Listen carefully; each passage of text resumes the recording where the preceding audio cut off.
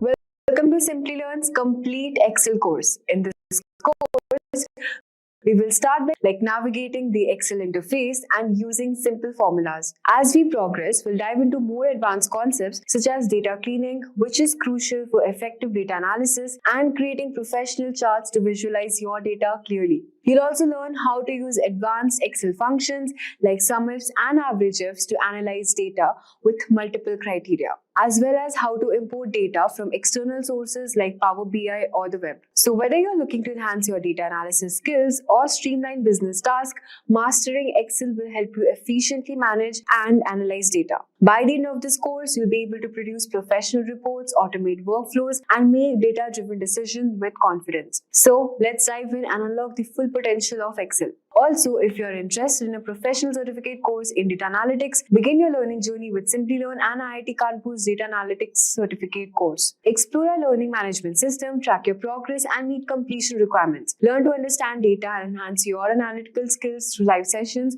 with industry experts, hands-on lab, and masterclasses by IIT Kanpur faculty. You can check out the link mentioned in the description box and in the pinned comment. So, let's get started. Microsoft Excel. So, Microsoft Excel is a software product designed and developed by Microsoft for storing data in an organized way, that is, rows and columns. And Microsoft Excel is also capable to manipulate data through some mathematical operations. Followed by that, Microsoft Excel is also used to extract the insights from the data and represent it in the form of visually appealing graphs and charts. Now we have a basic understanding or an overview of what a Microsoft Excel software product is. Now moving ahead, we will understand the fundamentals of Microsoft Excel. So following are some fundamentals that you need to know before getting started with Microsoft Excel. So basically, when you install the Microsoft Office in your computer, you will have various Microsoft products, out of which Microsoft Excel is one of the products. So we will be dealing exactly with that particular product, that is Microsoft Excel. So when you get started with Microsoft Excel, this is what you will see in the first page. So this particular page is called as Microsoft Excel homepage, where you will be having various varieties of sheets. Microsoft Excel will give you some suggestions based on the type of sheet you want to work with. We will see this in a better way through the practical session. So once you get started with the sheet, you will have some more options. So this particular option is called as the toolbar menu. You will have the file, home, insert, draw, page layout, formulas, data, review, view, and help. So these are the tools that you will be using to work on your data using Microsoft Excel. Furthermore, we have a toolbar ribbon. So when you select some or the other option from the file, home, insert, draw, page layout, formulas, data, review, view, and help buttons, you will have a ribbon. So for example, you can see that I have selected the home tool here. So when I press on the home tool, this is the ribbon which Microsoft Excel gives me. So this ribbon has some options in it which can perform various operations. Now in a further more detailed way, we will have toolbar groups. So when you see in the previous slide, we have a complete toolbar ribbon. So this particular ribbon is segmented into groups. So you can see the first group as paste, cut, copy, format, painter, etc., etc. And the second group is the font, the size of the font, and to increase the size of the font, to decrease the size of the font, bold, italic, underline, etc., etc. And here you can see the text alignment. So each and every group has separate functions. So each set is called as a group. And I think you can see a small arrow option over here. So this arrow option is used into the toolbar groups when the group is not able to fit all the operations or all the functionalities in one single provided section. So when you click on this particular arrow mark, you will have another dialog box. So this is called toolbar more options. So you can see that when I clicked on this icon, you can see a new dialog box which opens me a new set of operations which are not able to be fit in this particular group. So we will also see more about this in a better way in the practical session. Now moving forward, we have cell and address. So when you open a Microsoft Excel sheet, you can find boxes. So each and every box is named as a cell, and each cell has its own address. For example, the highlighted cell over here has an address B3. So B is the column name and 3 is the row name. And apart from that, you can have the sheet tracker in the bottom left corner of the Excel sheet, where you can navigate through different sheets. And in the bottom right corner, you have an option of increasing or decreasing the sheet size. So these are the basic fundamentals of Microsoft Excel that you need to keep in mind before getting started. So we will have more on this in the practical session. So now we enter the demo inventory in Microsoft Excel. So we will be using Microsoft Excel to create a sheet of the employees in a company. So basically, an employee in a company has employee ID, name, and designation, salary, etc., etc. So we will be trying to create the same table using Microsoft Excel. But before that, let us understand the fundamentals of Microsoft Excel through the practical demo first. So I have started my Microsoft Excel, and this is how the home page of Microsoft Excel looks like. So you have a blank workbook over here. If you want to create a new workbook, you can select new option. So Excel will provide you with various variety of sheets. You can see money in Excel, adjustable meeting agenda, streaming show list, small business cash flow, and many more. If you're not able to find what you're looking for, then you always have an option of selecting the particular type of sheet what you're looking for. So you have various options. If it's business, if it's personal, if it's planners and trackers, lists, budgets, charts, etc., etc. So let's imagine that you wanted something from business. So just by clicking at business option, the Excel will load a variety of sheets related to business options. So this might take a while. So you can see that the Excel is loading few types of sheets. So you can see that Excel has provided us with some online varieties of sheets. For example, any calendar, business expenses, channel marketing budget, budget summary report, blue product list, etc., etc. You can see construction proposal, invoice, you name it, Excel has got it. So Excel will provide you with some variety of options based on your requirement. Now for this session, let's get started with a blank workbook, which looks something like this. Since this tutorial is based on the fundamentals, we'll go with the blank workbook.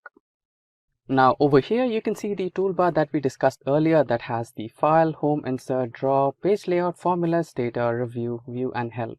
So this is the toolbar, and under the toolbar, I have selected home, and you can see this is the particular ribbon what we discussed about. This particular ribbon belongs to home page. And when you select file option, you'll get back to home. And if you select insert option, you'll have another different ribbon with different groups, etc., etc. So every particular tool has different ribbons in them. And remember the extra options that we discussed when you press over this arrow key. This is it. So when you press the arrow key, you'll have few more settings which cannot be fit in this particular section of groups. So you can have some variety of options over here of changing the font, changing some effects to the text, font size, and font style, etc., etc. Apart from this, we have also discussed about the cells in every sheet. So this particular cell has an address. So you can see the address over here, which is B3. So B happens to be the column name and 3 happens to be the row name. Now we also had a discussion about the sheet tracker. Right now we just have one sheet. If you want multiple sheets, you can just feel free to select on the plus option, which will always create you some extra sheets. And you can navigate through sheets just by pressing on the sheet name. And when you get back to the bottom right corner, you have an option of increasing and decreasing the cell size or the sheet size. Now let's keep it default with 100%.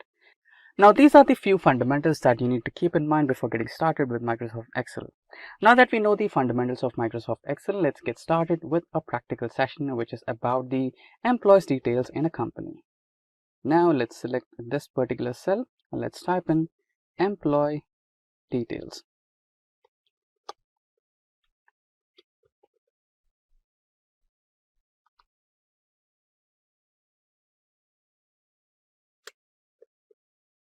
Yeah, we have the cell. Now an employee details table will have the information related to employees. So the information will be about name, it will be about employee number, it will be the designation, and maybe salary,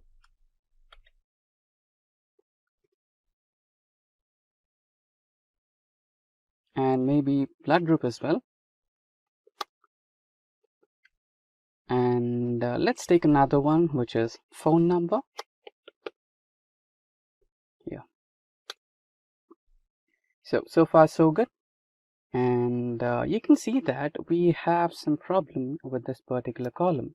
The designation, the name of the designation is practically good, but it is not visible. So when you're not on that particular cell, you can see that the name is incomplete over here. So you can always fix that. You can just manually change the size of the row or cell, or you can also feel free to double click on that cell, which will automatically set the size of that particular cell. And same goes to the blood group. Just let's try to double click on that, and same goes to phone number. Great. So you can see that the employee's details are just confined to the first two cells. It's supposed to be somewhere in the middle, right? So no problem, we can do that as well. We can select all the cells, and we have an option of merging them. You can just select this one, which will help you with merging and centering that particular data to the center part. So that's how we do it. Now let's get started by adding the names of the employees.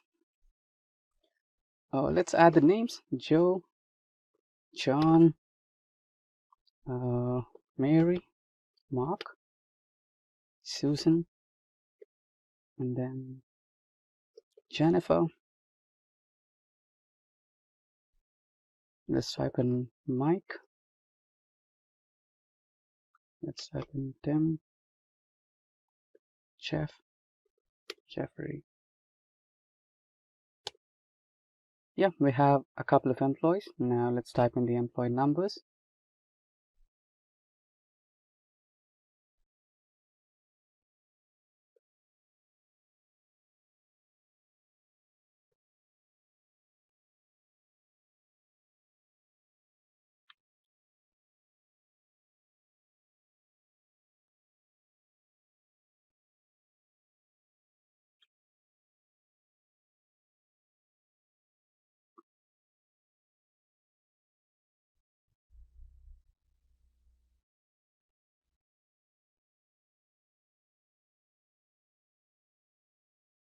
Yeah, we have the employee numbers now.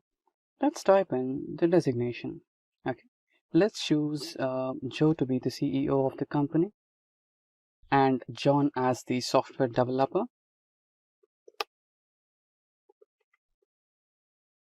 And Mary as tester. Mark in finance. Susan also in finance.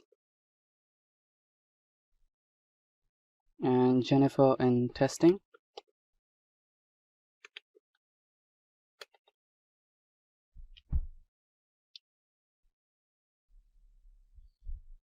And Mike in marketing.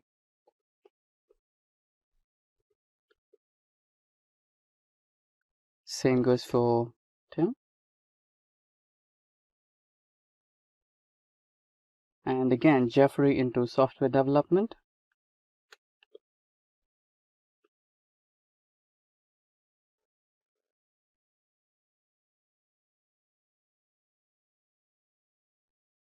And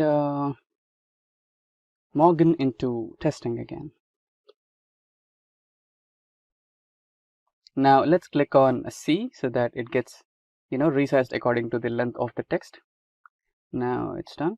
So let's get into salary. $10,000 and $15,000 and $19,000. Let's increase the salary of a CEO. So let's keep it $1 lakh. And finance again, 20,000.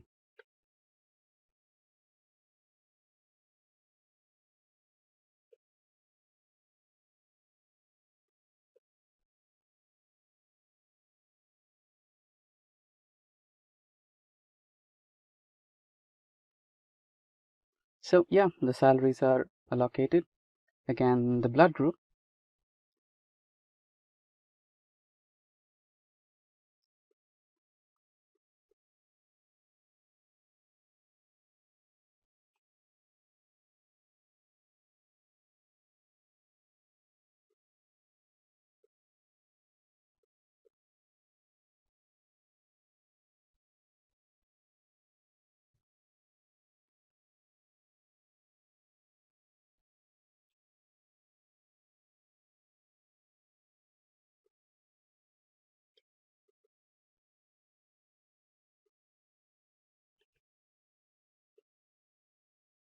Yeah, we have the blood groups. Now let's type in the mobile numbers.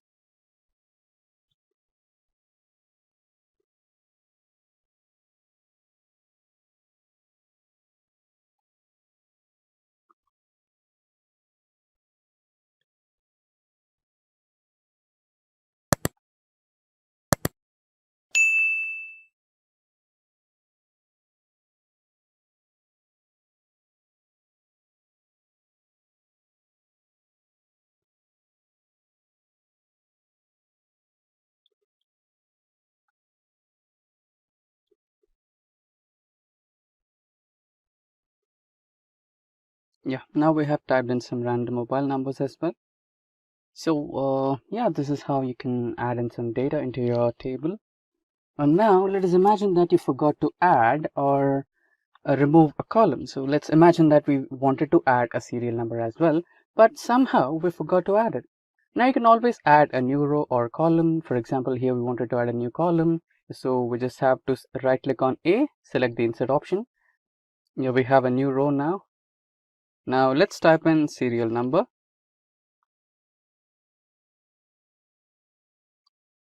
And let's type 1.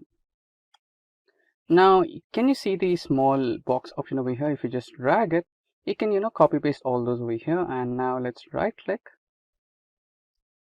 and fill series. Now we have the employee number starting from 1 to 10. That's how you do it.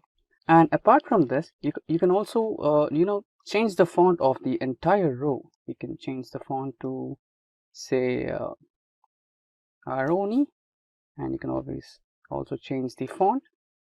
And same goes to the employee table. You can select it, bold it, and you can also increase the size, and again select a color for the text, maybe a different color. Green would be better.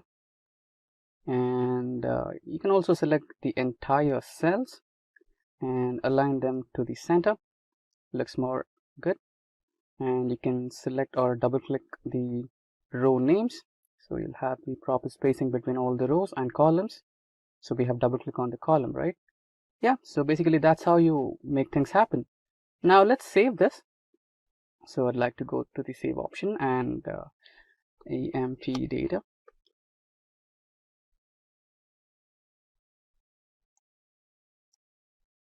Let me save this in my local location and just save. It's done. So that's how you work on your Excel file with some basic data. And to learn more, don't forget to get subscribed to Simplilearn's YouTube channel, and don't forget to hit that bell icon to stay updated. So you are the first person to get an update on any technology, not just Excel. Now let's get back to the practical mode. And now we are on our Excel spreadsheet. So here we have some text boxes on the column A, and on column B we have lower and upper. Okay, so we have a mix of uppercase and lowercase in our text. So first we'll try to convert them to lowercase, and then we'll try to convert the entire text into uppercase. So for that you need to press on equal symbol and select the lower formula tab, and you selected the function.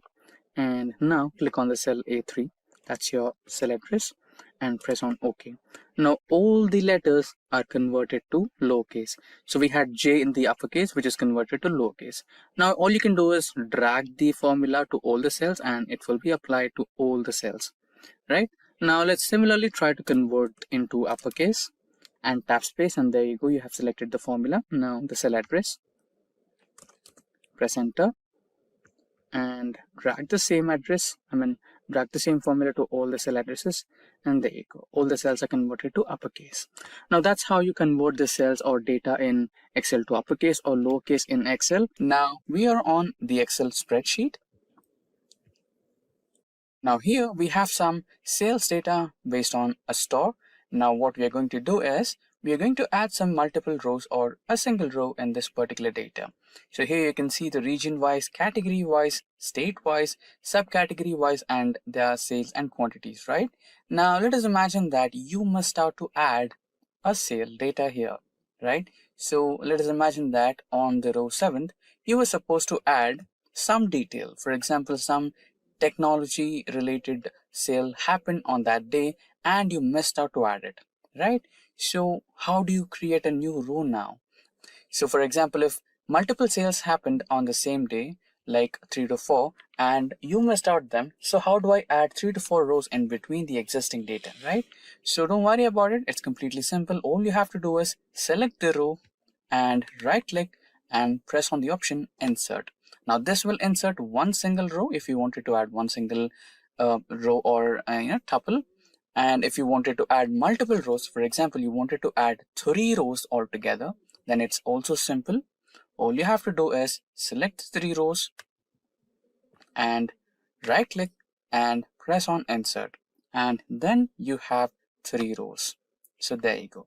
So that's how you add multiple rows in a Excel spreadsheet, or that's how you add one single row in an Excel spreadsheet. Now we have started our Excel worksheet, and here you can see we have employee details on our worksheet. Now all of a sudden you wanted to add employee second name as well, or a last name, right? So you're a beginner and you don't know how to add a column, or you might be a little ambiguous, right? So instead of using this simple step, you might end up creating a whole new sheet, or maybe other approaches as well, which are time consuming. So let me give you this simple step. All you have to do is select the column. So here you wanted to add a last name, right? So B is your column with the first name, and here you wanted to add a second name or the last name, which is in between the columns B and C. So remember that Excel adds a column always towards the left side of a column. So here if you wanted to add a column next to B, then you want to select the column C and right click and select the insert option so that it can be added in between B and C, which is adjacent to B. So let's look at it, right? So you have added the next column, or a new column right next to the column B, and it's in between the designation and employee name. Now you can add your second name. So that's how you create a new column in Excel. Now in case if you wanted to create multiple columns altogether, so here we needed a second name. Also here you have a designation and you wanted to add another column which assigns managers to the employees, right? So let's delete it, delete the second column, and let me explain you what I want to do. So here you wanted to add the second name of the employee and also the manager of these employees, right? So here you wanted to add 2 columns altogether, right? And now you might be wondering, could I add 2 columns together, or will it work only for the 1 column thing, right? No, it works for 2 columns and also more than 2 columns altogether. So you wanted to add 2 columns here, right? So select the 2 columns. You can select, or you can click on the column C and hold that left key and drag it along the right side. Okay, so here I have selected 2 columns and here it's 3, right? So you can see here it's 10485676R cross 3C. That means you have selected 3 columns. If I navigate out of the 4, you can see we have selected 4 columns, right?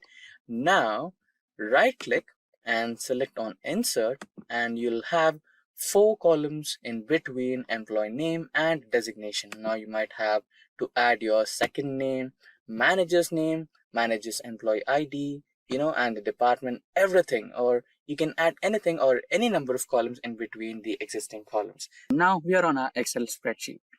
Now you might want to add some extension to your data. Since we have sales here, you might want to add the dollar logo, right? So if you have like 5 to 10 rows, then it's easy. But if you have multiple rows, then it might be a little time consuming. In such scenarios, you might want to select the entire column, right? So how do you do that in a shortest method? So there are multiple methods to do it. So the easiest one, the first and the easiest one is clicking on the column number or column name. So here we have the column name, that is E, and if you click on it, the entire column is selected. And here we have numbers. So let us imagine that you wanted to select the row number 2. Click on number 2 and you have all the rows, the entire row selected, all the cells are selected, right? So this is one way. And again, there is another way where you can just click on the first table header and press Control Spacebar. So the combination key is Control Spacebar for columns, and if you want to select the entire row, it is Shift Spacebar. So this is the method 2. And another method, so you might have a doubt here, right? So when you click on the column name or when you click on the row number, the entire row or entire column gets selected, right? And you wanted to select only the cells which have data. So we have another way for that. So you can select the cell. Now hold the Control and Shift key and press the lower arrow key to select the entire column with cells having data. So there you go. You have selected all the cells in one single column with only data, and all the cells which do not have data are not selected. Same applies to rows as well. Control Shift, right arrow key or left arrow key based on your rows, and all the rows with data will be selected. I mean, all the cells in a row are selected, not the entire row. And coming back to the first question, that is adding the dollar symbol. So here we have general. So go to the data type and add currency. So you have rupees here. So currently we are in India, so we have rupees. Now, what is the advantage of selecting the entire row when you don't have any data in the 57th row or the next cell, right? I'll show you. Now, let us add the number 100 and press enter. There you go. Let us add another number like 1000 and press enter. So the data formatting is automatically applied to all the cells. So most of the time your cells or the data sheet will be varying. You might have to add or remove elements or numbers, right? So in such scenarios, this will be helpful. Now we'll be doing the same. Now we'll work on a sample data set right on my screen. So here we have column 1 and column 2. Now our job is to compare the column 1 and column 2 and come up with a result. Now the first and the simplest way to do it is use the built-in conditional formatting which comes with Excel by default. Now all you have to do is select all the data and navigate to Home, and in the Home go to Styles group and select conditional formatting. And in conditional formatting you can see highlight cells. So in that you can use duplicate values. When you click on duplicate values, a small pop-up window will come on your screen.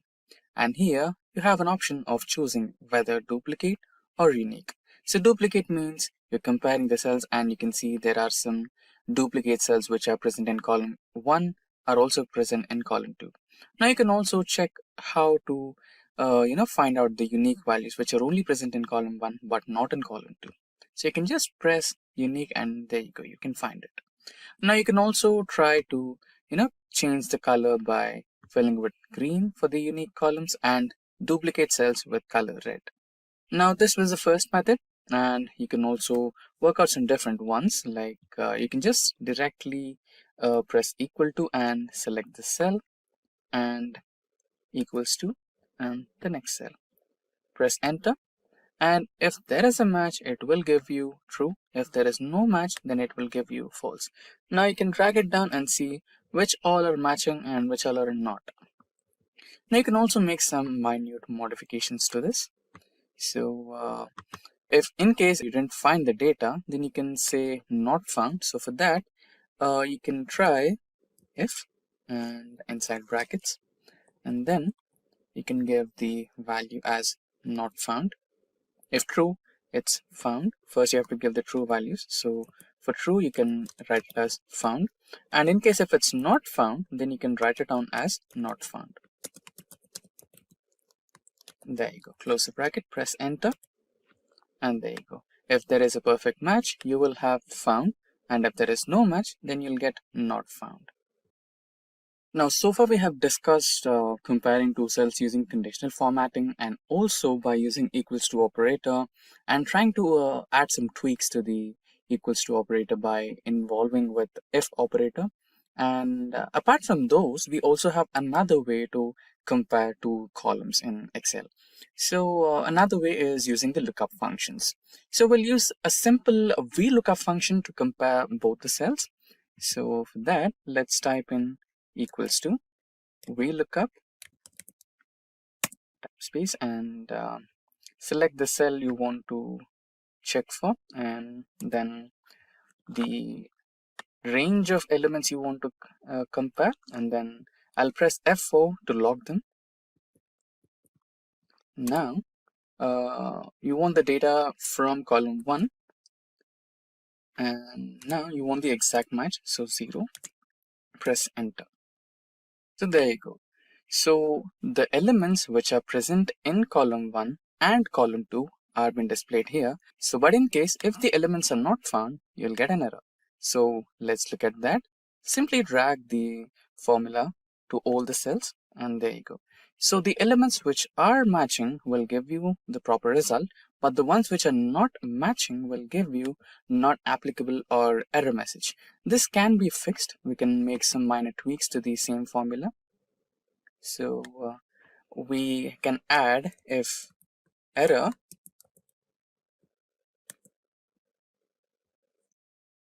comma simply written as not found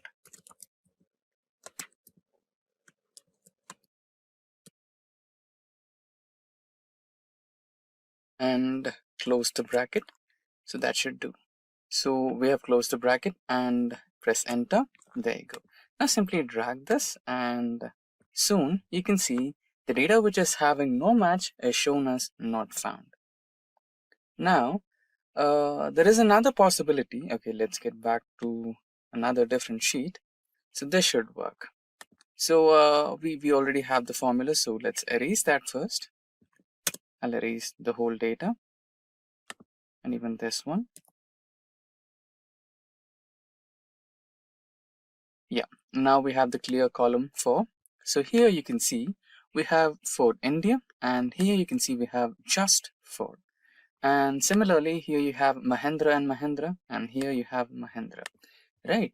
So in some situations, you might have to compare two different columns, but the names might be a little different, right? So for example, if you're working with Oracle and if you're working with Oracle America, and you have in the first case as Oracle and in the second column as Oracle America, then those are one and the same, but you have some minor text changes, right?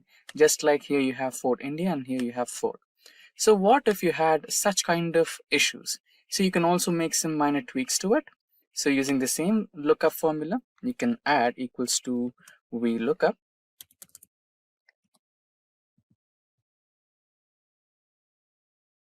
And also the comparison cell, which is this one. And you're not stopping there. You're trying to add the wildcard here. So the wildcard is asterisk, which means if there is anything like if you get the comparison between the first cell and the second cell which matches, and if there is anything extra rather than the actual cell, please try to consider it. So that's what we're going to do. So after entering the wildcard symbol, you'll select the range of columns which you have to fetch the data from, and then try to fix them using function key F4. You're looking from the column number 1 and then you're finding the exact match. Now you can close it and enter. Now let's try to drag it. There you go. So you have the data, Mahindra and Mahindra, Hyundai India, Honda India. So that's how you try to use comparing cells in Excel. Now you can see I'm on my Excel worksheet and I have one table on my worksheet right now. So you can, transposing or, converting rows to columns is a very simple task. I'll explain you in two different ways. So the first way, select all the cells that you have on your sheet and press on Control C, so it will give you the copy option, and then you can also paste in the same sheet, or if you want, you can go to a whole new sheet and select the paste option over here.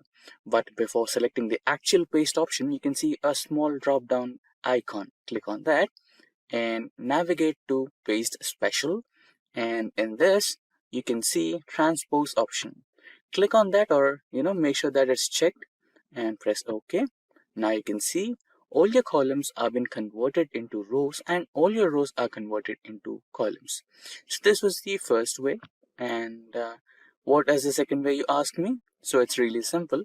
Select one cell somewhere and you can, or let's create a new sheet as well. So here you can write down the formula as transpose and select the array which you want to transpose. So this is the array. So transpose is basically an array function in Excel. So once you are done with selecting your data, press enter. There you go. So all your rows are now columns and all your columns are now the rows. Now on my spreadsheet, you can see some data, which is the sales data of quarterly basis in the 4 different zones, that is north, west, south, east. So you can, make things look better by hiding these columns. And if you hide these columns, it's critical for the end user to identify which columns are exactly hidden, right? To make things a little easier for your end user, you can select the columns and then go to the data option, and in the data option, click on the group option. So this will group these columns and you will have the symbol of minimization, which will help you hide these columns automatically and unhide these columns automatically. Now let's also try to group GHIJ columns, and there you go. Now similarly, let's also try to group the rows of north and rows of west. Then you have the rows of south and rows of east. Right now, all these rows and columns are been grouped. Now, all you can do is just click on the minimize button and those will be minimized. Similarly, the rows, right? And to unhide them, all you can do is click on the plus icon and they will be unhidden. You can also try to ungroup the columns and rows. All you have to do is select the columns and click on the ungroup option. Similarly, the rows as well.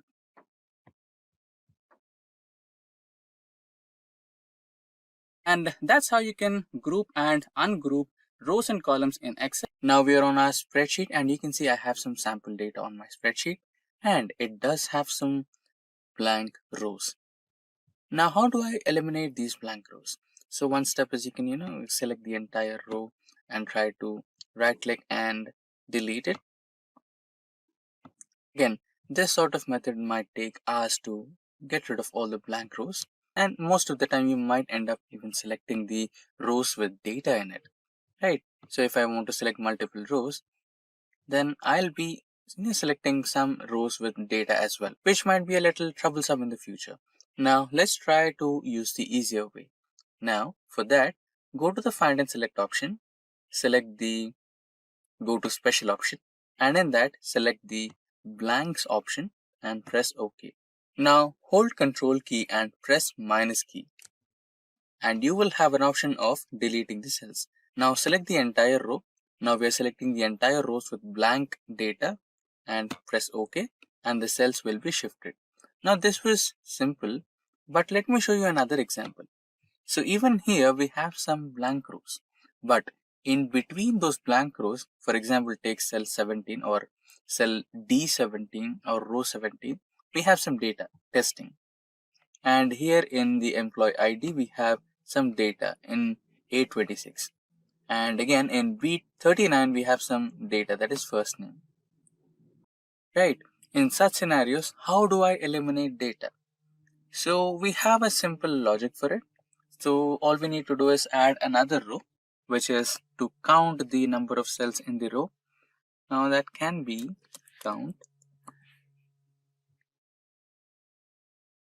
Now here equals to, the function is count A. Press tab and the cells will be from A2 to G2. Press enter. Now you have 7. So now we are basically calculating the number of cells. So if you apply the same to the entire data set, let's drag it. And there you go. So there are certain places where you find 0, which are basically the empty columns, right? Now let's do some formatting if you need.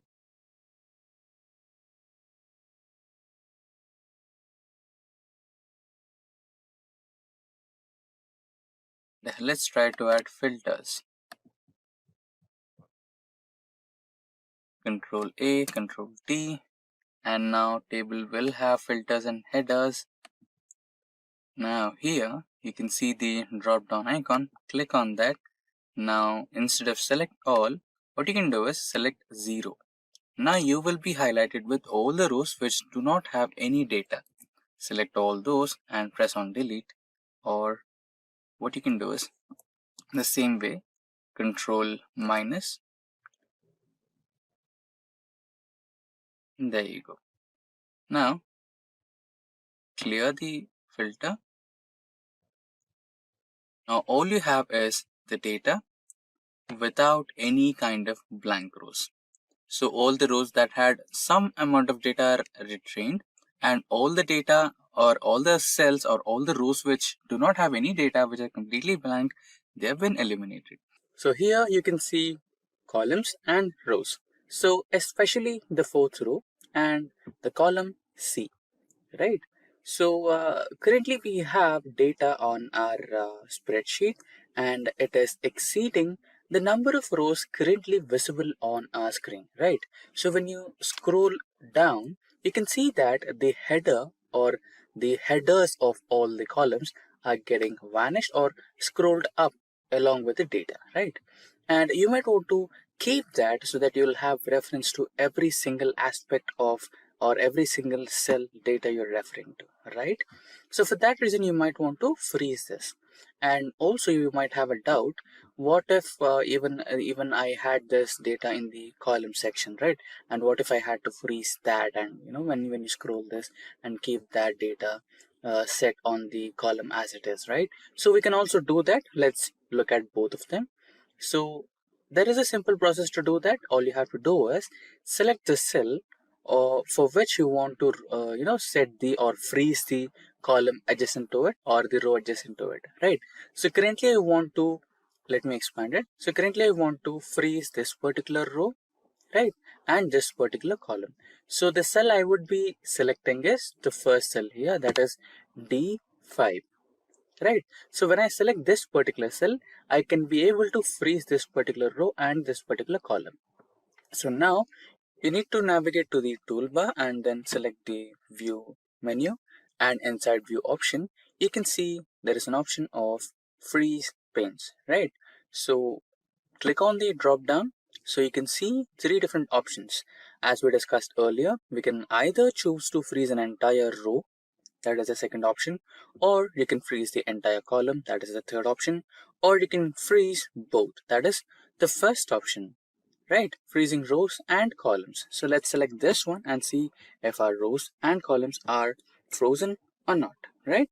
So now let's scroll down and you can see our row is successfully frozen there, right? And similarly, scroll towards right and you can see our column has been successfully frozen, right? So this is how you freeze rows and columns, or you can freeze panes in Excel. Now here on my sheet, you can see we have some numbers, that is $10 or $10.20, $22, $53.12, $12, and $110. Now the task is to convert these numbers into word format, that is representing the numbers alphabetically, right? This might be a little curious, and we also might end up searching for a predefined method which is not readily available in Excel, but there is a way where you can create a function using Excel VBA or macros.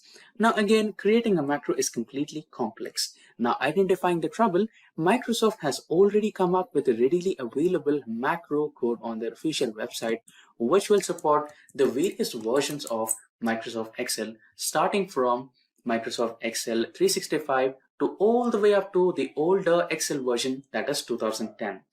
Now you can scroll down and use this particular macro function which Microsoft has readily made us available, and use this to create our own macro in Excel VBA. Now let's get back to Excel, and you can create a macro using the developer option. Now developer options will not be readily available in Microsoft Excel. To activate developer option, go to Home and go to the options menu in the last, and here go to Customize ribbon, and here in the second drop down menu you can see developer option. By default it will not be checked. Click on the check option to activate developer options and press OK. Now you have your developer options ready. Click on developer options, click on Visual Basic, and here to insert a new macro, click on the insert button, click on module, and a new macro window is readily available for you. Now Control V to paste your code, and your function is with the name number to text, right? Now close the macro, and here your function will be readily available. Equals to, and the function name was number to text. Press tab to select the function and select the cell where you have the data. Close the function, press enter. Now drag the same formula across all the cells, and here you have the text converted from numbers. So here we have $10.20 and you have $10.20, $22 and no cents, $53.12, $12 and no cents, and $110 with no cents. Now that's how you can convert numbers to words using the macro, which is predefined for Excel in the Microsoft website. So, for example, let us imagine that you wanted to create one single cell for all the employees in your company, which stores the first name, second name, or last name, including their email IDs at one place, right? If you want to do so, like let me show you how it looks like. So let me copy this here. Then that's the first name. Now it's your second name along with the email ID. Now let us imagine that you wanted to store all the employees in the same way, right? So you can do this by using combine operation in Excel. Now all it takes is just a simple formula, that is equals to, and the first cell address, that is A2, and you can use an ampersand sign. Now you can use the next cell reference, that is B2, and then colon, and the last cell address, that is E2. Now press enter.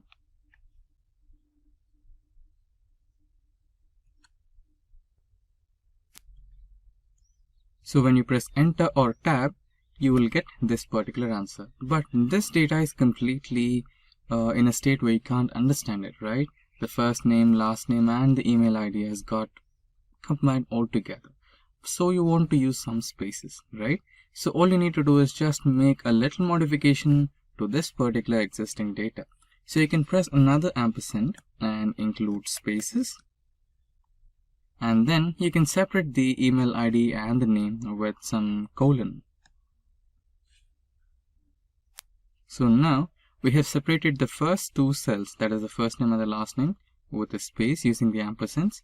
And then again we have used an ampersand to include the colon. And see that we have also included a space between the colon marks so that it gets separated cleanly. And now let's try to press tab and see the result. So there you go. The first name and the second name is separated by space, and the email ID and the complete name is separated by a colon. Now you can use this to all the cells, and there you go. All the first name, last name, and the email IDs have been printed here. So that's how you use the combine operation in Excel. And you can see on my screen we have the sales data of one single employee in the month of January. Okay, so this is the sales data of John in January sales. Now let us imagine that we have the same person's or same John's data of sales of all the 3 months. Okay, so here we have the sales data of John for January, February, and March.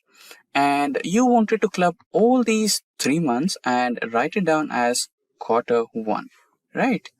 So let us try doing it. Now you can see that only January is replaced as Q1, and February and March are still remaining the same. So let us try to delete them. So we have deleted them, and I think now it looks like this is the sales data of one single quarter, that is Q1. But again, Q1 is under column B, and anyone who looks at it feels like this data is of January, February, and March, and all the Q1 details are only present in B column, but C and D are completely, different from this one, right? So you don't want that kind of an impression on your, the one who are presenting to you. So in those situations, you want to merge all these three columns and make sure that the quarter one is present somewhere in between the cells so that all the data looks relevant and it defines that these data elements belong to quarter one, right? So there is an option in Excel to do that. So select all the cells that you want to merge and go into home button, and in home button, get into the alignment group and select merge and center. So you can do it directly. Also, you have a couple of more options. There is merge and center, merge across, merge cells, and unmerge. So we'll go through it one by one. So first we'll go through merge and center. So there you go. The cells got merged and it has been aligned into center. Now again, if your manager or anyone superior to you wants this to be, independent, like they want it to be in terms of January, February, and March, so that they can have access to it in month-wise. So you want to unmerge it back, right? How to do that now? So the same menu and select unmerge, and there you go. You have your data back in the original form again.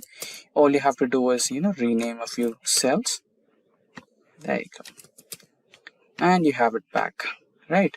So in a few situations, okay, you can also add the borders so that it looks more relevant.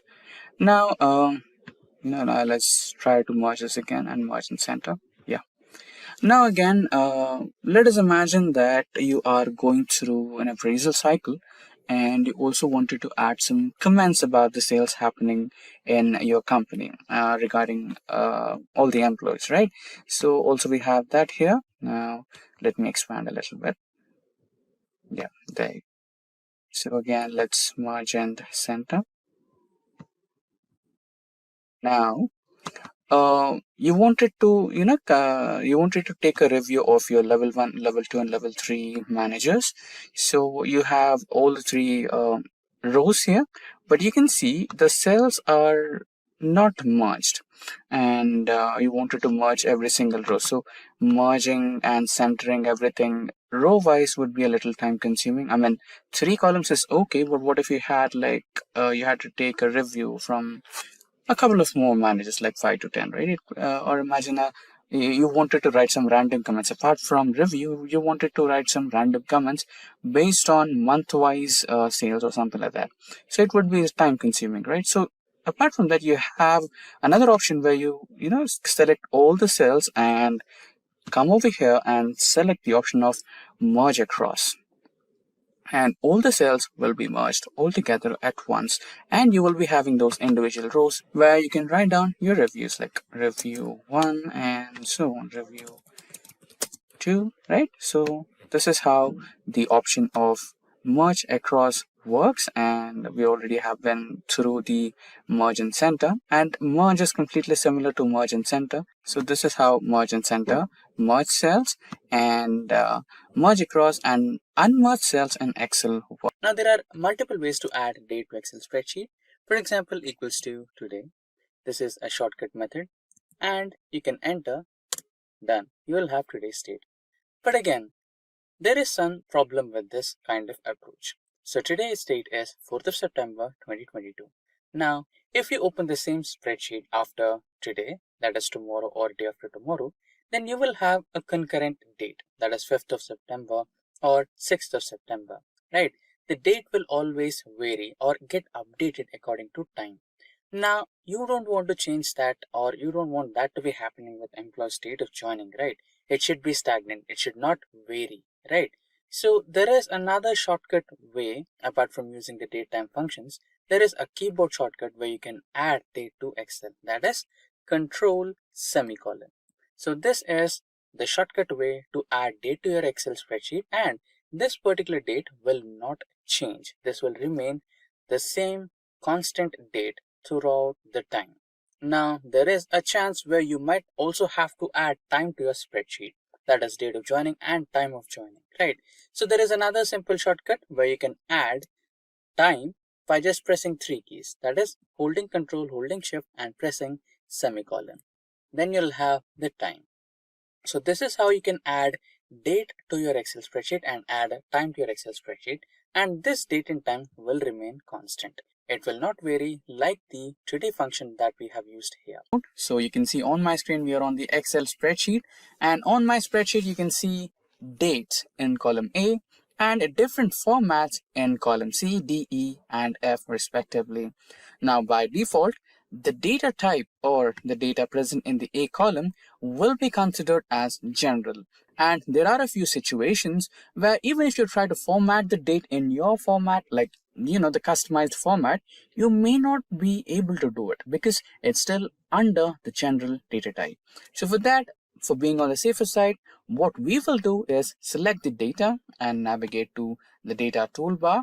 And in that, you have the text to columns option. Press that and remember to have the delimited icon. You might be having the dash as your icon or slash as your icon for the delimited thing, and select that and next, and here you can see, right, it's in general mode. So you can press on date and DMI will be your date format, that is date, month, and year.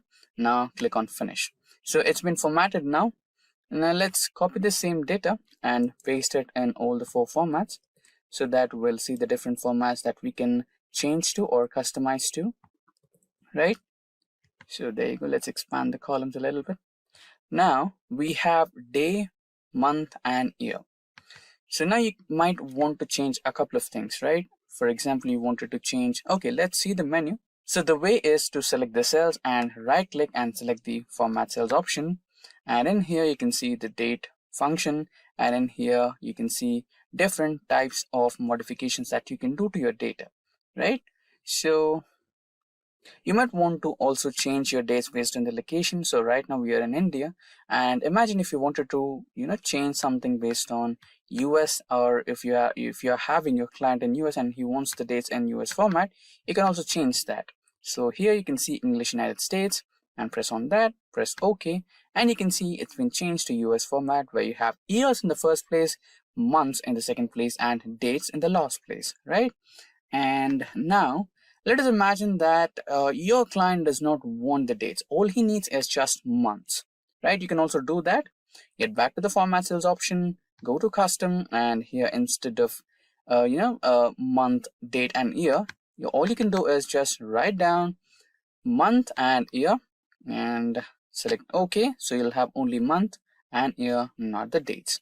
Now your client is being a little more, he wants a little more detail and he wants you to add a lot of granularity to your data, which includes day, time, etc., everything, right? So you can also do that. So the same way, go to format cells, custom, and here, I think it's in date itself. So let's navigate a little. Yeah, here. So you have the day, date, month, and year. Press OK. So there you go. Right, so that's how you can do it. And now let's try a little bit more if we have a few more options pending.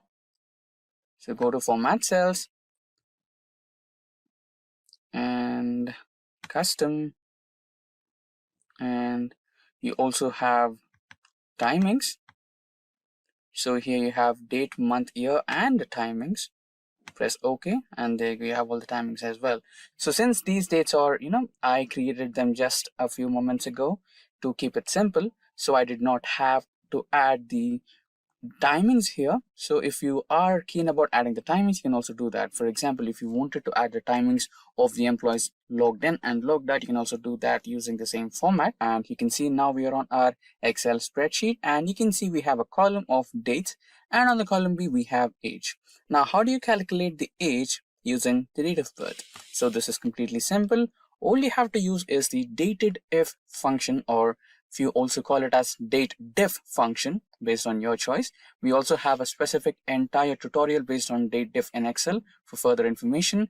That video will be linked in the description box below. You can go through it, or you can use the end screens and iCards linked to this video to get back to the tutorial based on date diff in Excel. Now let's calculate the age of these dates or these people with these date of births.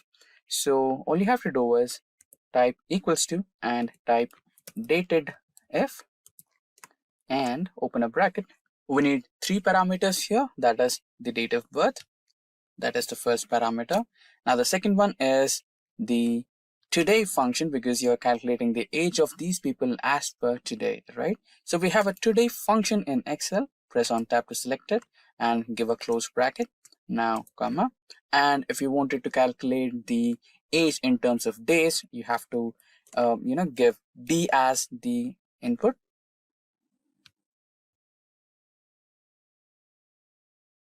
Yep, here it should be D as the input, and don't forget to use the double quotes here. And if you use the single quotes, there might be an error, so use double quotes. If you want it in the days part, you can give days, and if you want it in months, you can give months. For now we want in years, so we will be giving Y as the third parameter and press enter. There you go, you have the age here in 26 years. You can drag the same function and you have the ages here as you wanted, right? So this is how you calculate age in Excel. And on my Excel spreadsheet, let me expand it. We have two different timings, that is in and out. So here we are considering a scenario where we are calculating the total number of hours worked by an employee in an organization. So the in time will be the time where the employee logged in, and the out time will be the time when the employee logged out. So here we have made some minor cell formatting. So when you right click on any of the cell, you can get back to the formatting cells option. And in that option, we have selected the AM PM. So there is also another option of choosing the 24-hour timing, that is 1320, 1330. So this represents the 24-hour format. But since we are, working on office timings, let's keep it as AM PM. Okay, so there you go. So we have our timings of in and out. Now to calculate the time difference between the in time and out time. So this particular calculation is completely simple. All you have to do is press equals to select out time minus select in time. So there you go, press enter and you have the total number of hours the employee has been working in your organization. So here also we have made some minor cell formatting. So usually it comes out as AM PM, right? But instead of that, we have made a minor cell formatting. We have navigated into time and we have selected the 24-hour formatting so that we have just hours in our output. So that's how we have calculated the time difference between two in times and out times of an employee using Excel. Now, DAX in Excel is a sophisticated formulas type language that comes in handy while working with relational data and extracting information via dynamic aggregation functions. DAX in Excel stands for Data Analysis Expressions. DAX functions are completely familiar to the general and default functions that are available in Excel. Now, DAX allows users to perform slightly escalated and advanced and custom calculations upon various data types like character data, date time, time intelligence functions, and many more. And in DAX, there are a variety of functions such as DAX table valued functions, DAX filter functions, DAX aggregation functions, time intelligence functions, date and time, information time, logical, parent, and many more. Now in today's session, we will look into one such type of DAX function in Excel, that is DAX date and time function in Excel. Now without further ado, let's get into practical mode. And we have started our Microsoft Excel. Inside Excel, we have opened a new blank worksheet. Now navigate to data option in the toolbar, and in that, go to the Power Pivot window. Now we have entered the Power Pivot window, and inside that you can see the option of Get External Data. Click on that and you can see a variety of options. That is, you can get the external data from a database, you can get from web servers, that is from data service, and you have also other forms of data sources and existing connections. For now, we will take other forms of data, that is a Microsoft Excel data which is in our local system. Select next. Now provide the location of your folder. Just browse and we will select DAX employee data. Open, and there you go. We have our data connected to our Power Pivot window. Click on next, and there you go. You have the selected table and views. Click finish and you can see the data getting imported into your Power Pivot window.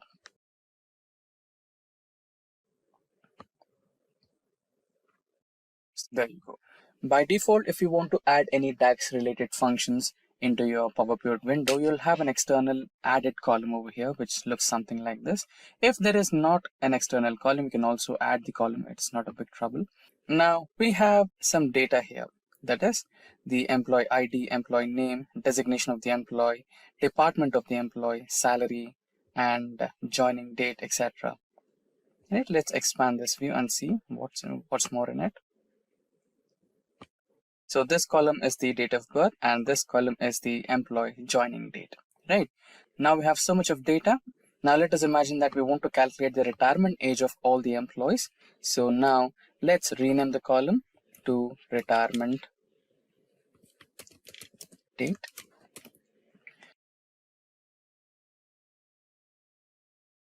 So we have our new column, that is retirement date. Now we will make use of DAX datetime functions to calculate the age and find out the exact retirement date of that particular employee. So let us imagine that every employee will retire after the age of 65. So we have our date of birth of every employee and the joining date of every employee. Now we'll come up with a DAX datetime function and calculate the age, and then we will find the retirement date of that employee. Now, every DAX function starts with the same method or the same way as the simple Excel default method starts, that is by starting with an equals to, and then we will find edate, and now our first parameter, that is the start date, that is the employee, the date where the employee joined the organization. So our sheet name is sheet 1. Now our joining date is in the F7 column. Select F7, press tab to select it, and comma. Now how many months? So each and every year will have 12 months. So 12 months into the age, that is 65, star 65. And now you can close the function and press enter, and then you'll find the retirement date of that particular employee. So there you go. So we have the employee dates, that is employee retirement dates for all the employees. So the first one, that is Jack, has the retirement date of 19 February 2085. And similarly, Jennifer has her retirement date at 15th of August 2084. So that's how we use the DAX functions in Excel. So this is one of the several DAX functions in Excel, that is DAX date and time functions in Excel. So you can see that I've got some data, which is first name of the employee, last name of the employee, and phone number. And let us assume that your manager has given you a task to identify all those employees which did not give an phone number. So you wanted to identify them using a checkbox, right? Like you will be providing a check for all the employees that we have received the phone numbers, and you will not be checking the employees which did not give the phone number, right? So let's try to do that. So to include a checkbox, you might want to get into the developer option. But for few reasons, Microsoft has disabled developer option by default. To enable developer option, all you have to do is just navigate anywhere on the ribbon here and right click, and then you can see customize the ribbon option. When you click into it, you will be redirected into the ribbon option, and here you can see the developer option on the right side, right, this one. So by default you can see that your developer option is not enabled. To enable it, you have to check in it, and there you go, you have it now. So press OK and you'll have the developer option. Now go to the developer option and select the insert option, and there you can see the checkbox. Now draw the checkbox anywhere. I'll draw it over here, and there you go. You have the first checkbox, right? Now if you want, you can even customize this. So carefully click it.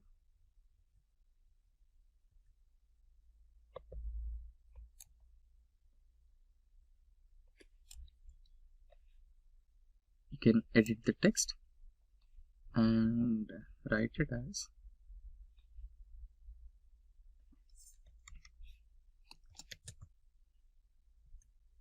done. Okay. Now you can even copy this to all the cells. Just select and drag, and there you go. Now you can go ahead and check all the employees which you have received the phone numbers, and you can eliminate the ones which did not provide you with the phone numbers.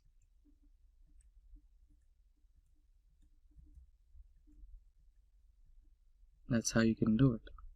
And there's also another option where you can use this to include it in a formula.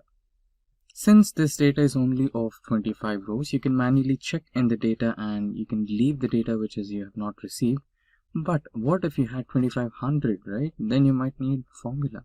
So in such scenarios, you can use a formula. So how do you use that? So for example, if this particular box is checked, then you will get a true value here. And if it's not checked, you will have a false value. Then you can use that Boolean value to include in your formula, right? Sounds interesting. Now let's try to implement that. You can right click the cell and you can find format control. Then you can see here, you have an option called cell link. Here, select the cell link and press OK.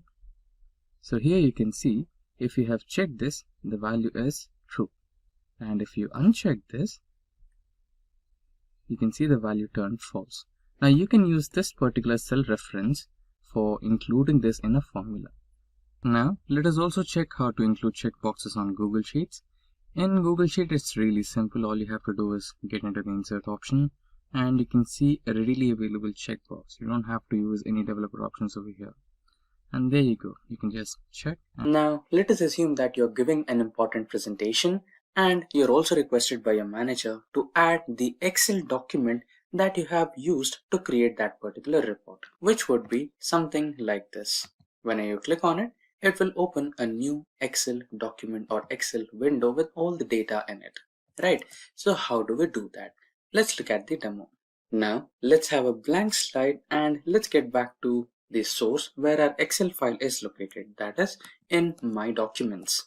So we are currently in My Documents and we have the Excel file which we used for creating that particular report. Now, if we copy and try to paste it on our Excel document, it would look something like this. And clearly, it's not visible and it's not accessible, right? So instead of this, there is another way where you can directly add the Excel document in the form of logo, which is a rather simple idea. All you have to do is just click on the insert option in the toolbar, then navigate to the text group, and here you will find the option called object. Click on the object and it will give you a new window where you can identify which type of document or object you want to add, either create or create from file. So we have the file in our local system, so we'll choose create from file, browse, and from browse we will go into the documents section where we have our Excel file. Click on the Excel file and click on OK. Now if you want the data or Excel file to be displayed in the form of an icon, then click on the display as icon section and here you can change the icon. So you can choose any one of the given options. Let's choose this particular one and click on OK.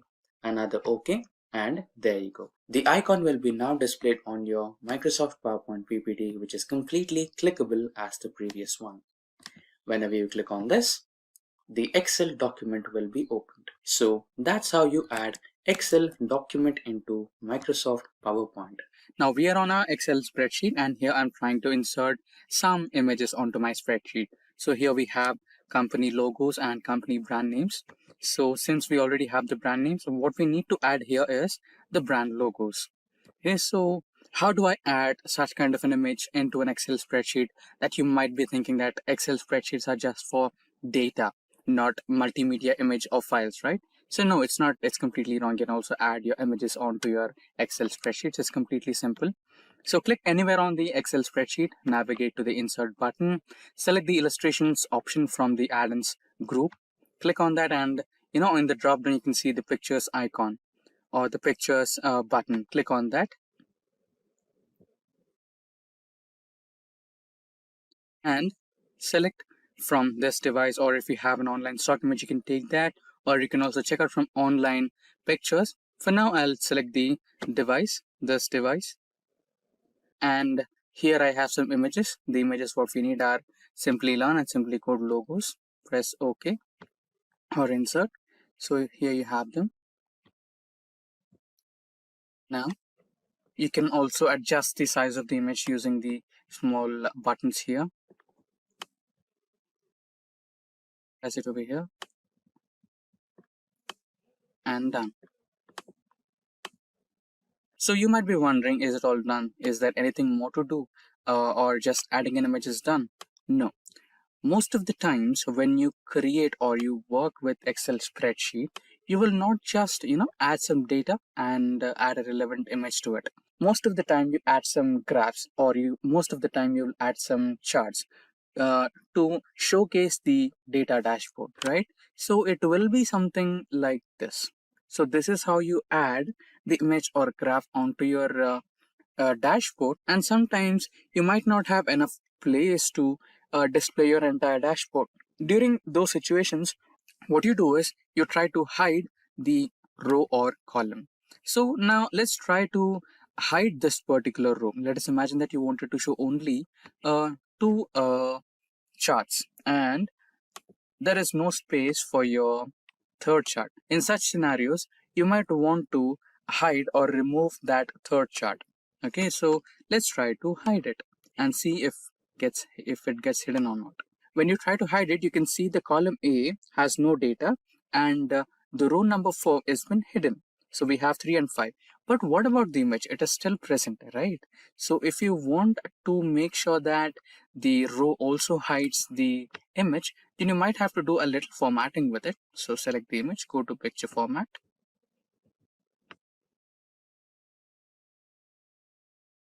Or you can also right click and directly navigate to picture format.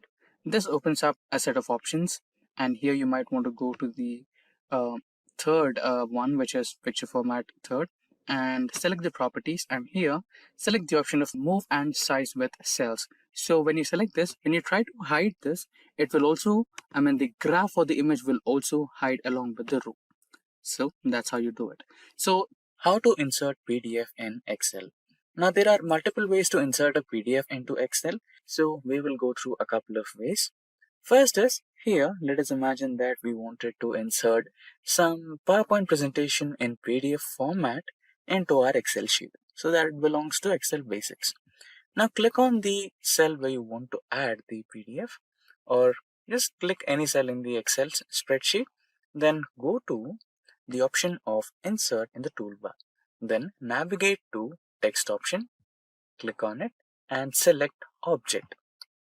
And here you can select create from file, and then you can browse. And here you have your Excel Basics PDF in my documents. Click on that, select insert. So here you can just press OK and the PDF will be inserted. Now you can minimize the size of PDF to fit the cell. There you go. The PDF got successfully inserted into your Excel spreadsheet. Now let's discuss about the second way. Now the second way is completely same. The only difference is you can add some logo to your PDF. So you can see it has been added in direct form of a PDF, like what's the first slide of the PPT. But instead of that, if you wanted to highlight it as an icon, then you can select the display as icon button here and press OK. Now you don't have to reformat the size of your PPT or PDF. All you have to do is add the logo to your PDF, and it will also include the title. So this is another way of adding PDF to your Excel sheet. Now another way. So a few times you don't want the first page of the PDF to be visible, or any kind of logo of that PDF reader to be visible on your spreadsheet. Sometimes all you want is some dedicated image or a dedicated logo, right? So this time let's try to add a dedicated image to our PDF. So go to insert again. Here you can see the illustrations option. Click on picture, and from this device, so I will select the Simplilearn's logo, and now you have to resize the logo a little bit to fit the cell. There you go. you can click on the right click button and select the option of link. Now select the existing file or web page option. So if you are interested to learn more on hyperlink in Excel, we have a dedicated tutorial on that. Please go through hyperlinks in Excel by Simplilearn, which will explain you everything about hyperlinks in Excel, how to insert them, different types of documents to be inserted, and how it works in real time. For now, let's try to insert the existing web page and go to documents, navigate to documents, and inside this you have the Excel basic PDF. Click on OK and it has been added to your image. So when you click on it, it will open the PDF document attached to it.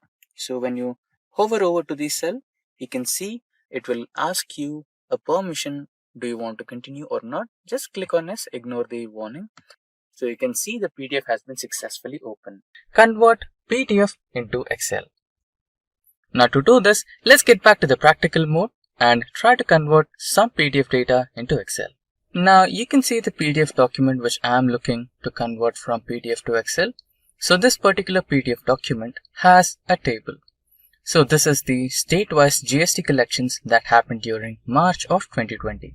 Now we need to convert this tabular data from PDF format to Excel format. Now we are on the Microsoft Excel. Now to initiate the process, we might want to choose a blank workbook for this.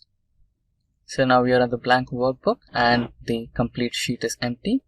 Now let's go into the data option in the toolbar. And in the data option of the toolbar, we have the ribbon of Get and Transform Data. In this ribbon, you can see Get Data option. Select that and you can see various options here from file, from database, from Azure, from other sources, etc. Now we need the first option, that is from file, and in that we have a drop down, and in that drop down you might want to select the PDF. If you have a JSON file, you can also choose from a JSON, and if you have the data from XML, you can choose that, and even you can extract the data from text or CSV as well. Now we need the PDF option, so select the PDF. Now navigate where your file is existing. So my file is on the desktop, and now let me select the PDF document. Select import. Now Excel will automatically analyze the tabular data in the PDF format and give you the results. Now according to Excel, there are multiple tabular formats. Table 1, Table 2. So basically this table is one and the same. So all the 29 states are fixed in one table itself. But since the PDF is divided in sheets, this particular document is considering the first table as a separate table and the table which is present in the third page as a separate table. So we have table 1, table 2, and there are a few more tables which Excel is assuming that it might be table, but it's not. And another table which is page number 002, it is a table, and another one is right here. Now there is an option of selecting all the tables all together at once, or you can select only one table which you want to select. So if you select multiple items, Excel will automatically give you an option of choosing your tables. You can just tick and select the tables you want, or you can directly select the table you want on your Excel sheet. So right now let's try to select multiple tables. So I'll be selecting 1, 2, 4 and 5. And this particular one is not a table, so I'm eliminating that. Now you might want to choose the load option. So Excel is now loading the data. Now all the data has been successfully loaded. Now,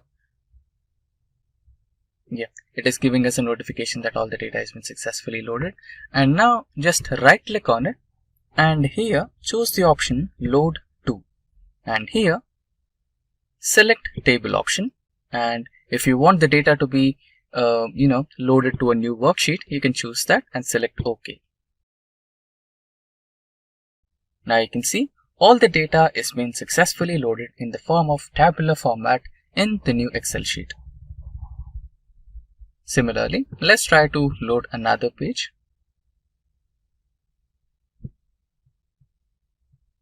In the table format, new worksheet, select OK.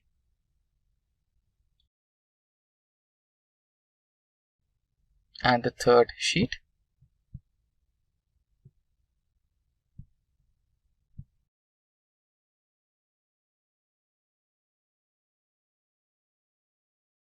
Now get ready to impress your boss by converting all the PDF data into Excel sheet just in a matter of few seconds with few steps.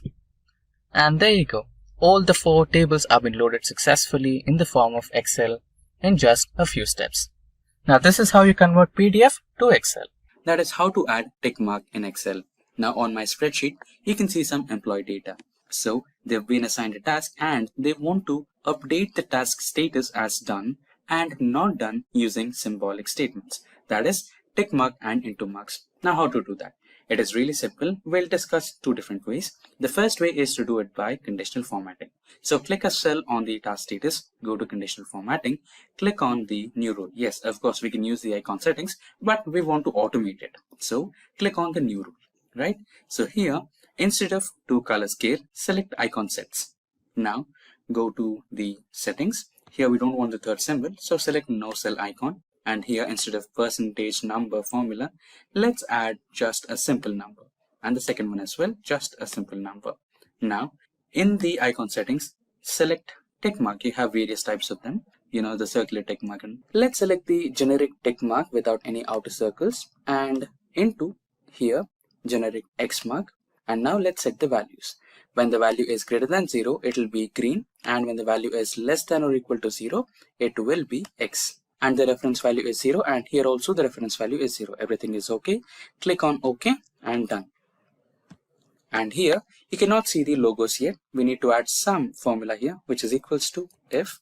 Click on tab to select the symbol, and if cell address C2 is equals to done, then the value should be 1.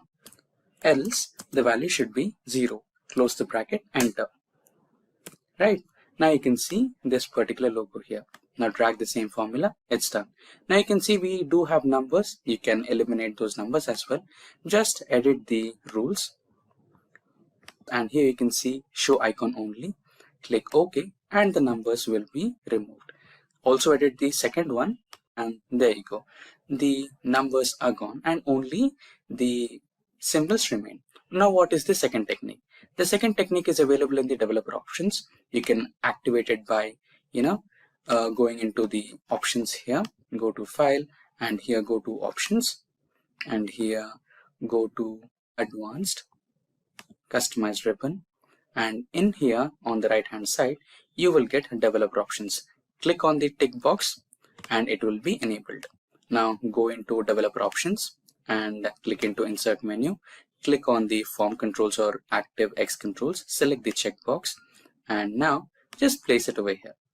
You can edit this particular checkbox, delete everything, drag it as checkbox as well.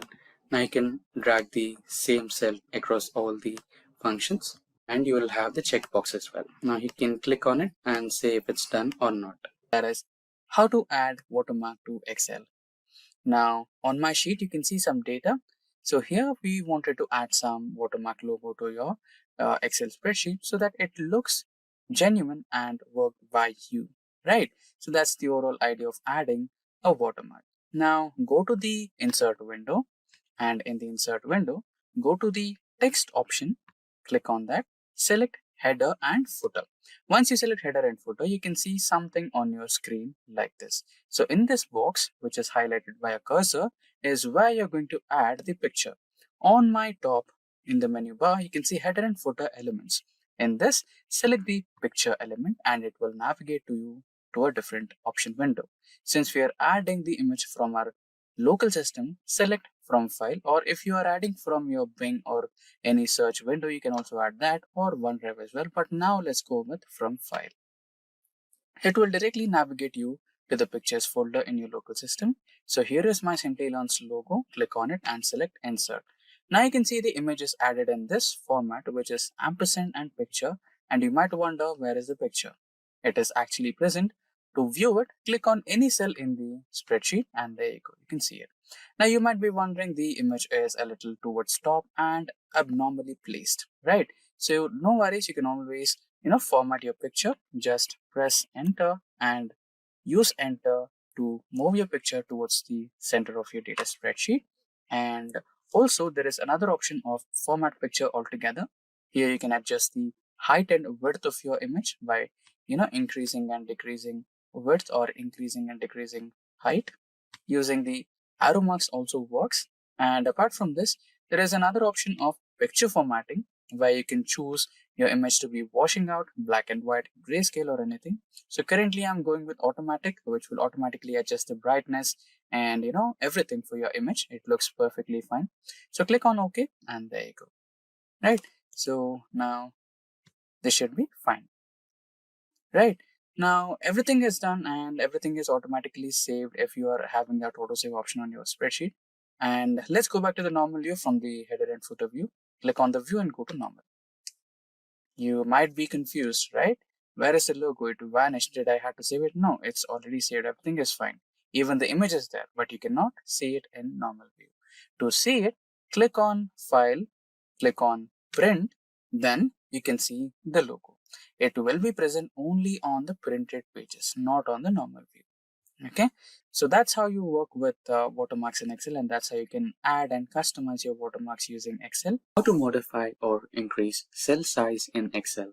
Now, most of you might probably want to increase just the cell size or, just to increase the visibility of the text. So one of the easiest way is just to press on the plus icon on the bottom right corner of your Excel spreadsheet. So this will automatically increase the text size and you can see the text more clearly. Now, apart from that, if it's just not that what you want to do, you can also modify by hovering over to the line between two columns and right click, which will give you the option of format cells or column width. So either of these options will help you to maximize or minimize your column width. Similarly, you can apply the same idea for your rows as well. So you can either format the cells or modify the row height of your cell, and this is another way. And another simple way is to just hold that line and drag it so it improves your width of the column. And another way is to just hover onto that line and hold it and drag it to improvise or increase your width of the cell, and same applies to your row. So this is another way. So apart from that, there is another way, that is format cells from this particular option in the home button. You can select this and here you have the row height, auto fit row height, column width, auto fit column width. For example, let us imagine that you wanted to, just by mistake you increase the cell size and you wanted to restore it back to the original thing, right? So you can just click on the auto fit height and click on the auto fit column width. There you go. It happens in that way. And now coming back to another simplest way, let us imagine that you are given a lot of data and you are told to auto fit all the rows and columns.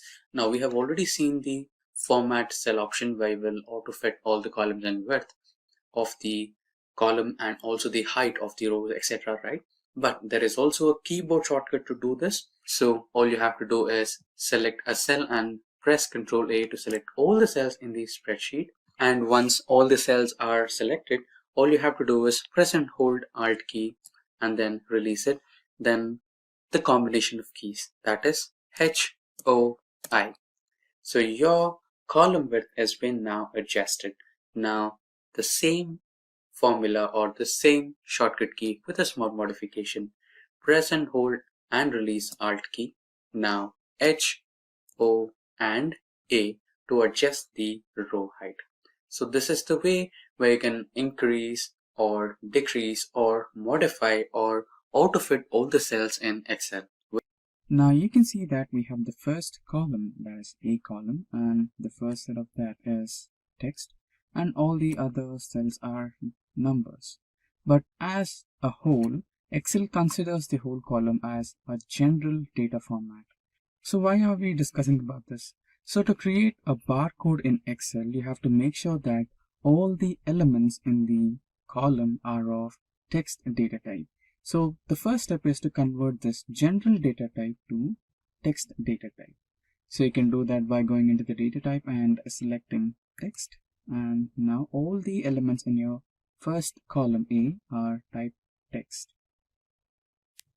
Now the next step is to convert these elements into barcode. Now for that, let's create a new column called barcode. Now our new column, that is barcode, has been created. Now the next step would be is to check for the barcode font. So the barcode font looks something like this. But let me remind you, the barcode font in Excel is not available by default. Don't worry if it's not available, we can download it from open source. So let's go back to Google. So on the Google, you want to search for barcode font for Excel. So the one that I would recommend is 3 of 9 barcode font. Now you can download this font by just clicking on the download button over here. Now I've already downloaded this font on my local system. Let's now try to install that. Now the 3 of 9 barcode folder will come in the form of zip folder. You have to unzip that. And after unzipping, you'll get the setup file which looks something like this, which is 3 of 9 new. Select that and you'll be having the installer file over here. You can install by selecting the install button over here. So I have already installed it in my local system, so it is readily available for me on my Microsoft Excel. Now we might want to create the barcode for this particular cell in A2. So let's create that. So to create a barcode, we need to write in a formula that is equals to double quotes, star, double quotes, and ampersand symbol, address of the cell, that is A2, another ampersand symbol, again double quotes, star symbol, and double quotes. So you can either use this, or instead of star, you can use brackets as well. So let's try brackets. Now select enter. Now this will generate another type of code in your resultant cell. Now we will change the font for this particular resultant cell and we will get our barcode. Now you can just drag all these cells so that you can apply the formula to all the codes. Now I got all the codes over here. Now select all the cells, get into the fonts, and here select the barcode font, and there you go. You have the barcode for all the numbers you have in your column A. So that's how you create barcode in Excel. Excel Flash Fill is a feature of Microsoft Excel where Excel can sense a pattern in a cell and apply the same logic to extract the similar resultant pattern out of the remaining cells in a table. Might be a little confusing, right? So let us simplify it. So let us imagine that you have a text in one of the cells in the Excel sheet and you wanted to trim a part of that text. For example, let us imagine that there is an assembly where the car parts are assembled together to finish a car. So each and every part has a code, the serial number, the product code, and the assembly code, etc. Right? And you wanted to separate all those three. If you wanted to do that, you might want to use the trim function, which might be a little tedious to apply to all the cells. But what if I say there is a simple key format using which you can fill all the columns in the Excel sheet within a fraction of a second? Sounds interesting, right? So that's exactly the flash fill function in Excel does. Now, before we get started, let me tell you guys that we have daily updates on multiple technologies. If you're a tech geek in a continuous hunt for latest technological trends, then consider getting subscribed to our YouTube channel and don't forget to hit that bell icon to never miss an update from Simplilearn. Now, without further ado, let's get started with the flash fill in Excel. For that, we might want to start the Excel to get in the practical mode. Now, we are on the Microsoft Excel. And remember the example we discussed? So this is a similar example. Now the first column in the sheet is the product detail. So this product detail consists of the product code, that is 112. Next we have the product serial number, that is 1002567. And lastly the assembly code, that is A, S and X. Now we want to separate this product detail into 3 columns where we have the first column to be storing the product code, second one to be storing the product serial number, and the last one to be storing the assembly code. So now if you want to do that using trim function, you might want to apply the trim function here and trim out the left part, and again for the product serial number you might want to use the trim function again, which might go into a little complicated pattern. So to avoid the complications and decrease the time spent, we might want to use the flash fill in Excel. Now let us help Excel about the pattern that we might want to generate. So the pattern is 112 and the next one is 322. So now you can see that the text was highlighted. That was the intimation from the Excel that it understood the pattern. Now going into the next cell and holding the control key and pressing the E button will help us to fill the remaining cells in the column B. So that's how it is done. And similarly, let's try out for the serial number. For that, the serial number is 1002 5637. Now in the next cell, we have 1003 6582.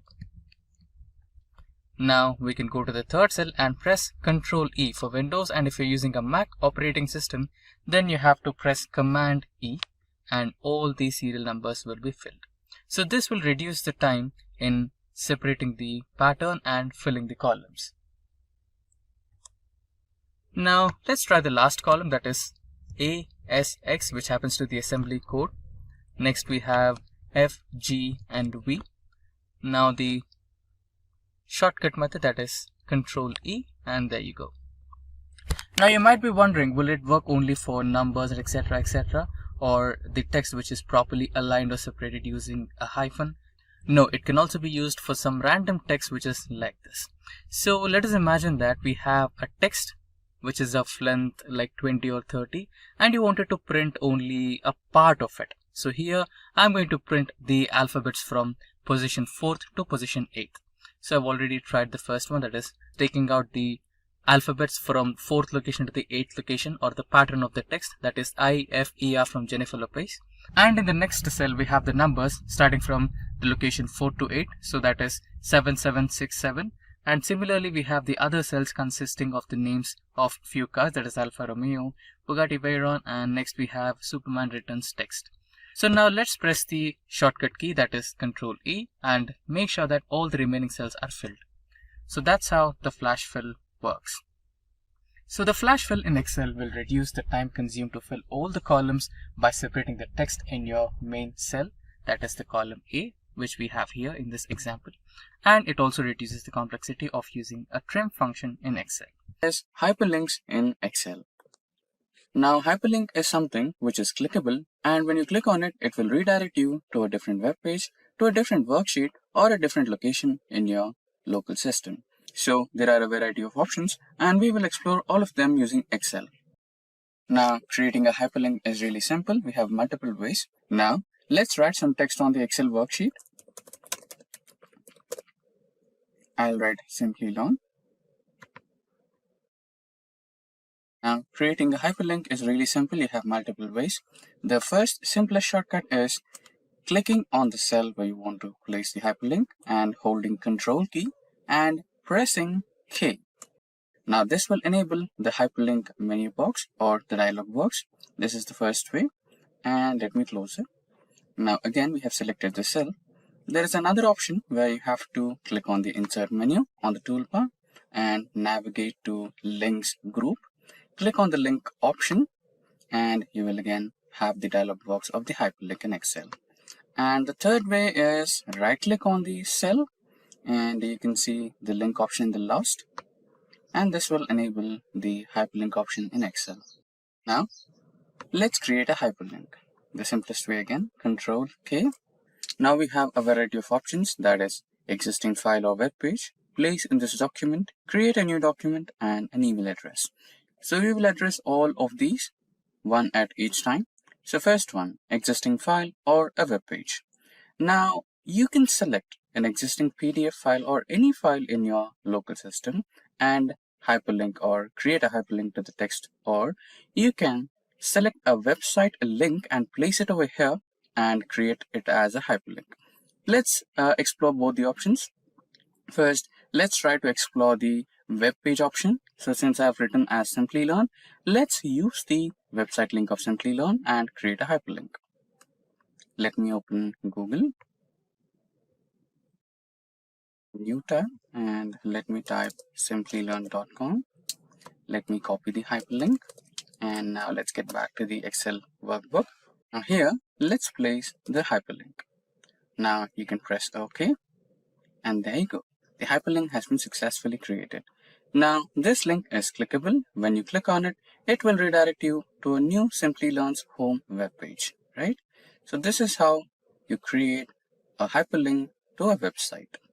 Now, we shall explore another option that is using an existing file, right? Let's create a new text box here. Let's name it as existing file. And okay, existing file should be good. Again, the same. You can either click, right click and select hyperlink, or Control K. Now, let's select existing file or web page option. Now here you can see navigate key. Press on that, and let's navigate our files. Let's select all files here. Remember to select all files. Okay, by default it shows as office files. Now let's explore our file option. So let's select fundamentals of computer programming option, which is a PDF file. Press OK, and there you go. We have created a hyperlink. So when I click on this, you can directly navigate to an existing PDF file in your local system, and it will be open as a web page. Click on it and you can see the PDF file. Now close. Now another thing, when you navigate onto this, you'll see the lengthier HTTP address, and same happens here, right? So if you're a little uncomfortable watching this lengthier link, you can also edit it. You can choose the option of edit hyperlink and see the screen tip option. Click on it, and here you can change the text to display option and write it as click here to know more. Press OK. Again, press OK, and now if you navigate onto it, instead of seeing a lengthier hyperlink, what you can see is click here to know more. Okay, I think I made a spelling mistake. So I think I forgot an E somewhere over here. Yes. Click here to know more and press OK. Right. So here you can see click here to know more. Let's try this again over here. So edit hyperlink, screen tip option, and instead of the lengthier text box or hyperlink, you can write as click to open notes.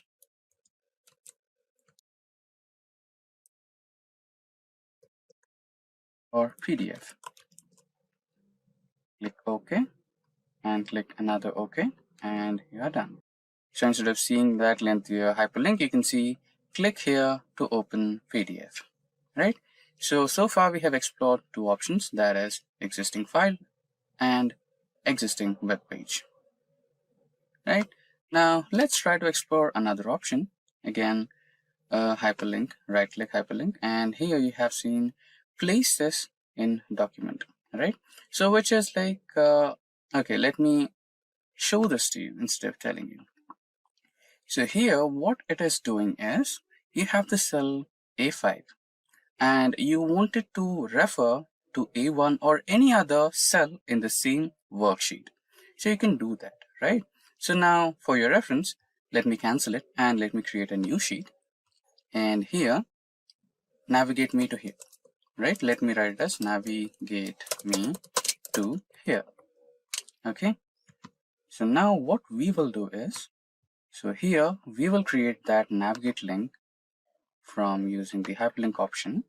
Place this in this document. You can see the sheet 2 option, and the cell reference is A1 where we have written navigate me to here. So when I click this A5 cell, okay, let me also rename it. Write it as navigate cell, navigating cell, right? Now create that, Control K. Let me select sheet 2 and the cell address is A1. Press OK. Now what's the change, right? When you click on this, you will be redirected to sheet 2 cell A1. Navigate me to here, right? So this can be like a shortcut when you have multiple sheets, like 100 sheets. Then you can have a different column over here and add the navigation address to all those cell links. You can just click on that cell and go into the different sheet, and to the specific cell which you have given the address. In our case, I have given sheet 2 address cell A1, right? So this is another trick. Now let's get back to the hyperlink thing again. Control K, and another option is create new document. So you might have been through, option of having, let's say, some cheat sheets or clip-on clipboards, right? So let us imagine that you're working through a huge worksheet, and you wanted to, have a track of everything and keep notes updating, right? So it might be a little complicated to understand. So let me show it practically. So let me write it down as clipboard or sticky note, right? Okay, I think this has a hyperlink. Okay, this can be used, no worries. Back to hyperlink option again. Create new document. Now here you can create a variety of documents, right? So it can be a text document, it can be an Excel document, it can be a PDF document, right?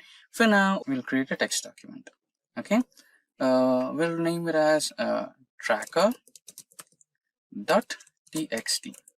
So this should create as a text document, and the location can be anything. So you can, take it as a desktop documents download. So let me take documents here and select OK. So I'll be having this tracker.txt located in the documents folder. And you can also choose to edit the document later or edit the document now. Let us select edit the document now, press OK, and there you go. So you have your text tracker here. So let us imagine that we have worked on the Excel sheet and we wanted to write down as a sticky note so that we can remember what we have done on the Excel sheet. So update 1 and update 2. Now you can close it. So it'll ask for a save option, save it, and done. And let us imagine that you did something else and you also updated something else on the sticky note, Excel sheet, and you wanted to update that on your sticky note. So click on it and you'll see a minor notice over here from Microsoft Excel based on potential security concerns. You can select yes, and you'll be having access to your text document again, and write down your update again here, update 3, what you have written, right? The latest update what you have. And you can save it and close. So that's how you keep track of your sticky note, and you'll have all your updates, right? Now, getting back to the hyperlinks again, the last one is email address. So you can also try to add, okay, let's imagine that you're working with a colleague, and every time you make an update in your Excel sheet or anything, and you wanted to send him out an email, right? So it would be a little time consuming that you open your email and compose something and send it over here. But what if you had one single click and access to the email compose option, right? That can be done. So let us write down email colleague. Bear me with the spelling. So again, the Control K and hyperlink, select email option, and you can write down your email, which can be anything. So you can write down your friend's email address. So I'm just writing down some random email here, friend@gmail.com, and can write the subject about update and press OK. This will navigate you to the Gmail option or the mailing address options. Click on it and you'll have a variety of mailing options: Outlook, Office 365, Yahoo, iCloud, Google, etc. So you can select any one of those. Since we have written as gmail.com, we'll navigate to Gmail, and all you have to do is log in, all the formalities, and you're good to go with emailing. So let's skip this for now. So you know how to do the rest parts. So far we have covered all the hyperlink options in Excel, that is existing file or a web page. Place this in the current executing worksheet or document. creating a new document for your update thing, and also including the email, right? So far we have covered everything around hyperlink in Excel, and if you have anything to know more about, or if you feel that we have missed out anything important regarding hyperlink in Excel, you can feel free to let us know. Round off formula in Excel. Now for this particular tutorial, we will be using the student dataset. Now let's get back to the practical mode and start our Microsoft Excel. Now we are in the Microsoft Excel, and as you can see on my sheet, okay, let me expand this.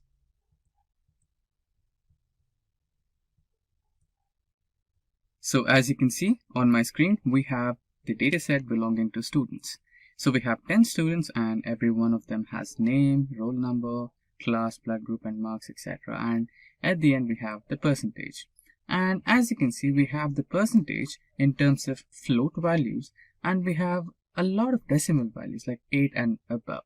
So what if you wanted to just have 1 or 2 digits after the actual percentage, like 80.6 or 80.66, right? It would be a little bit more or good to read, right? So that's what a round off actually means. So now let's work on having rounded off values for the percentage. Now let's create a new column. Let's name it as round off percentage. Great. So to actually perform the round off formula, we do have a predefined method for that.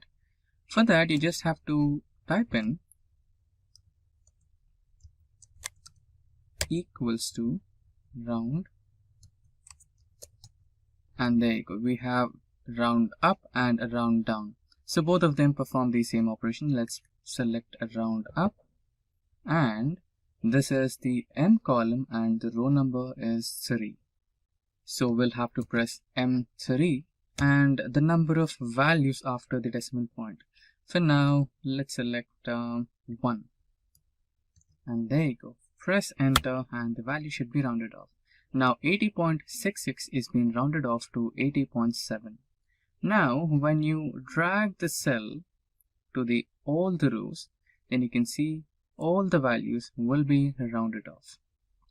Here you can see 75.16 has been rounded off to 75.2, and 82.33 has been rounded off to 82.4. So we end up with having rounded off. So first we will understand what exactly is standard deviation. So standard deviation is a calculated square of variance. Now what is variance? Okay, nothing to worry. Let us also understand what is variance. Now the next part, variance. So what is variance? Variance is a measure of variability. It is calculated by taking the average of squared deviations from the mean. Now what are deviations? So slowly you can understand that we are getting into the topic of statistics and graphs. So before getting deep into it, let's understand what is deviation. So the deviation is a measure that is used to find the difference between the observed value and the expected value of a variable. In simple terms, deviation is the distance from the center point. So for example, when you are going through a graph, so you will be expecting some value, right? And if you get some difference that is above or below the expected point, that is called the deviation. What is the difference between the expected point and the obtained point? So that is the deviation. Now, next is the observed value. So the observed value is the value that you get in real time, unlike the predicted value. So now you might be thinking, to calculate standard deviation, we might need a few more parameters, and you're exactly right. So to calculate standard deviation in Excel, you need variance, and then you need deviation, and then you need mean, right? So all these parameters are supposed to be calculated first, and then you will be having the final formula to calculate standard deviation. Now that we understood the theoretical and formula-based explanation about standard deviation, it's time we calculate the standard deviation using one of the most popular business intelligence tool, that is Microsoft Excel. So let's get back to the practical mode. So now we are on the practical mode, and we have some sample data on my screen right now. Let me expand it a little bit. Yeah, there you go.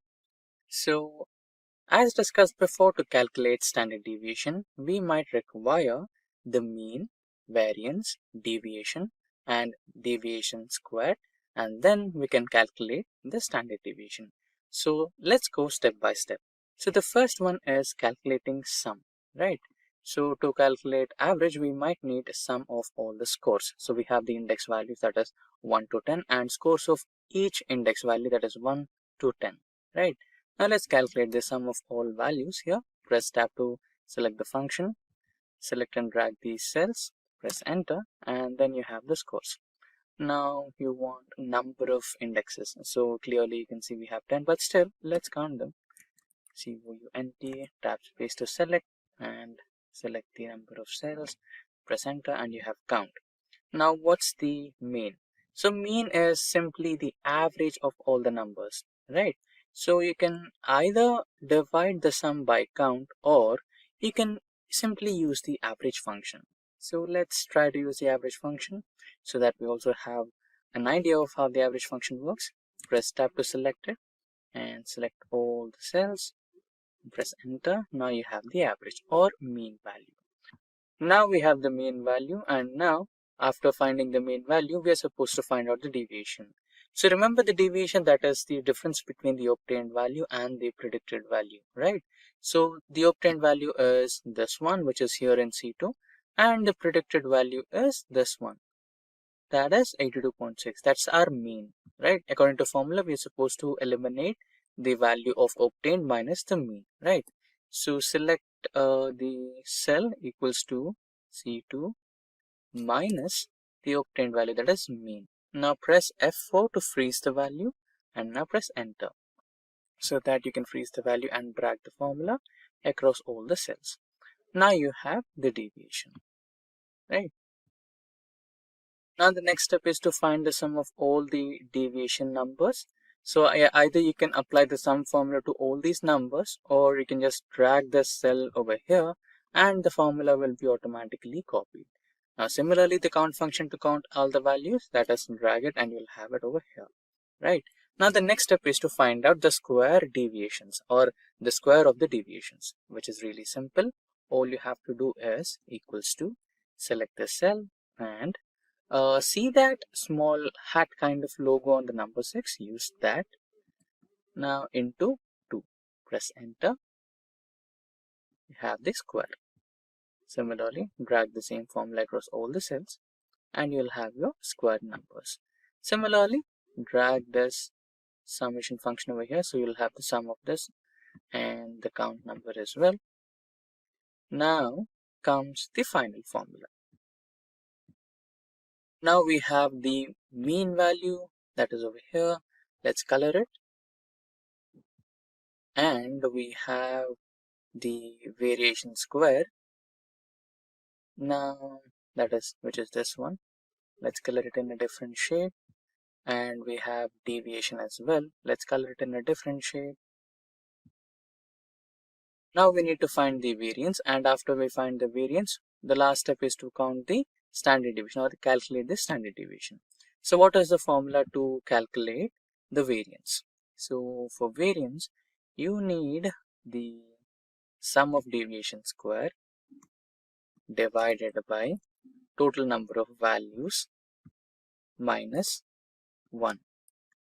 Press enter, and that's your variance. Now the standard deviation. So the standard deviation is really simple. You need to calculate the variance to the power of 0.5, and that's your standard deviation.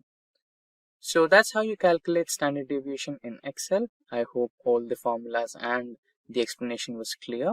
So you can see that we have got started with Microsoft Excel, and on the left hand side we have a simple table with all the teams in an IT industry, starting from IT admin, testing, development to client consultant support. We have got everything in this particular table. Now our main idea is to find out the index of these particular elements. For example, if you wanted to find the index of the element marketing, then how could you do it? So here, let's try to use the match function in Excel. For that, we want lookup value and position. So on the right hand side, you can see that I've created two separate columns as lookup value and positions. So in the lookup value column, we will be inserting the value of which you want to find the index.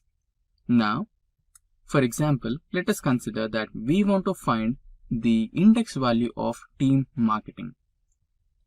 So I'll be writing marketing in this particular lookup value.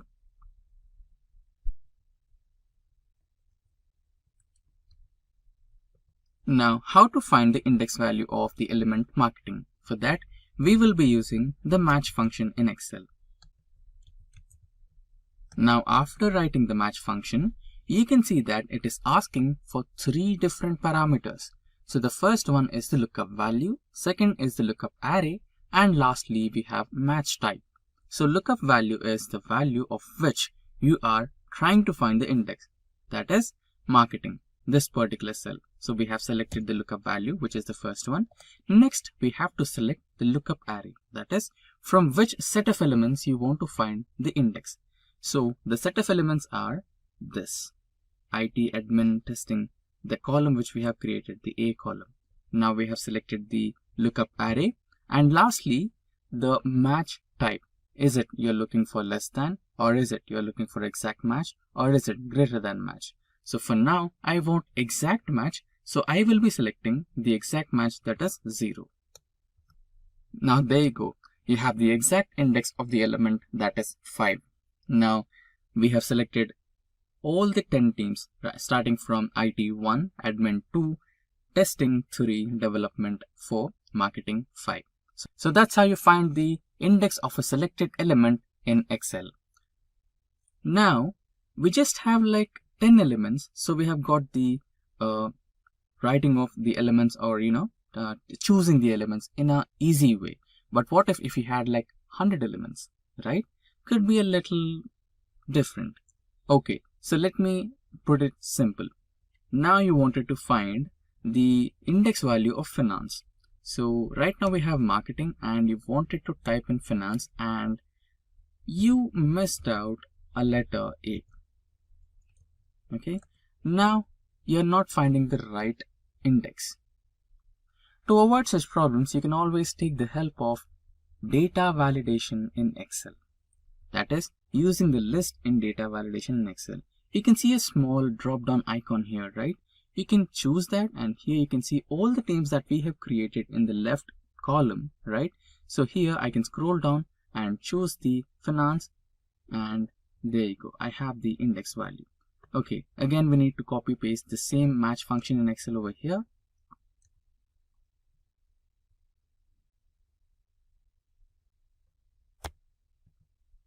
Equals to match,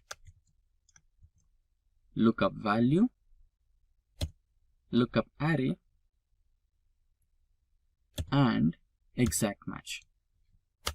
So there you go. That's how you make use of data validation in Excel, and using the list you can comprehend all the list elements in this particular column into the list of data validation, and you can choose the team whichever you want to find the index for. So this is how you can make use of match function in Excel or index match function in Excel. To sort data in Excel. So on my spreadsheet, you can see some employee data, and on the column F and G, you can see employee date of birth and employee date of joining. For example, you wanted to sort the employee data in the form of earliest joining employee and the latest joining employee, right? That is, who is the employee who joined first to this company and who is the employee who joined last to this company. So for that, you just need to select the column of date. So let's select both the columns and go to home and check or verify if the data type is date or not. So generally the data type will be set to general by default by Excel. So we need to make sure that we have the proper data type, which is date. Now that we have the proper data type, select the entire column and go to the data option, and here select the sort option, and in the sort option select the expand selection. Click on sort, and here sort by employee date of joining and oldest to newest. That's what we wanted, the oldest employee or you can also set it to the newest employee to oldest according to your requirement, but we'll go to oldest to newest according to the case study right now. Just click on OK and that should be done. So Emily, who's a manager, is the oldest employee who joined the company, and Chris, who's a trainee in IT support, is the latest employee who joined the company. Now that's how you sort date in Excel. Now on my screen, you can see the sales of 4 quarters from different regions, that is East, West, South, North and Central. Now you might want to calculate the sum of sales happened from all the regions in Q1, or you might want to calculate the sum of sales happened in one region of all the 4 quarters. That is, either you want to calculate the sum of all the regions from quarter 1, or you might want to calculate the sum of all the quarters in one region, right? So to do this, you have some simple functions in Excel. So you might say me, you have some function, etc., right? For that, you might want to go into the, equals to mode and fetch sum option and subtotal or SUMIFS. You have to select the function from here.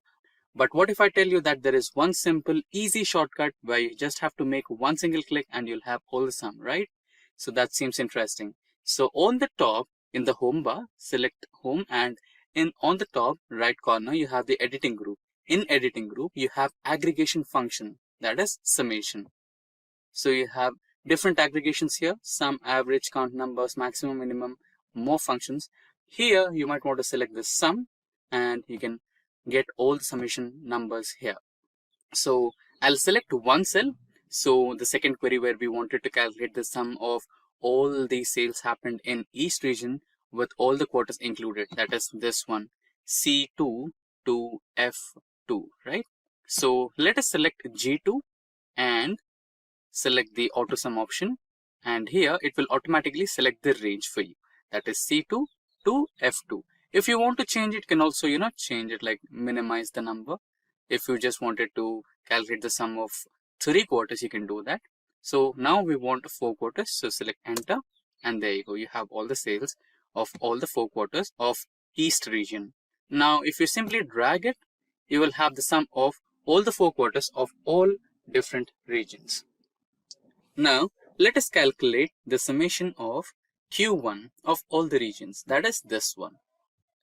Select auto sum and it will automatically select all the cells for you, that is from C2 to C6, right? Press enter and you'll have the summation. Similarly, you can drag it and you have the numbers here of all the Q2 sales of all the regions, Q3 sales of all region, and Q4 sales of all region. Now let us try to change the color so that you can have a reference, that is it's different, it's this total sum, or right, you just have a reference to identify it. Now similarly to this one as well.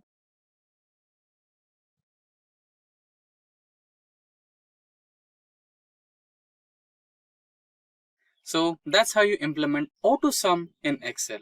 Now we are on the Excel spreadsheet. So you can see that I have 5 different sheets of the same data. So why do we have that? So I'll be explaining you how to sort data for multiple parameters. So firstly, we will try to sort data in the form of numbers, right? So let us imagine that this data is being shared with you by your manager, and he wants you to sort this data based on the salary numbers. So he wants you to arrange the data in the form of ascending order or descending order maybe, which will help him find the employee with the highest salary, right? So how could you do that? So it's really simple. You could sort the entire data just within a few clicks. So how would you do that? So since you're focusing on salary, select any cell from the salary column only, right? Select this particular column and select any cell in the salary column. Get into the sort and filter options, and here select this sort of arrangement you need, that is largest to smallest or the smallest to largest. Since the problem statement was to find the highest salary, click on largest to smallest, and there you go. So you have Tony, and the designation is senior, and he works in IT support, and he draws the highest salary of 80,000, right? And there's also another one, which is Peppa, and she works for the analytics team. And now the next sheet. Let's get into the sheet 2.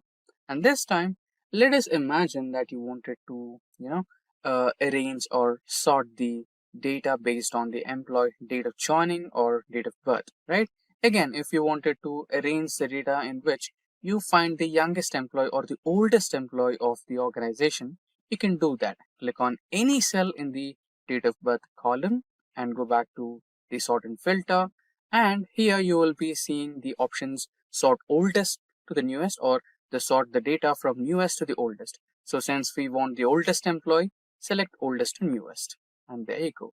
So the oldest employee is Alfred, who is an associate designation employee, and he works in the admin department, and he's drawing the salary of 25,000. So that's how you can sort the data when you are trying to sort the data based on date wise. So first we try to sort the data on the number wise. So you can apply the same for your employee ID, salary, and if there is any possibility you can do that as well. And if you want to apply the same sorting based on dates, you can do that as well using the sorting function in the same way. Now let's get back onto the third sheet, and here now single column wise is perfectly fine. There is no issues with that. Now you wanted to, let us imagine that you have two columns. Okay, let's eliminate a few columns here. Maybe we can eliminate the employee ID and okay, let's keep a few columns. So we'll just keep employee name and employee salary. Okay, so here we are trying to demonstrate if you are trying to sort the data using one cell in the column B, will it maintain its relationship with the cell A? Okay, that's our query, right? So let's see, I'll go a little detail. So let us imagine that you wanted to sort this data based on highest salary. Okay, so when you do that, will it also impact the cells in the column A? So it will basically impact, but just it's a query, right? Any of you viewers might have that query. Will I, if in case if I try to sort the data based on this, will it affect the cells on the rest of the data set? Okay, so in basically it will impact. So I'll try to sort the data based on ascending order. So this is the smallest to largest, and you can see the Tony and Pepper. So since I selected the cell in the column B, it also impacted the change on the cells of column A. So that's how the sorting works. Now we'll get to a little advanced sorting techniques. So here we try to, already we try to sort the data based on numbers, based on alphabets, based on date of birth, right? So I think we forgot the ascending or or sorting based on alphabets. Let's do that as well. Select any cell in the column A and go to sort and filter. Try selecting A to Z, or okay, let's try to Z to A. Okay, so here you can see the names have been sorted based on the descending order from Z to A, right? So far we tried on alphabets, so far we tried on numbers, date of birth, and a couple of more things. So let's dig a little deeper and try to sort based on colors, right? So for that, you don't, find that extra setting here in the regular sort and filter. So you might want to get into the data option, and here you'll find another sort function, which is a little advanced. So that's how you do it. So since we have colored in the cell or column of salary, select that salary, and we're going with cell value. So in the cell values section, select the cell color, and here on the cell color options, you'll have green, blue, and yellow. That's what we have used in our cells. So let's keep green in the first position, which is on top, and press OK. Now you'll see green has been sorted to the first position. Now yellow and blue are left out. So why is that? So because you didn't provide it, right? So you can do that as well. You can always add the setting to it. Right, select any cell, go to sort and add a level, and then again select the salary and cell values to cell colors, and now the cell color in the second position would be blue, and that will be on bottom, and you can add another level, the same salary, the cell values will be cell color, and cell yellow will be somewhere in between or bottom. Okay, so based on hierarchy, it will be selecting. Press OK. and there you go. So you have cell yellow and blue at the bottom and green at the top position as per your suggestions. Now we are on the last sheet.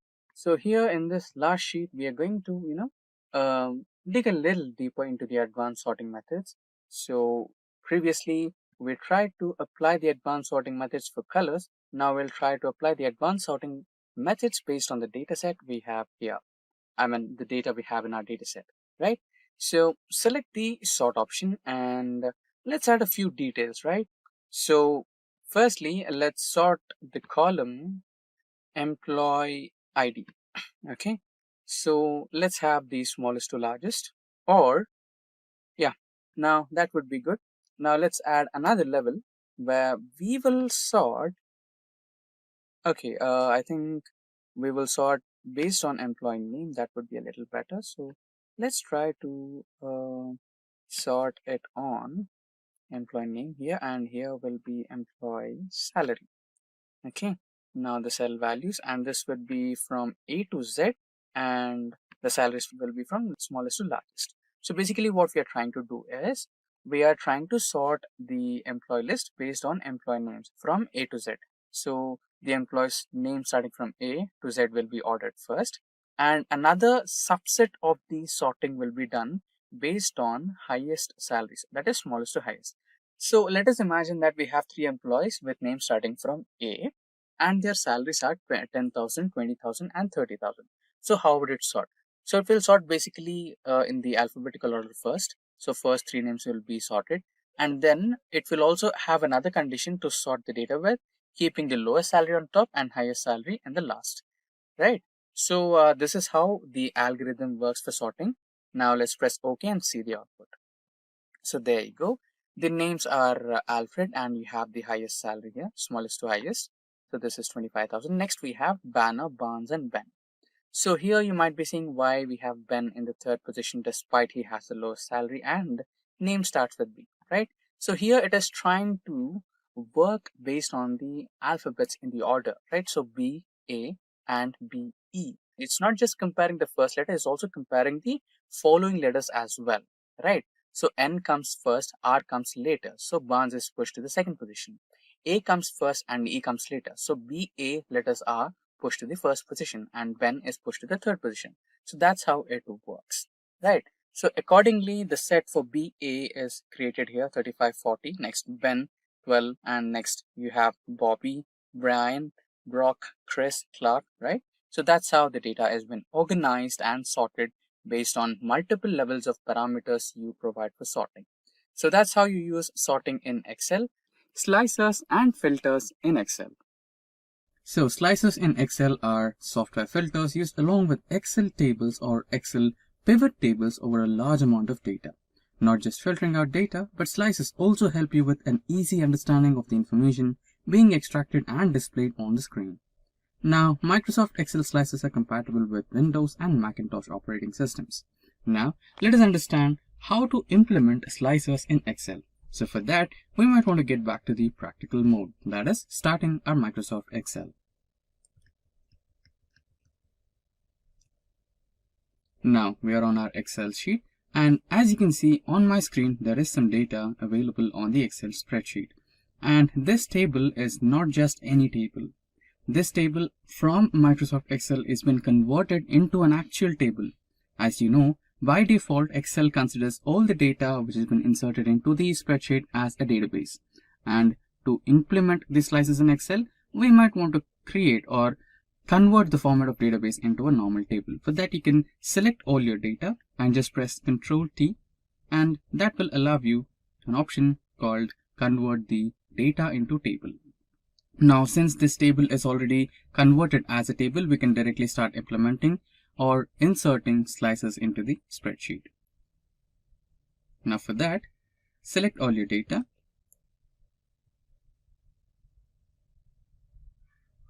Then go into the Insert option. And in the Insert ribbon, you can see the Filters group. And in the Filters group, select the option called Slicer. Now you will be provided with multiple options. Since we have the columns Employee ID, Employee Name, Zone, Designation, Department, salary, employee's date of birth, and employee's date of joining. So we can choose any of the options available according to our columns and create the slices. Now let me select the first one, that is zone, next designation, department, and let's also select employee name. Now press OK, and there you go, we have our slices. Now let us try to rearrange these slices. All you can do is just select and drag them up.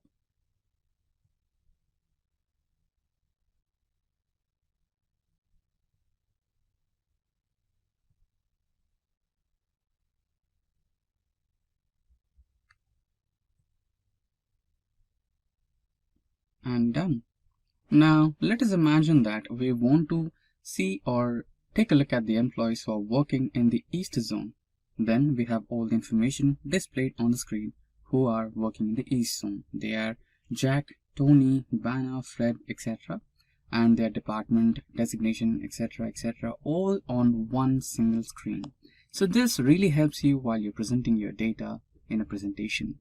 Now for a change, let's try to select the department.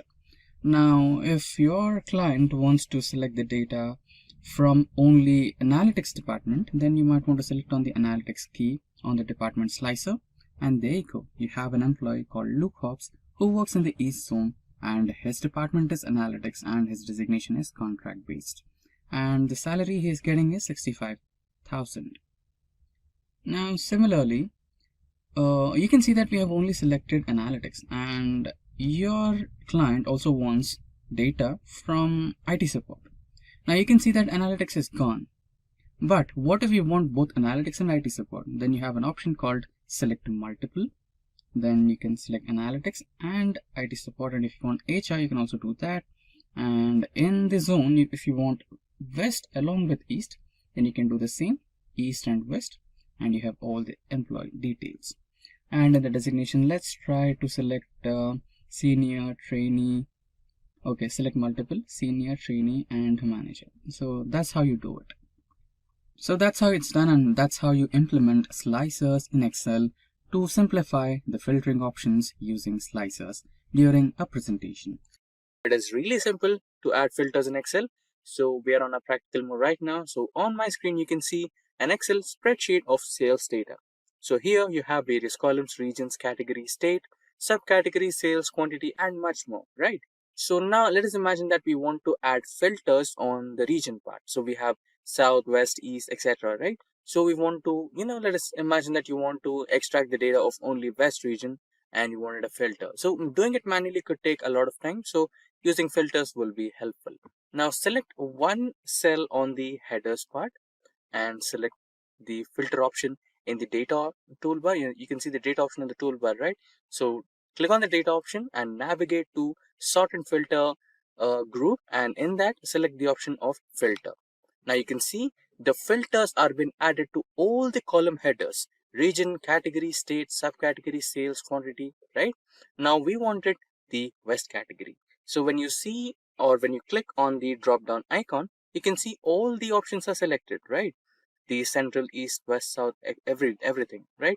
But now we just want West one, so click on West and select OK. There you go. So you have everything from the West region.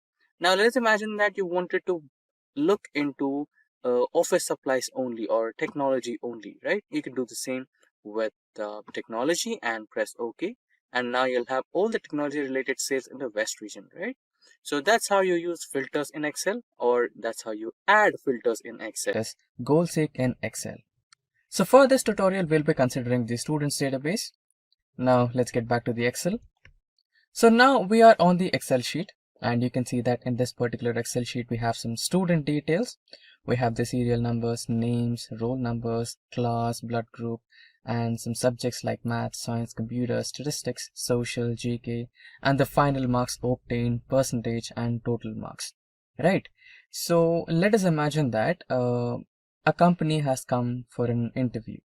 So all these students are going to attend an interview, and the minimum percentage to attend the interview will be like 75%. So you can see that we have 75 here, and all the students have got above 75 except for the one student, which is Mike, right? So for Mike to attend the interview, he needs 75% or above. So he can make some modifications in one of these subjects, right? So there is always an exam after the exam called as improvement exam. So if you can like to score some extra marks in the subjects which you have scored less, so that you can make up to the percentage what you're expecting, you can do that. So here in this particular sheet, Mike has 6 subjects, right? And in 6 subjects, you can see he has scored 76, 91, 45, 71, 94 and 62. So out of these, he has scored less in one subject. Compared to all the subjects, one subject is really low, that is computers. So what if he can give an improvement exam and increase his percentage to 75, right? So that can be done. So we can do some brute force methods, like we can change the marks like 55 and then check this particular one, so it's getting 74, right? So using the brute force method will be a little bit lengthy. So you can do this because it is just a small table which has least number of data, and you just have one single cell to modify. So that can be done in small tables. But what if you had some table with hundreds of rows or thousands of rows? That will be time consuming, right? So for that, we have some inbuilt functionality in Excel that is called goal seek in Excel. So for now, let's eliminate the marks here. So we have eliminated the marks and the upgraded percentage is 65. Now we need the target as 75. Okay, so let's write it as Mike's target, right? We need Mike. So Mike's new target as 75.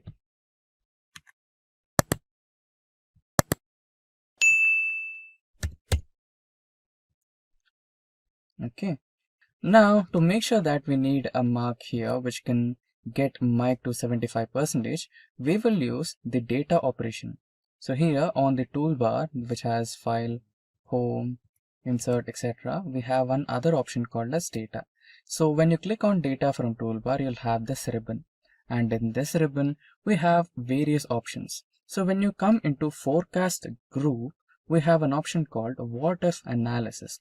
When you click on what if analysis, you'll have a set of options, out of which we have goal seek.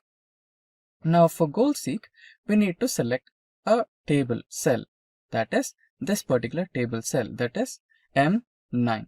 So we need the value 75 here, right?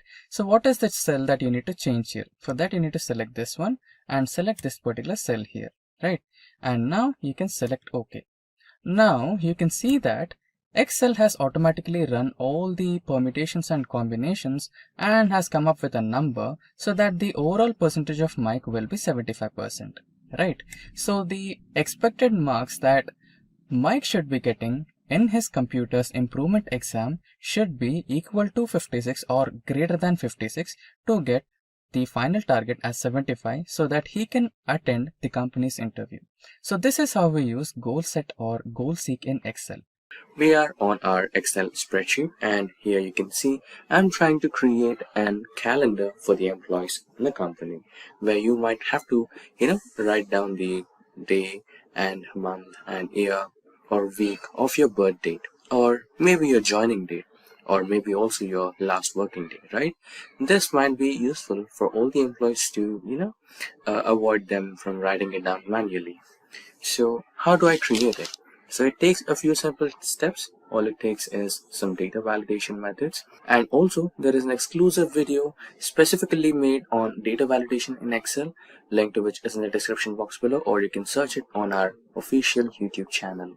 Now you can see that the word calendar is on the first cell, that is A1, but we have 4 cells below it, that is A3, B3, C3 and D3. So you might want to add this to all the cells, right? Like maybe in the middle. So for that, you can do the option of merge and center. Also, there is a tutorial on merge and center about all the options available in this particular thing. So you can go through that also. And here we have done the first step. Now all we need is day, month, year, and week. So in a calendar or in a month, you'll have days from 28, 29, 30, or 31 days, right? So let's create a list or the drop down menu for that, so that whenever you click it, right? So whenever you click on that particular cell, you will have the list of all the days available, right? So let's get started with that. Let's create a new sheet. So why are we creating a new sheet? You won't want that all the numbers in your calendar sheet right over here, right? So for that, so we are creating a new sheet and all the data will be available here. So here, let's write down the days first, and here the second number. Also, you can use the option of flash fill so that you can, reduce the effort here. So you can see the flash fill option over here. All you need to do is select the cells and drag them down until you get your required dates, right? So let's keep it to 31 days. There you go, you have the days. So these will be your days. And here, now the next option was month, right? Yeah, month and year. Now using the same flash fill option, you will add the months into your sheet. So this will be Sunday.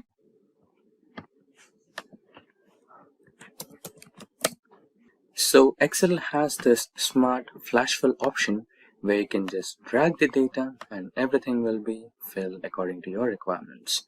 So Sunday to Saturday. Now the next one, right? That is your month. So same as the before process, we'll create January. You can use the flash fill option and all the way up to December. Now the last one was the year. So 1990 and 1991. So you can select the cells and flash fill up to 2022 maybe. Yeah, 2022 should be good enough. Now this is the flash fill option you have here, and also we have an exclusive tutorial on flash fill altogether. You can go through it for a detailed explanation as well. Now coming back to the original sheet, so this is where you create your drop down list, right? So select the cell where you want to add the drop down list, navigate to data, and then here is your data validation menu. So we have a variety of data validation options over here. There is an exclusive tutorial on that. You can go through it. For now, we'll look into the list option only because we want to create a drop-down list, right? So here it will ask for source. Click on the source here, the source bar, right? Now navigate to sheet number 2 where we have the days options. Select the range. So this will be your range and select OK. Also, you can add some message here, right? What you can do is, in case if there is an error or something, right? You don't want that to be happening. So all you need to do is write down, select from drop down.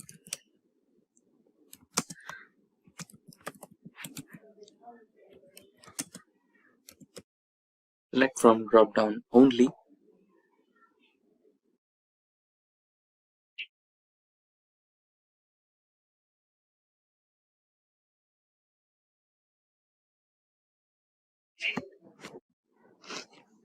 So this could be a message, select from drop down only. The title is select options or just options. In case if there is an error, you can write down your title as invalid data and you can write down a message as please select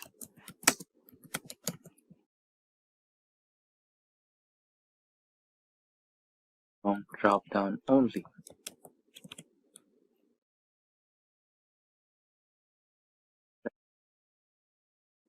So in case if someone tries to write as 32 or 33 to check the integrity of your data validation, then they will encounter an error and an error message, and then they must be understanding what exactly they try to do and if it's correct or wrong, right?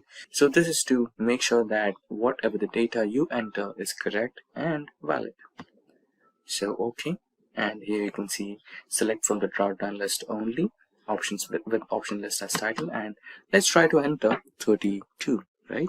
And when you press enter, you will see an error.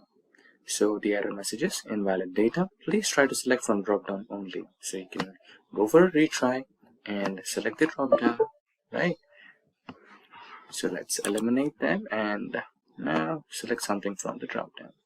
So let's take it as maybe 10, right? So this is how you cleared the day one. Now let's try to do with the month. Same data validation option. Settings will be list and source will be this one.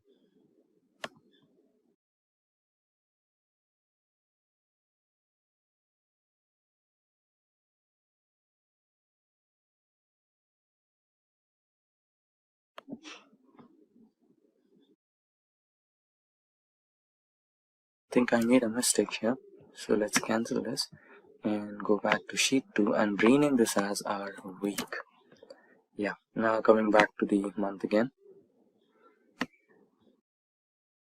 It will be a list and the source will be in sheet 2. Navigate to the sheet 2 and select your range and the input message the same. Options,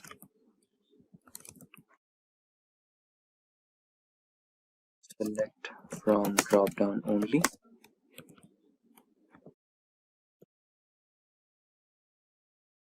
And error alert, title will be invalid data. This one will be please select from drop down only.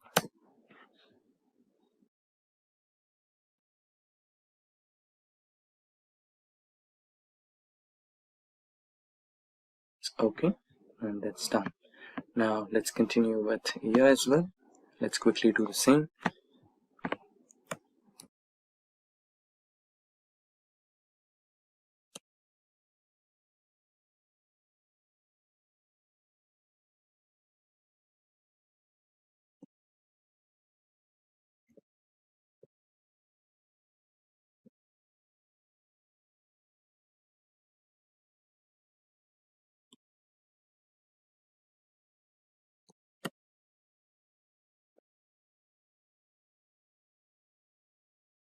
It will be a list.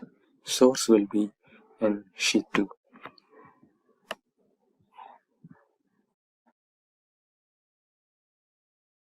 So this is your list. Press OK. And lastly, the week. Same process. It will be a list. Source will be in your sheet 2. The input message options.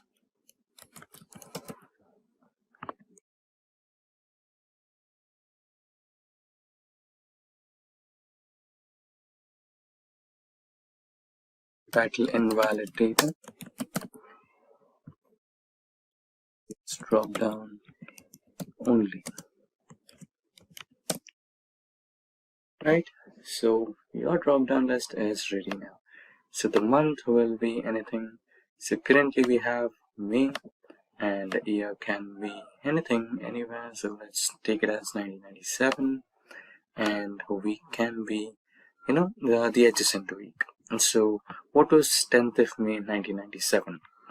Let's check our calendars.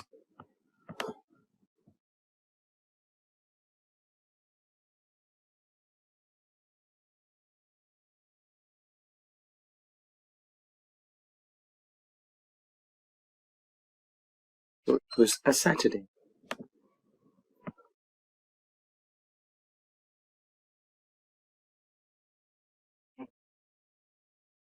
So it was a Saturday, and that's how you create a drop-down list in Excel.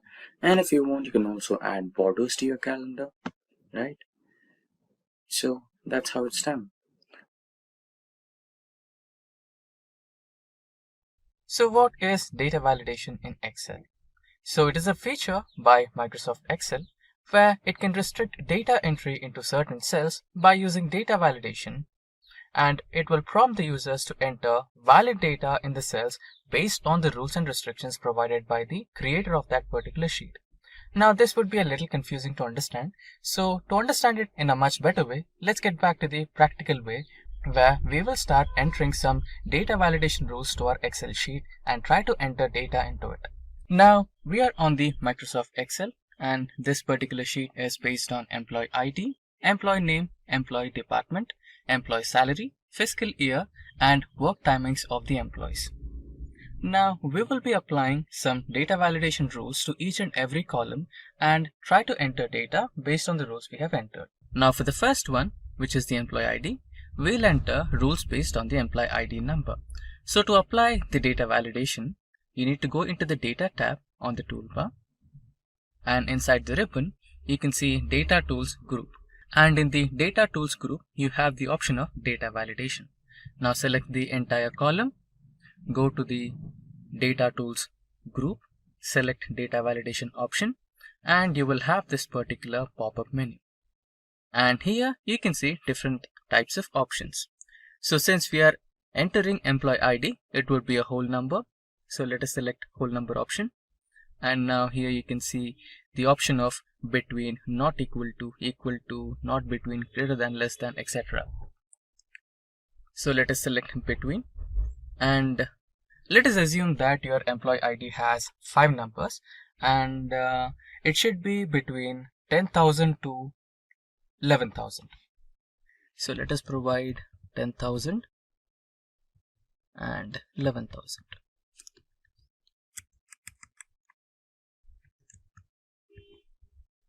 Now select OK, and now the new rule has been applied.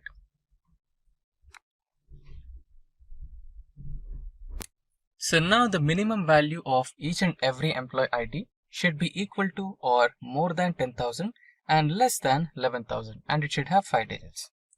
Now let's try to enter a wrong employee ID, that is just 1. There you go. You can see that Microsoft Excel is not allowing you to include a wrong number. It says this value does not match the data validation restrictions defined for this cell. So now you can press retry and try to enter some number which is in between 10,000 to 11,000. Now it is 10,901, and this will take the entry. Now let us assume that because I am the creator of this sheet, I know what should be entered here. But what if I give this sheet to you and you are the person who is trying to enter the number and it shows the error and you don't know what was the error, right? To avoid this kind of confusion, what you can do is you can do some ways where you can provide the message to the user. So that can be done by, okay, let's select the sheet again and go to the data validation, and here you have the same settings. Now here you have another option saying input message. So before input message, let us go to error alert. Now here the error title would be data entered is not valid. Please enter. This is the error message. Please enter EMP ID between 10,000 to 11,000. Press OK. Now when you try to enter the wrong number, it will show that particular error alert message. See, data entered is not valid. Please enter employee ID between 10,000 to 11,000. Now this is fine, but how long this will be, what if there is an option where you just hover over to this cell and it automatically tells you to enter the value between 10,000 to 11,000 without having to face the error? Yeah, even that can be done. So you can select the entire column, go to data validation, and here this is the input message. This is where you can do that. So here you can write the message name, valid data.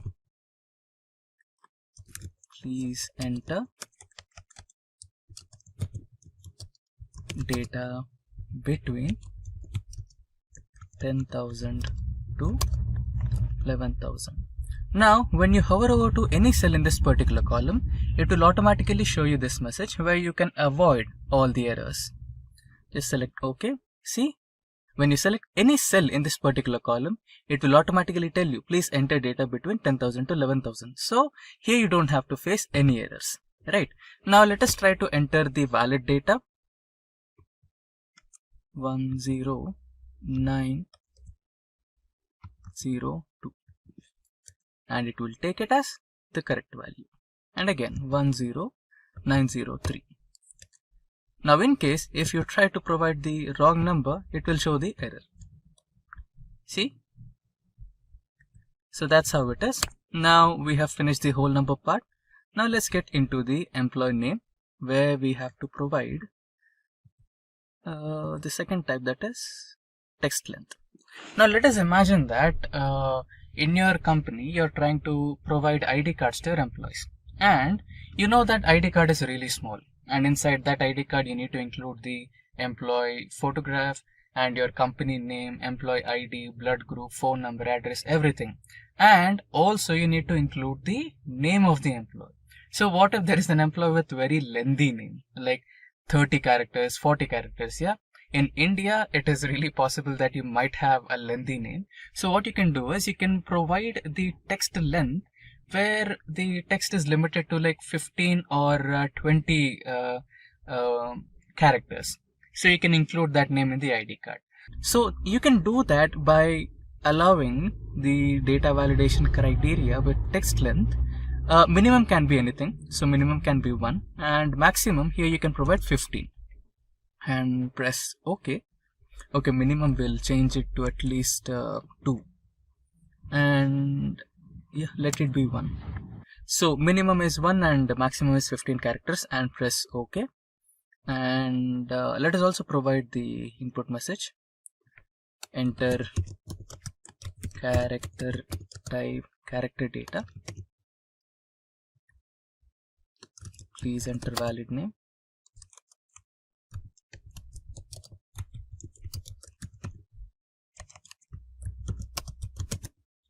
And error alert, invalid data. Please enter valid data. Okay, please enter characters less than 50. Press OK. Now let us try to enter a random name. Okay, we'll enter characters more than 15 here. T 0. Yeah, it's like 1, 2, 3, 4, 5, 11. Okay, now this is more than 15. Okay, I think it's not more than 15. Let's try to enter a little bit more characters. Yeah, now we have entered more than 15 characters, and it is showing please enter characters less than 15. So now we can retry and try to enter some valid name.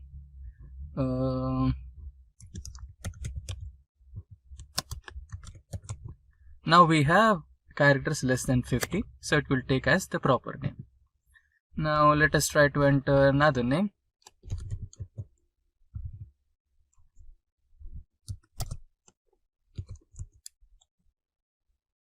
I'm just entering some random data. So another name maybe.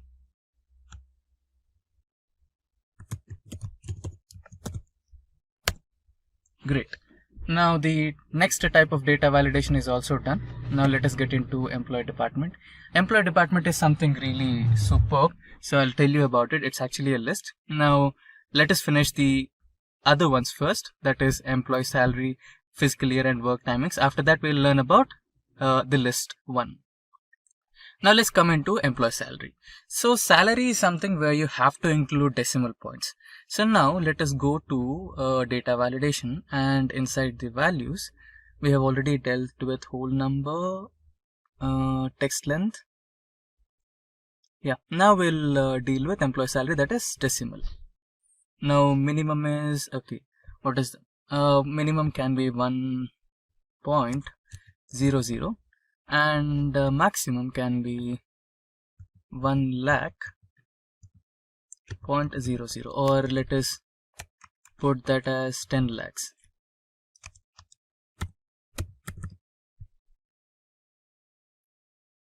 Press OK.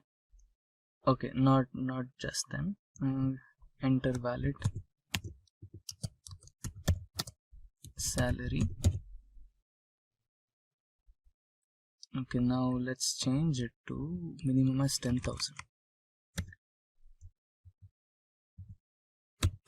So the employee minimum salary will be 10,000, and input enter valid salary. Enter salary between 10,000 to 10 lakhs.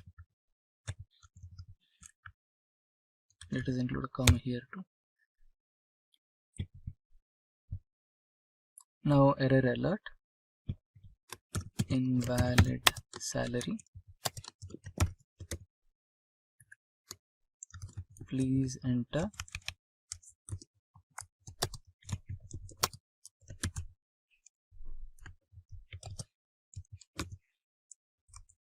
between 10,000 to 10 lakhs. Press OK. Now the message and the data validation conditions are applied to this column. Now let us try to enter some invalid data first. It will show the error. Now we need to enter the valid data. Yeah. Now it is taking the valid data. Let us provide 20,000 and this has 35,000. Now the next one is fiscal year. Let us imagine that we wanted to work on the employees for current working year, that is 2020 to 2021, and or you can consider 2021 to 2022, not more than 2021 and not less than 2021. For that you can provide the year option as well. So for that you need to select the entire column, go to data validation, settings, and inside here you have an option of date. So let us provide the date option as between, and start date is 01/01/2021 and end date is 01/01/2022 and input message. Let us provide data as current fiscal year, current financial year. Enter date between 2021 to 2022. Let us copy this and go into error alert. Error message will be seen, invalid date. Select OK. Now the error message and the data input message and the data validation rule has been applied for this column. So let's try to enter some date here. You can enter 02 of February 2021. It will take as the correct data. Now let's try to enter some wrong data which is apart from 2022, 02 2022. It will not take this, it will throw error. So that's how it works. Now let us try to enter as 2021 and this is March. It will take it. Now another data, 04 this time and 2021. So that's how your data validation will work. Now coming into the next type of data validation, that is time. So we have time here. Let us imagine that you are providing some work timings to your employees. That should be from 9 AM to 5 PM, not more than that. So you want to keep your work life balance for all your employees. So you just want them to work between 9 to 5 and that should be fine. And anything apart from that time should be invalid. So you can do that by selecting time option between. It should be in between and the start time will be 0900 and this should be 17. that is 5 p.m. in the evening. And input message, please enter time between 9 a.m. to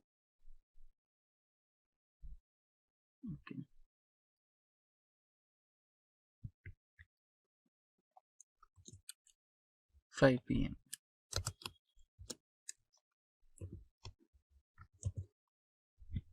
This should be the input message.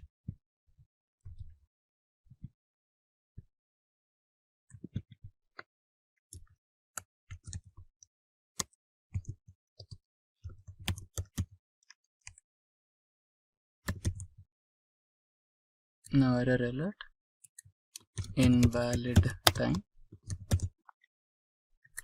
error message. Okay. Now,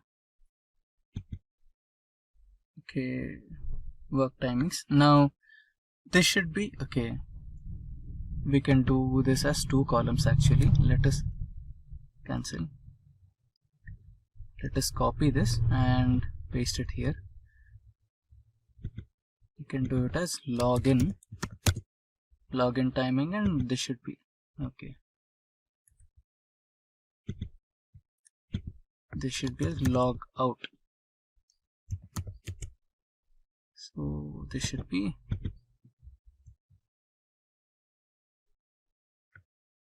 okay. So this will be considered as login and log out times. Now let us provide the login time. This should be the right time. And let's try to provide wrong timings, 08.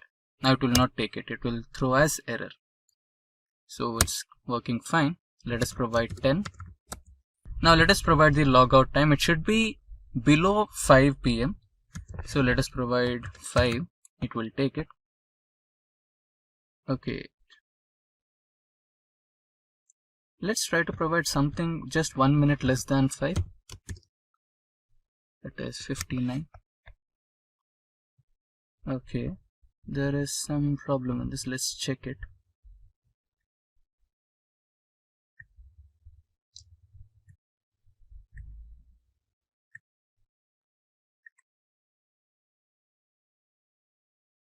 Okay, it is taking 3, that is including seconds. Okay, let's provide seconds as well.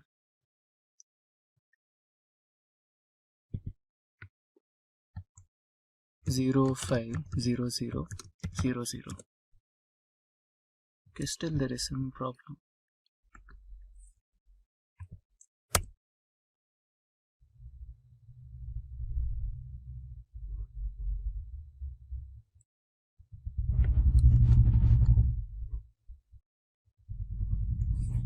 Okay, we have entered 4. We are supposed to enter 24-hour timing, right? 14. Okay, it should be 17. I think this will work. Yeah. Now we are following 24-hour timing here. So let's provide another timing, that is 16 30 0 0. This will be valid, and 15 30. Yes, this is also valid. Now we have finished almost all types of data validation things. That is, we have finished with any value, whole number, decimal, date, timing, test length, and the last one is list. So this is where things get interesting. Now let's cancel this. Now select the employee column. Now if you're running a company, then definitely you'll not have only one department in it.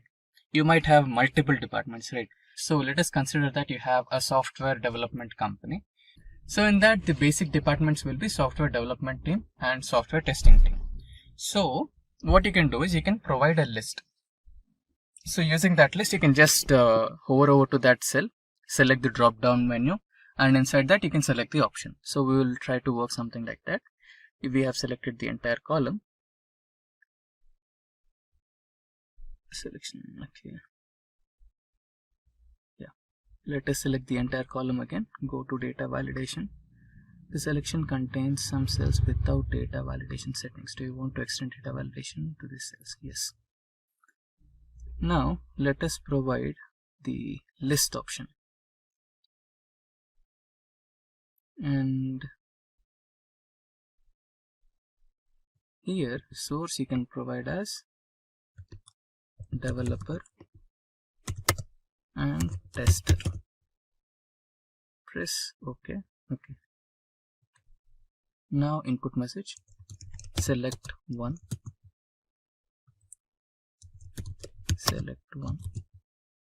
error alert, invalid data, select from drop down only. Press OK. Now when you select the cell, you can see small drop down icon, right? So when you press it, you will have developer and tester option. So you can select developer for first one, and for second one you can select tester, right? Okay, this is good for one or two options, maybe three, or even maybe like 5. But what if you have more departments? Okay, let's go to this second sheet where we have the department data. So here we have like 15 departments, or 15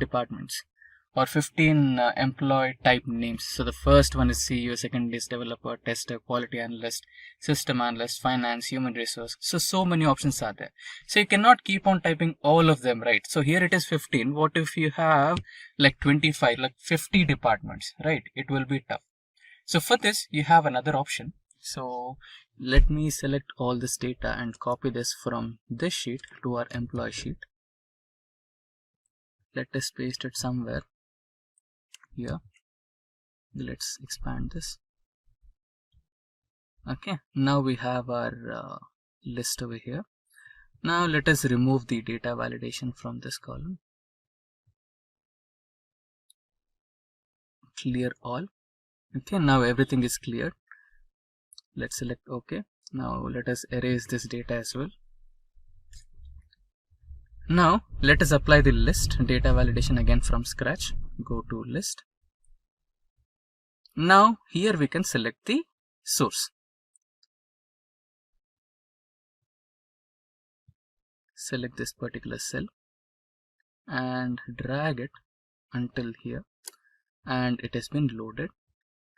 Now go to input message, data options, select one from the menu or the drop down, copy, error alert,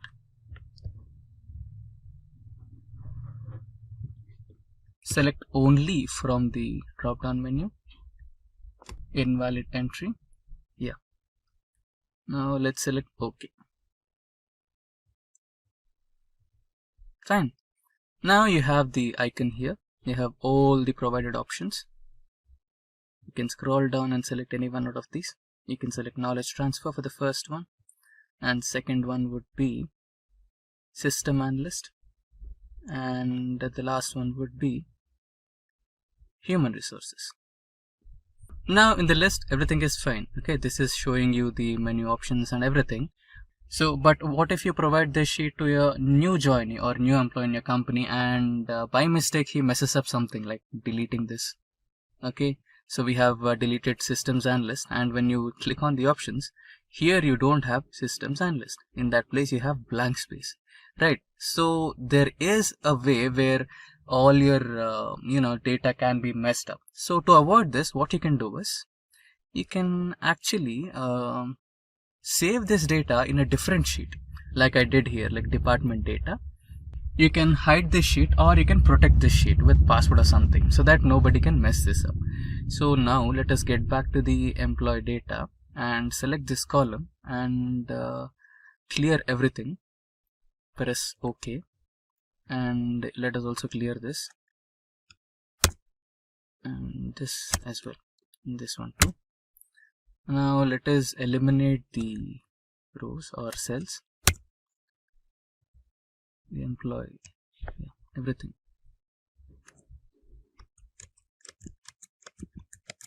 Okay, now we have basically removed this data from here. Now let us try to apply the data validation once again. Now here let us select as list, and here let us provide the option. Let us go to next sheet. Let us select all these options and press OK. Okay, let's provide input message. Data options or department options.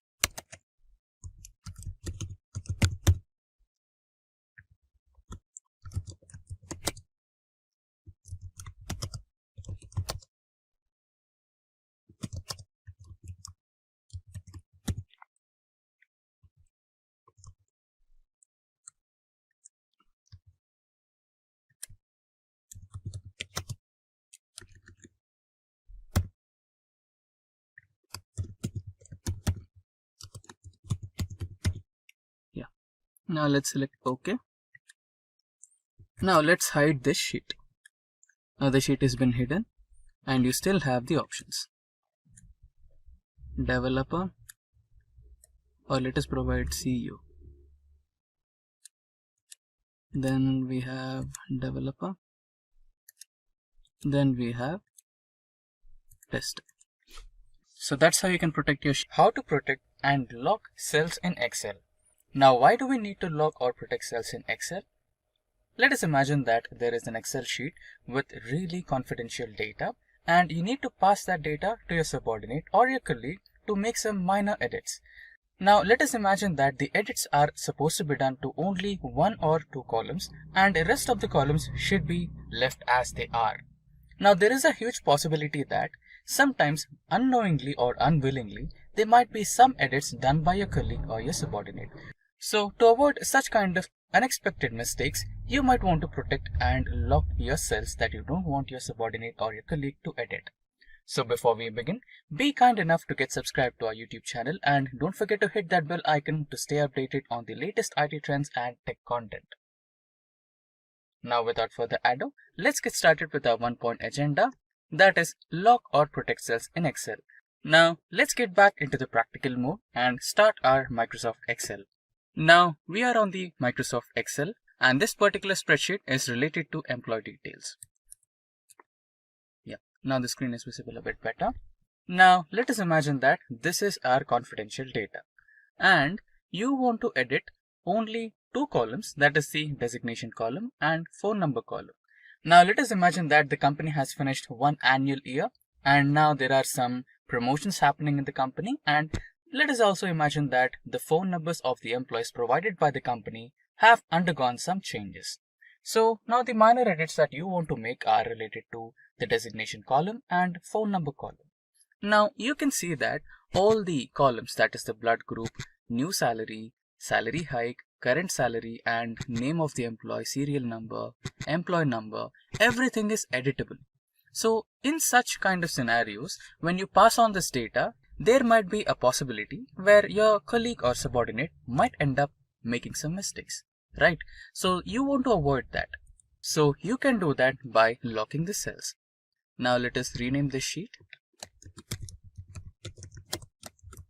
Now the sheet has been renamed successfully. So now you can lock the cells by the following process. So in this process, you have 2 major steps. First one is to lock the cells. And the next one is to protect the cells by a password. Now when you select all the cells in this particular sheet, you can just click on this edge here and you have all the cells selected, and now right click somewhere on the sheet and you can see an option called Format Cells.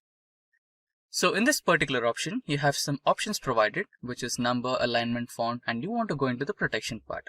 So you can see by default, Excel keeps all the cells locked. Now we want the phone number and designation to be unlocked. Okay, so let's cancel it for now and get back to the sheet and select the columns D and I.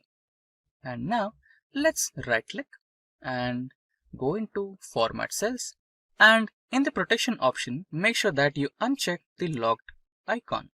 Now select OK, and now okay, so you cannot include the merged cell. Fine, we have a cell here which is merged. Okay, let's remove that.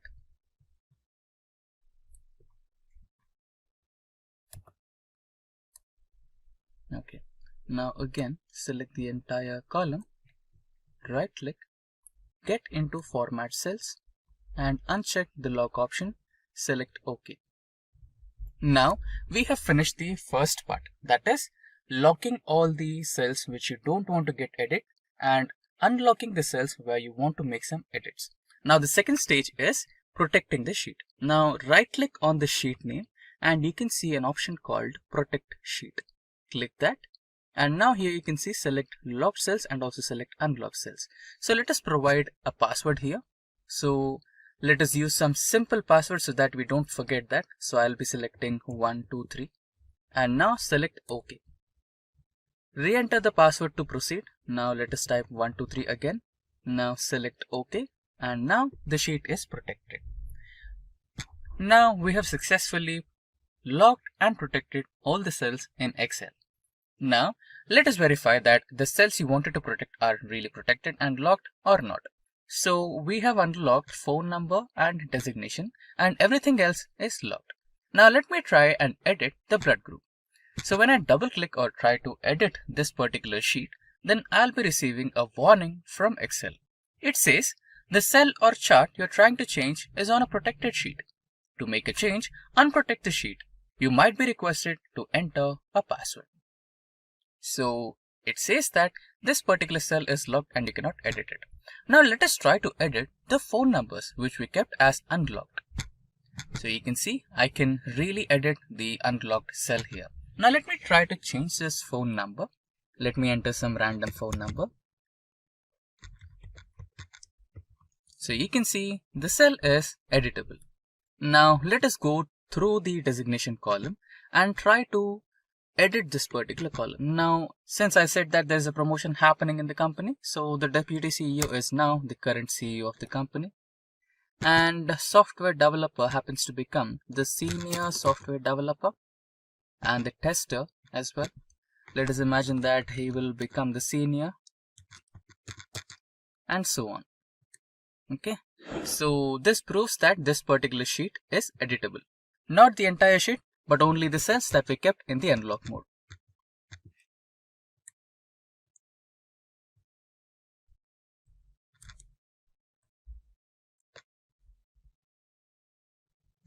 Okay.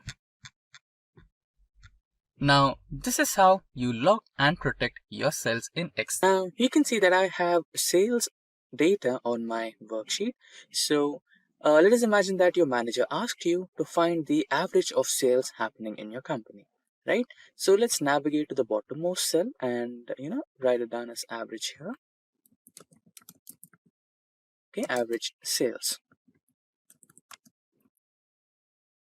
So here, this is a cell where you want to keep your average, right? So here we'll be writing a small formula that is average and tab to select it. Now you must select the array of data, right? So this is my array since average is an array function, and now press enter. So there you go, you have the average sales data that happened in your company. So to understand the page setup in MS Excel, we will go through a demo inventory in Excel where we'll be considering some restaurant data.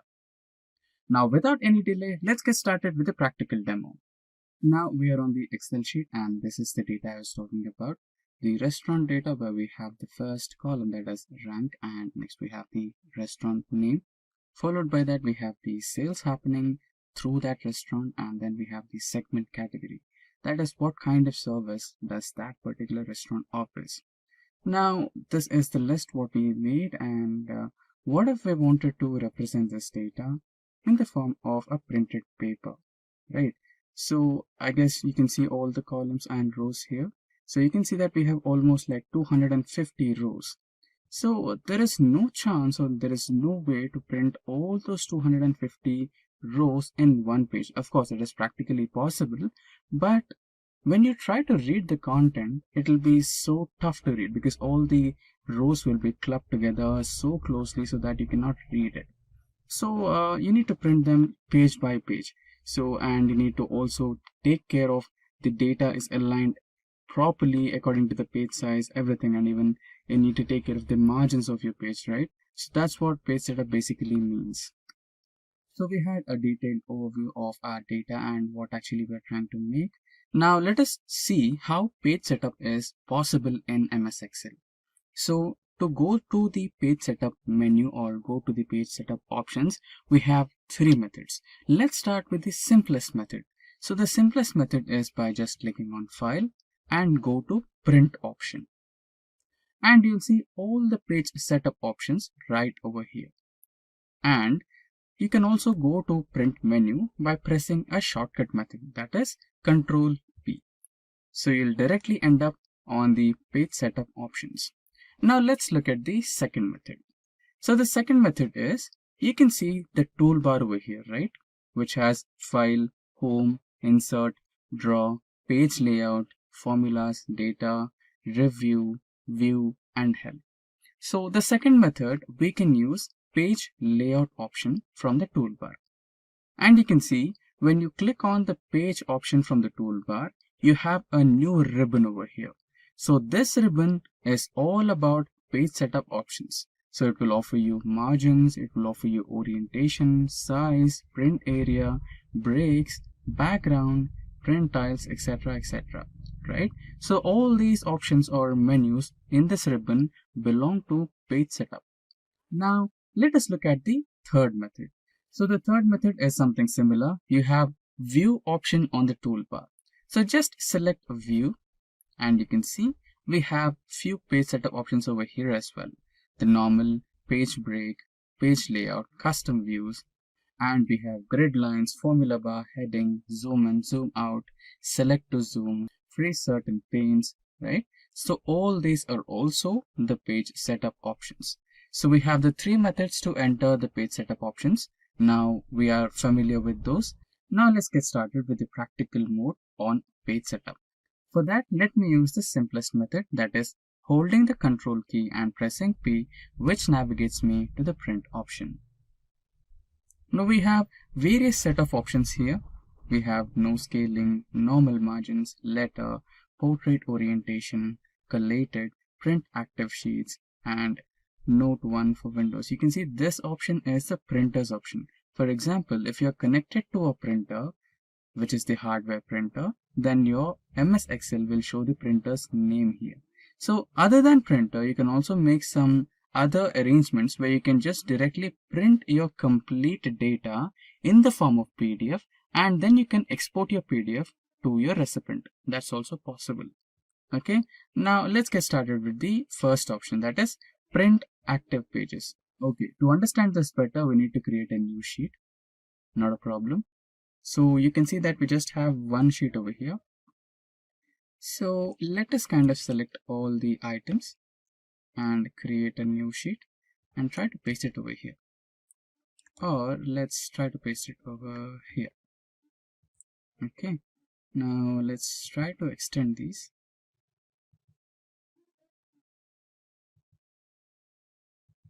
Yeah, this should be fine. Now let's rename this sheet. Or let's rename it as Restaurant Sheet 2 for our reference. Now let us get back to the print sheet option. So I'll use the shortest method, that is holding the Control key and press P. Now you can see that here we have 6 pages in total from the active sheets. So the current active sheet is the top 250 sheet. So this particular sheet is the current active sheet. So if we print the entire data in this particular sheet, then we will end up printing 6 pages. Now let us select the other option where you have to print the entire workbook. Right. So now you can see that there is a change in the number, that is 12 pages. So what is a workbook? So basically workbook is the collection of entire sheets in your Excel homepage. So in this particular Excel homepage, you have the first sheet, that is top 250, and the second sheet, that is the restaurant sheet 2, right? So the combination of these two sheets make up a workbook. So when you select the entire workbook option, you'll have 12 pages. So that's how we use this setting where you select the active sheets, the entire workbook, And there is another option where you can only print a selected item. So if you want to do this, then let's get back here. Now, what if your customer or what if your client wanted the top 10 restaurants only? So you can select the top 10 restaurants by doing this. Now you have the top 10 restaurants. Let's go to print.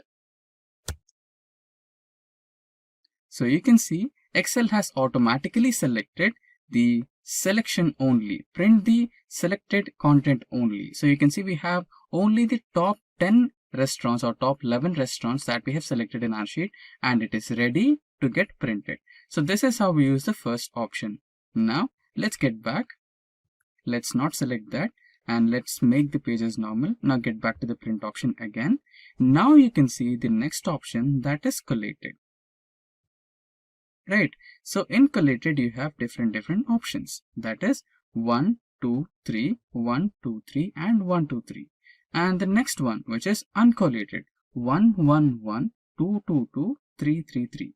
So why are these numbers present here, and what does collated mean anyway? So this is your question, right?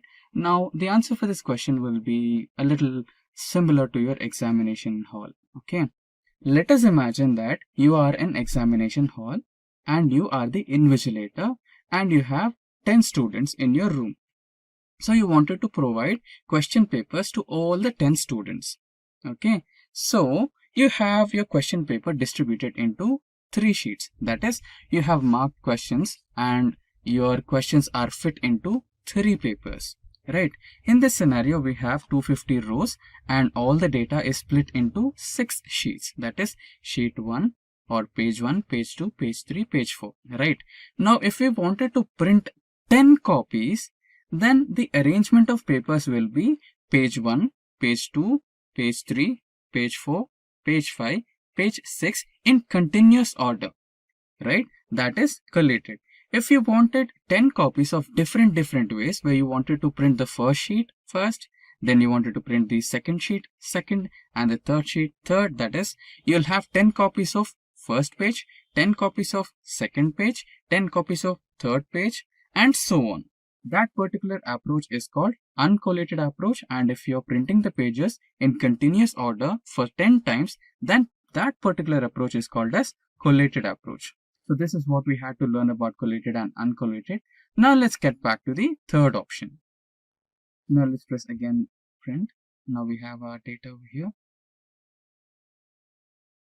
There's something wrong.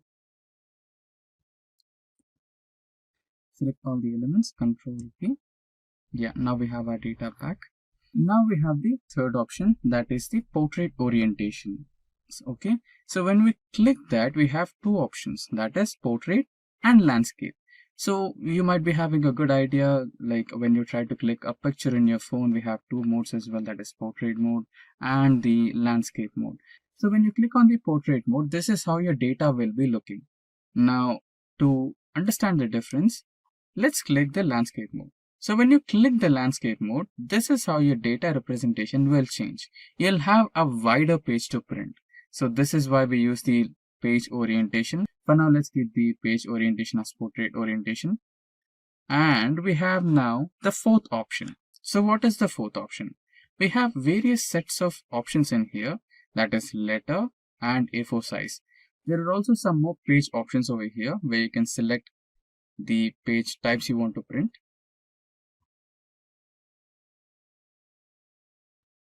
So basically you'll be having few more options, that is A4, A5, A3, etc.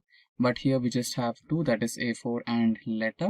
So basically you'll get those options, and followed by that next we have margins. So here you can see we don't have any margins for our data. Okay, so now we can add some margins by setting up this one as an option, like last custom setting, or you can also choose normal, wide, narrow, right? So your page will be changed according to your margin size.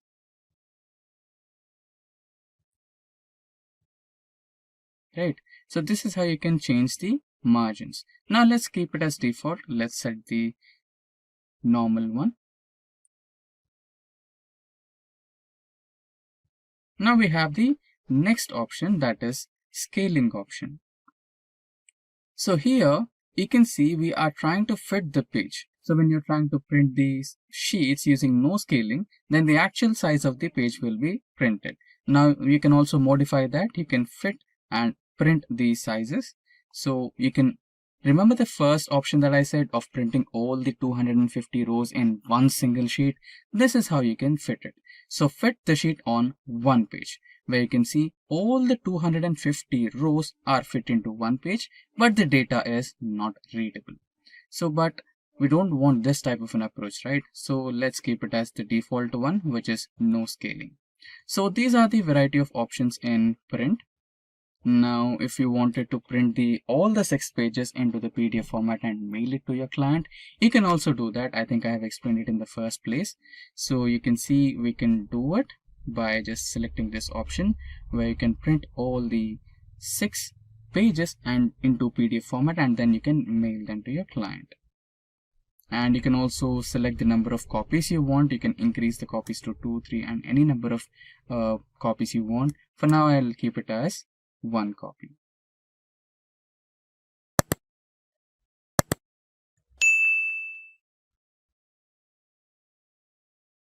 Now let's print this.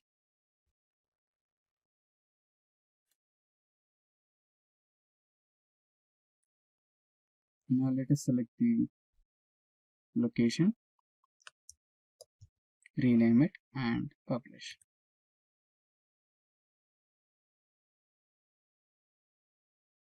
Now let's get back to documents and see if the page is printed or not. Here you go. Here we have the restaurant data in the form of PDF.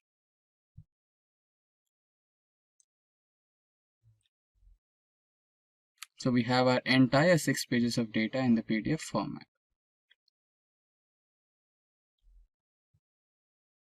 Now we are back on the home page. Now we had some limited functions in the print function over here.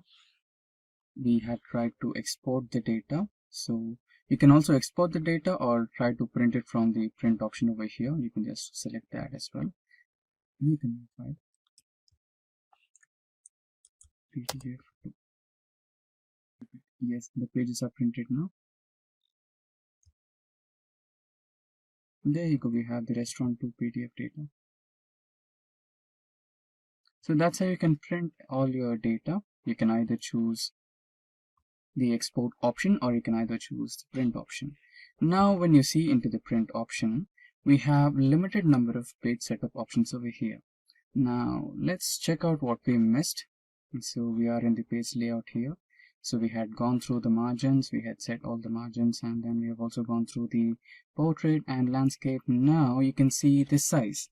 When we were in the print menu option, we had only A4 and letter. But here you can see there are a wide variety of options. That is, other than letter, we have tabloid, legal, statement, executive, A3, right? We have A5 and many more other options. And if you want some more paper options, you can go to more and you can always select a few more options. That's how you do it. And yeah, we didn't have the break option. So remember when we had been through the print option, we did not have the break option there. Let's select this to normal A4. So you cannot see the break option over here, right? So here we have the break option. So what does break option does? Right, you can actually break the page. Remember we spoke about the top 10 things or the top 10 rows. You can always do that. So you can just keep the top 10 restaurants in your first page and then break the remaining. And to set page breaks, you can select the cell. Now I need the top 10, so I'll select this particular cell, which is in the 11th position. And now I'll try to implement the page break. Insert a page break. And now you can see on my sheet there is a thin line which is separating the 2 pages. That's how you can see the indication of a page break implemented onto your page. Now how do you see it? You can see it by selecting Ctrl P, where you can see the first top 10 restaurants being printed on your sheet.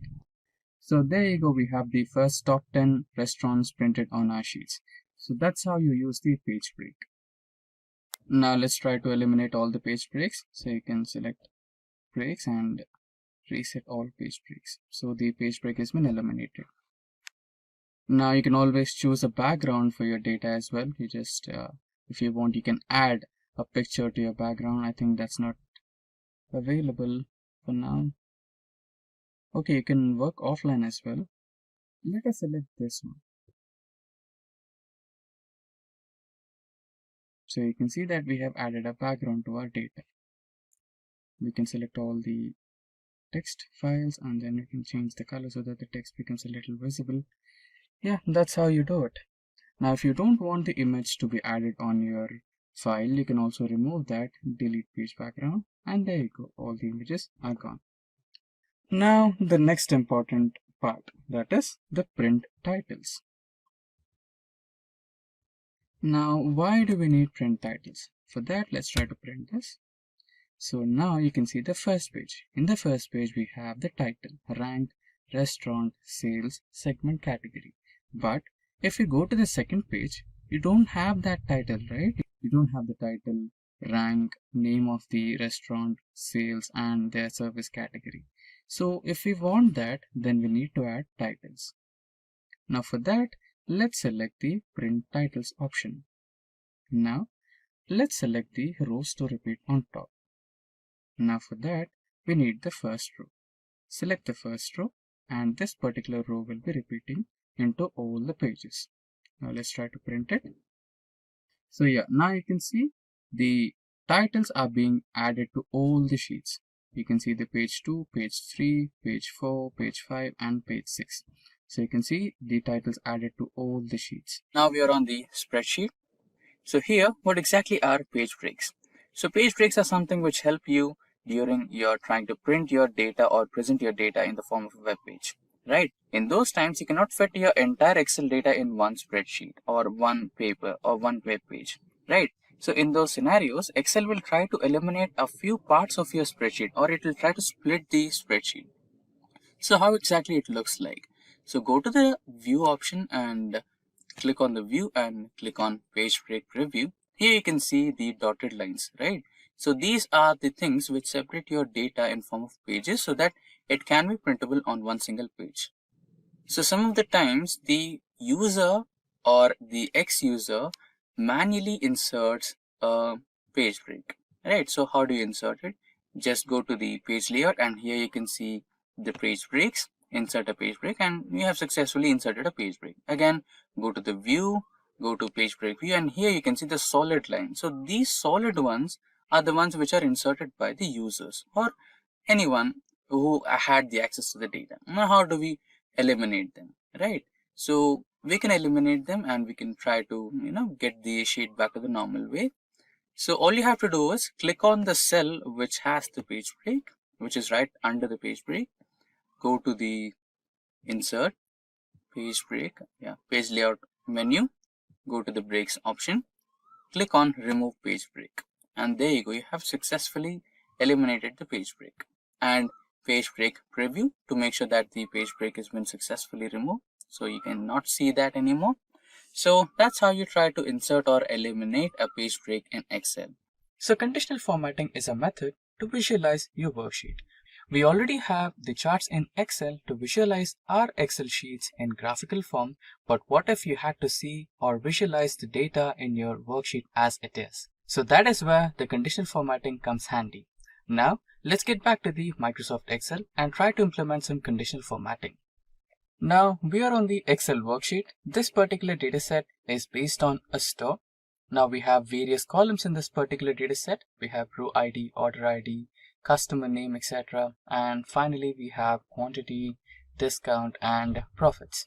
Now let's go to profits. Let us imagine that we have provided this particular store with a target of minimum 15% profits. Now let us find out the stores that have hit the 15% target and the ones which did not. So for that, let us select the entire column.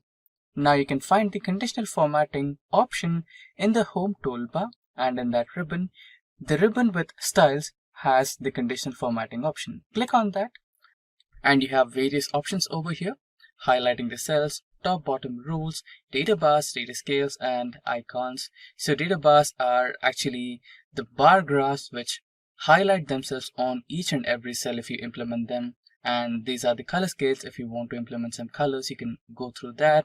And if you want to represent your cells with icons, you can also do that. For now, let's highlight the cells. So select that, and inside this, select the greater than option. And here you can provide the percentage, that is 15%. And the cells or the stores which hit the target should be highlighted with green color, and select OK, and there you go. You have your stores that hit the 15% target and the ones which did not hit the 15% target.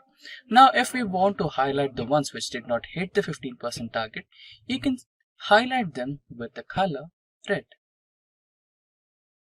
So, conditional formatting, highlight the cells less than 15% with color red and text dark. And there you go, it's done.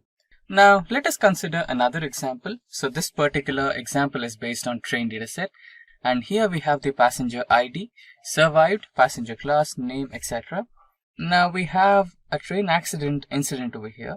Now 1 is indicated that they are alive and 0 is indicated that they are not alive. Now let us use this column and conditional formatting. Highlight the cells containing the text as 1 with color green. Okay. And highlight the cells that contain text 0 as red, that indicates they are not alive.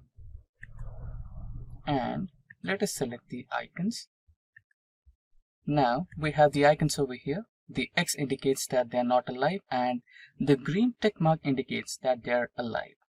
Now that is how you use conditional formatting in Excel. Now here on my spreadsheet, you can see some data. So this particular data has some color markings. So we have used color codes to mark the designations of all the employees with different colors. So for example, blue for manager, purple for senior, and so on. Right. Now our duty is to count the total number of employees present in a company based on the color code. This can be done using filters, but let's try with color codes.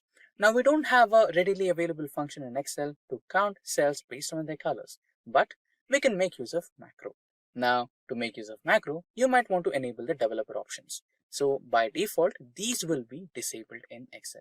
To enable them, right click on the toolbar and you can see this particular option. Click on the customize ribbon option and you will be provided with various set of options. Now on the right side, you can see developer options. So make sure the checkbox is clicked to enable developer options and press on OK to completely enable developer window. Right. Now when you click on developer options, you can see various options here. Visual Basics, macro, etc. Now click on the macro to create a macro. Now just give a name to the macro function. So I'll give Simplilearn and press on create to create that particular macro function. So we have already created a macro, that is count colored cells, which we will be using in our current spreadsheet for counting the colored cells. Now let us erase the newly created function. Now getting back to the original code. So how does this particular count colored cells works? So let us understand the function first, then we will try to make use of it in the spreadsheet. So the function name is count colored cells, as you can see, and this particular function will have two parameters, current cell and spreadsheet area. So the current cell will be the cell address where the color you want to count is present, and then the spreadsheet area. So what is the range of cells where you want to locate that particular color and count the number of repetitions? That is the spreadsheet area. And then comes the variables used, colored cell range, color code, and color cell count. So the colored cell, which particular cell is having that particular color and what color code is involved in that colored cell, and colored cell count. So what is the total count? What is the total number of colored cells you have in that particular range? That is colored cell count. Now let us consider color code is equals to current cell interior color, that is current cell dot interior dot color. So this is the function which will identify the interior color of a selected cell. Let us imagine that initially color code is equals to the current cell's color code. Okay. Now we will have the for loop, and that for loop will include colored cell, which is the current cell, in the spreadsheet area. And if the colored cell, the currently selected colored cell dot interior dot color is equals to the color code that we have selected, then colored cell count, the variable which is used to count the number of colored cells, is equals to +1. Initially, by default, it will be 0. In case if this particular if condition is true, that is the current cell color and the color code given is equals to same, then the value of colored cell will increase by 1. And this particular if loop will run as many number of times the condition is true. So let us imagine that the condition will remain true for 5 times, then we have obtained 5 similarly colored cells in the given range of cells in a spreadsheet. And once the condition fails, then the latest value present in colored cell count variable will be displayed, which will be a final result. So this is how the macro function works. Now let's close the macro window and get back to our spreadsheet. Now let us try to make use of the macro function that we just created. So that is equals to count colored cells. Press tab to select the macro function. And the first one is the current cell. So this is the current cell where the current color is being provided, comma, this cell range. So our cell range will be from C2 to C31. Right. So this is the range where we want to count the similarly colored cells, that is sky blue colored cells. Close the function and press enter. Now you can see the function has identified 6 repetitions of sky blue color in this particular range of cells. Now you can drag the same formula across all the cells and it will be providing the results of the same. So 6 senior colors, that is pink or purple color, then 2 repetitions of this particular color, 2 repetitions of trainee color, 5 for dark blue and 6 for green, right? So this is how the macro function works. And the key point to remember here is this particular macro will work only for manually colored cells. So there are situations where we have used conditional formatting to color a single cell. Let us imagine that we have used conditional formatting to recognize the employees with salary above 30,000 as green color. And if we try to use that particular green color to be counted by the color count cells function, no, it will not happen. It will not consider that color as a feedback or an input. Now in future, we will also try to design a macro which can recognize the colors made by conditional formatting as well. But this particular function will be exclusively used for manually colored cells only. Dated if function is majorly used to find the differences between two individual dates. So it is also called as dated if by a few people, and a few people also reference it to date diff, that is date difference. So anything is good. Now to find the difference between any two dates, let's select a few dates. So the first date would be, let us imagine that you're an employee and you wanted to find out how many years that you've been working with an organization. So for that, you might want to need today and the date where you joined the company, right?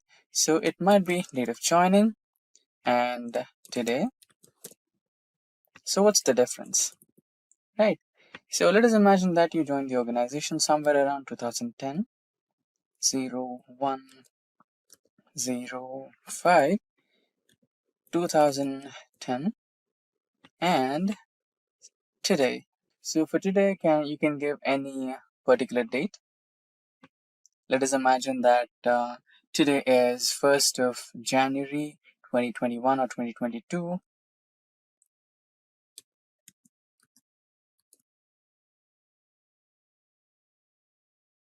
Now we have both the dates, that is the joining date and the current date, which can be the current date. So the day can be anything. So you might be watching this on a different date as well. So the date of that day for today would be a little different. So we'll imagine the today's date as an imaginary date.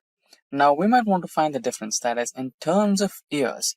So you wanted to find the difference in terms of years. So here you can find the difference in terms of years, days, and months as well. So currently, let's try to find out the difference in terms of years. So for years, you might want to specify the third parameter in the dative function as y. If you wanted months, you have to give the m as the third parameter. And if you wanted to find the days, you might want to give d as the third parameter. So we have discussed the third parameter. So what are the first two parameters, right? So the first two parameters are the first date and the last date. So the first date in this situation is your date of joining, and the last date or the final date which you want here is your today. So let's find the difference. So for that equals to, so it can be dated if or date diff. So date if and the first date, which is the A2, and comma the last date, that is B2, and your parameter, third parameter in terms of years, that is Y, close the bracket and press enter. So there you go, you have your date here. So it's been like 11 years that you're working with your organization. So that's how you find out the differences. So we have 11 years because we did not finish the 12th year completely. So if we had given the month as maybe 6, where we have finished our total years, then it will automatically change to 12 years. So Now, for this particular task, we will be considering the student database. Now, let's get into practical mode and start our Excel. So on my screen, you can see some data related to students. Now, let us try to duplicate some of the rows here.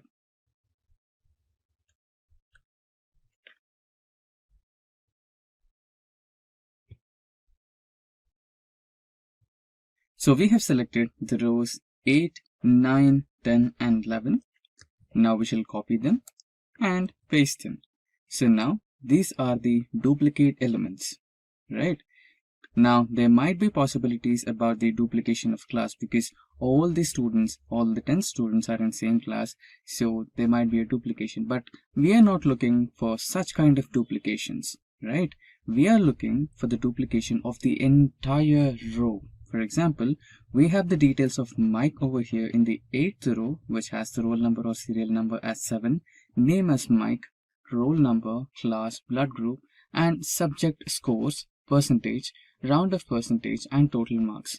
So the entire 8th row is being copied here, and it is in the row number 12. We have the exact same details. So what if we have the exact same rows duplicated? So that's what we're going to deal with. We're going to eliminate the duplicate rows all completely together. Now to carry over this task, we have to select the data from toolbar. So you have various options, file, home, insert, etc. So you need to select the data, and inside the data toolbar we have the ribbon, and inside ribbon you have got the duplicate values or remove duplicates option in the ribbon. So select all the data, select remove duplicates, and now you can see that we have all our column names over here, and make sure that you have selected my data as headers and then select OK. And now you can see that Excel has automatically removed 4 duplicate values. So 4 duplicate values are found and removed. 10 unique values remain. Now another type of remove duplicates can also be done. So you can see that here we have another data set which has phone numbers or phone names, that is phone makers, that is Samsung, Huawei, Vivo, Oppo, etc. So there are some duplicate values in this. I've copy pasted them. So now you can also do that. So just select all the data and now go into home and select conditional formatting, and here select highlight cell rules, and inside that you have duplicate values. Selecting this option will help you identify the duplicate values in your dataset but not to remove them. So you can select that and you can see the duplicate values are highlighted over here in the red color. Now again, you can get back to data and select the option of remove duplicates and select OK, and the duplicate values will be automatically eliminated. So that's how you delete or eliminate duplicate values in a dataset. And you can also see that we have another duplicate in this particular row, and if you wanted to select a particular row and eliminate the duplicates, you can also do that. Now for that you need to go to the same process, remove duplicates, and here Microsoft Excel is asking you if you had to expand the selection to the entire dataset or you want to continue with the selected dataset itself or selected column itself. So for that you need to select the continue with the current selection and remove duplicates. and press OK, and you can see one duplicate value was found and it has been removed, and 6 unique values remain. So that's how you use the function of removing duplicates in Excel. So what is SUMIFS in Excel? Now, you might want to calculate the total sum of sales, right? So let us assume that this is your entire store's sales data and you wanted to calculate the entire sum of sales. So there is a sum function in Excel where you just have to, select all the cells and apply sum function onto it, and you'll get the sum of all the sales, right? So with something like this, you'll select all the cells and then you'll apply a sums function and you'll get the sum here and average everything, right? So this is fine, but what if you just wanted to find the sales that are happening in only Western region? As you can see, our column F is based on region. So we have 4 regions: South, West, East, and Central. So your manager asks you to find the sales happening in, suppose, say, West region. So how do you calculate it? Would you manually go into each cell and check if it's West and calculate? That will be time consuming, right? So what if you had a method which could do it for you just in a matter of few steps or few clicks, right? So that's exactly SUMIFS. So it will basically add a condition, calculate the sum of sales, where the region is equals to West. Simple to or similar to SQL query, right? So that is exactly what we're going to do in Excel today, that is using SUMIFS. Now let me add here sales of West region. Now in the next cell, let's add a SUMIFS function. Remember, there are multiple sum functions in Excel. So when you type in SUM, you can see so many options based on sum, right? You just have sum, followed by that you have sum if. It is just sum if, not sum ifs. Today we are concentrating on sum ifs. So not just sum if, we'll go to sum ifs. So we'll be having an option of placing multiple if conditions there. So let's also try that. More on that later. Now let's press tab to select our sum ifs function. Now, okay, we forgot another important step. So before we apply sum ifs, we need to convert our table into a table format. Yes, it looks table, but right now it's not in tabular format. It is in the format of database. We know that Microsoft Excel considers its data as a database by default. So to convert the database into table, just click anywhere on the data and press Ctrl T so that you'll have a new dialog box, and it will ask if your table has headers. Just make sure that you have ticked in it. Our table does have headers, so select OK. Now our database has been converted into a perfect table and it's ready for applying SUMIFS function. So now you can see our database has been successfully converted into a table. Now let's begin with our SUMIFS. Now again, remember we are using SUMIFS here, not SUMIF or SUM. So select SUMIFS and press tab and we have our SUMIFS function. Now the first step, which column are we looking at? What are we finding out, right? Which is a sum range? What sum do you want? For now, we need sum of sales. So select the sales column and we have a simple key function here. Let's hold control, again press shift and hold shift together. So we're holding control and shift key together, and now we're pressing lower arrow key once. Yes, the entire sales column has been selected, comma. Now where do you want to look? So we want to look, which part of the table you want to fetch, right? So this is the region part we want to fetch right now. So again, hold control and shift together, lower arrow key, the entire column is selected. Now the next last part. So we want to look into the both of the columns, that is sales column and region column. Now which type of data you want? So for now we want Western type of data, that is the sales data which is happening only in West, right? So we'll select this cell with the data as West, or you can also manually enter it. For now, let's select the data. So I'm selecting the cell F7, which has data as West, right? Now let's close the parenthesis and press enter. So there you go. You have the sales happening in the Western region. Now you can also try to format it in the form of currency. So let's use dollars, since it is based on American states. So let's use dollars. So there you go. Now we are having the sales data of West. Now let's try to copy the same to all the 4 cells. And for now here, let's type in East. And this can be South, right? and this can be your central. There you go. Right. Now you can also copy the same formula and make minor edits to it. So here, instead of F8, you can select East. So where is East? Here, and press enter. So you have the sales related to East. Now let's try to edit F9 with South.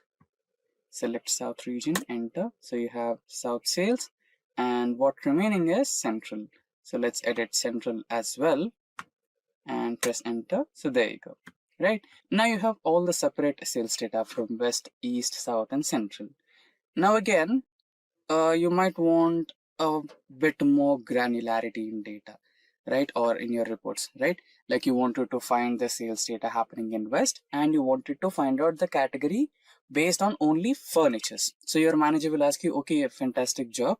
So now just give me another minute detail on the data. I want to calculate the sales happening on West based on category furniture, right? So he wants furniture, or he wants office supplies only, right? You can also do that. It's not an issue at all. Now let's try to copy this cell and paste it here, and sales in West, let's add another input here on furniture, right? Now you wanted to calculate the sales happening in West region only on furniture. So you can also do that. Now we can use the same formula as well. Just copy paste the formula here, right? And you can add few things here. When you try to add a comma, it will automatically generate the next criteria. So it is expecting that you are looking for adding another criteria, right? Now which column you want? You want category. So let's select category. You want to select all the cells. Same trick, Control Shift lower key, and again press comma, and you wanted to select only furniture. So select on furniture cell. There you go. Now press enter. So there you go. We successfully have the sales data from West region based on category only furniture. So that's how you do SUMIFS in Excel. You can also add a few more details to it. Like in furniture, you can also look only for tables. So here you can see in West region, we have furniture sales data, and we have sales data of West region based on furniture, which includes only tables. You can also do that using SUMIFS function in the same way. All you have to do is select this subcategory column and select the cell which has the data as tables. So this is how you use SUMIFS in Excel. Now creating a pivot table is just away from a few clicks. Trust me, it is just a couple of clicks and you'll have your pivot table ready to operate. Now click any cell or select any cell on your spreadsheet which has the data, and navigate to insert menu on the toolbar and select pivot table, and that's how simple it is. Now automatically Excel will choose your data. You can see the lines over here, dotted lines. That means the Excel has already selected the range of data that you want to put into your pivot table, and you can either select the existing worksheet or a new worksheet. I'll select a new worksheet over here and just press on OK, and there you go, you have your pivot table ready. Now here you can see your pivot table is a little empty. All you need to do is drag and drop the data elements that you want on your pivot table. So here you can see on our spreadsheet, we have some business data related to a store, which has furniture and states and subcategories of the furniture and all the, in category you have furniture, office supplies, technology, etc. Right? So those have some subcategories as well, and different states and the regions as well, and the quantity, total sales happen, right? So using this business data, we can find out some key insights of this particular data using our pivot table, right? So here we'll add the data. Now let me drag the region into rows. Click and drag, and let me drag categories into columns, which are the different categories which are involved in the sales data, and values, what are the sales happened, right? And there you go. You have furnitures, office supplies, technology as the three different categories, and those are the sales happened in Central, East, South, and West regions, and this is the grand total. And instead of regions, you have all the regions over here, right? So Central, East, South, West, or instead of all the regions, or instead of all the categories, you can place a specific category in your pivot table. For example, let me push the category into the filters, and here you can see the total sales happened in those particular regions. Now, what if someone asks you to find the sales of only furniture, right? So your manager comes to you and he'll ask you, get me the sales of only furniture. So you can select that, and there you go. You have the furniture sales in all the regions, right? Or you can also do the vice versa. You can also drag regions into the filters, and if you wanted to find out the region wise sales of furniture, you can also do that, right? So here we have furniture, and here you have all the regions, and let us try to find the sales of furniture in the central region, and there you go, right? So this is how the pivot table works. And you can also remove the regions. For example, if you wanted to remove a certain element from filters or anywhere, if it is columns, rows, anything, you can just drag and drop it, right? So that's how it works. And also you can increase the level of detail or improve the granularity, right? So here we have categories on our columns. So you can also include subcategories into the columns, right? And you have the region wise sales. So in the region filter, select all, press OK, and in the category, select all, press OK, and you have the furniture here, office supplies here, and technology here. And also, if you want to include the quantity, how much or how many number of things got sold in those particular categories and subcategories, you can also do that. So here in the furniture section, books, these are the sales, and these are the number of quantity or elements sold in those particular sectors. So you can also improve the level of granularity. You can also improve the level of detail using pivot tables. And now, autofill in Excel is a feature where you can add some series automatically using Excel. For example, let us imagine that you wanted to add index numbers, right? So starting from 1 to 10. So manually you will be typing in the numbers and you'll be doing it, right? So instead of this, what if I said you there was a simple way where Excel will fill all the data for you, right? So just start with 1, 2, and select these two cells, and you can see the flash logo over here, right? So that's the indication that Excel has understood your pattern and it is ready to fill the remaining numbers. So as long as you drag this logo or that ending part where you have a small square box, that will fill all the numbers until where you have dragged it. So that's how autofill works. And you might be wondering, will it work only for numbers? No, it will also work on some logics as well. Okay, this was the first part. Let us also look at some other tricks with autofill. Now, most of the time you might be just adding one number and try to drag that cell, and the result is it will copy the same number all the time, right? So you can change it by clicking on this menu. You can click on fill series and it will change to series. And this was one more trick with numbers. Now getting back to the next type.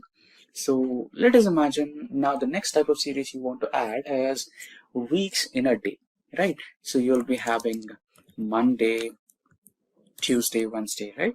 So you can also do the series of weekdays using autofill in Excel as well. So drag that cell and it will give you all the days or weekdays in a week.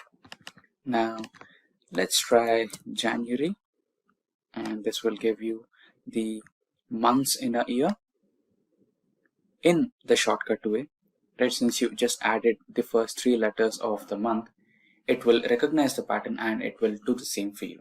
Now let us try the full names of months, right? And now let's try to drag it. It'll fill all the full names of all the months. Now let's try the dates. So let us imagine that this is the first day of the current year, right?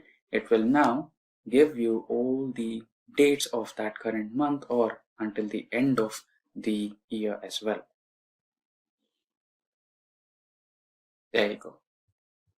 Now let us imagine that your manager tells you to add the dates of working days in the month of January. So how can you do that? It's simple. All you need to do is select the cell, go to the fill option, select series, and here select column wise since you want the dates in columns, and here in the type select date. Date unit should be weekday and the stock value should be the next month, right? Since your manager asked for the weekdays of January, so your stock value will be the 1st of February. Press OK and there you go. So since the 1st of January is Friday, it's selected over here, and the rest too, Saturday and Sunday, are eliminated. Similarly, we have all the dates here of working days only. So that's how you use autofill in Excel. So on my screen, you can see a simple spreadsheet with student names and their marks on my sheet. So we will be calculating what are the total marks obtained by the students in overall subjects and calculate what is the percentage. Now we will carry forward a few simple inbuilt functions in Excel to calculate that. First, we will be calculating the sum of marks. So here equals to sum function, and select the range of cells, close the bracket, press enter. So you have the sum now. So we have to calculate it, repeat. So by clicking on the same formula, now we have the total of all the subjects for individual students. And now let's calculate percentage. So usually we use the divide by option, that is divide the total number of marks obtained by the total number of marks available, that is we will be dividing 407 by 500 and then we will be multiplying that into 100. So that's how we calculate the percentage. So cell G2 divided by cell H2, press enter, and you will end up with the decimal format. That's perfectly all right. Now we have also extended the same formula for all our cells. Now select this overall column or select the highlighted cells, right, and get into the data type. Here you have general, so that's why we have got that decimal format. But when you press percentage, you'll have the actual percentage of all the students according to their marks achieved.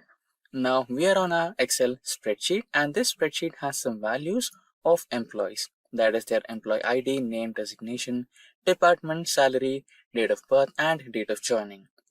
Now our concern is to highlight some cells which are duplicate in this, or some rows which are duplicate. So for example, here you can see on row number 7 we have the details of Martha, and you can see the same details of Martha in the row number 14 as well, right? So you need to eliminate those cells, or you need to eliminate those rows. Now you can say there is a quick way, just few clicks and those will be eliminated, that is conditional formatting. Yes, that is also one way, but I'll show you what's the problem with that. Okay, so let us select the entire table and get into conditional formatting, and here you have duplicate values, highlight cell rules with duplicate values, and there you go, the problem. So here we have designation which is duplicated in certain ways, department and salary, state of joining, right? So there are certain conditions or scenarios where you cannot directly identify which is the duplicate row. Again, you can use the same for this, right? So you can select the entire column of employee ID and you can identify the duplicate cells here, since the employee IDs are unique for everyone. So this is a way, but let's dig a little deeper and understand the way of highlighting duplicates with an advanced technique. So let me cancel this, and for that let's create a new column, and let's name this as duplicate flag. Flag.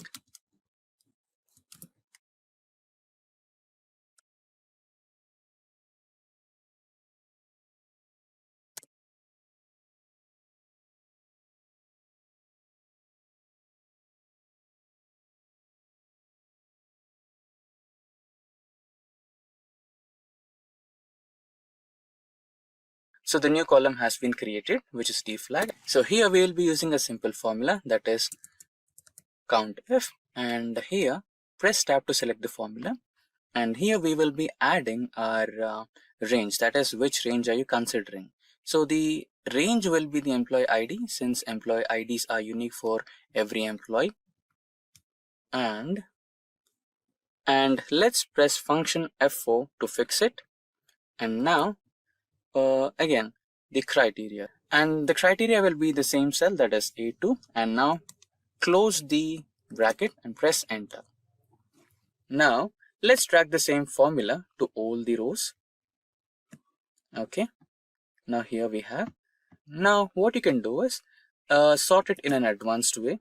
Go to sort and filter and custom sort, and here you'll be sorting by the D flag, and it will be smallest to largest.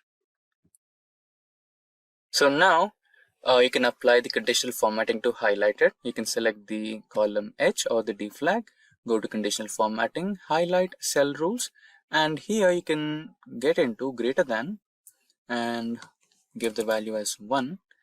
Okay, so all the cells which are repeated multiple times will be selected here, and they will be highlighted with a selected color what you have given. So I've given red. So now you can select these cells and highlight them or delete them from your spreadsheet. And now all your data in the spreadsheet is unique and clean. Now let's quickly get onto the practical mode, where we will have some datasets over which we will be trying to apply the charts.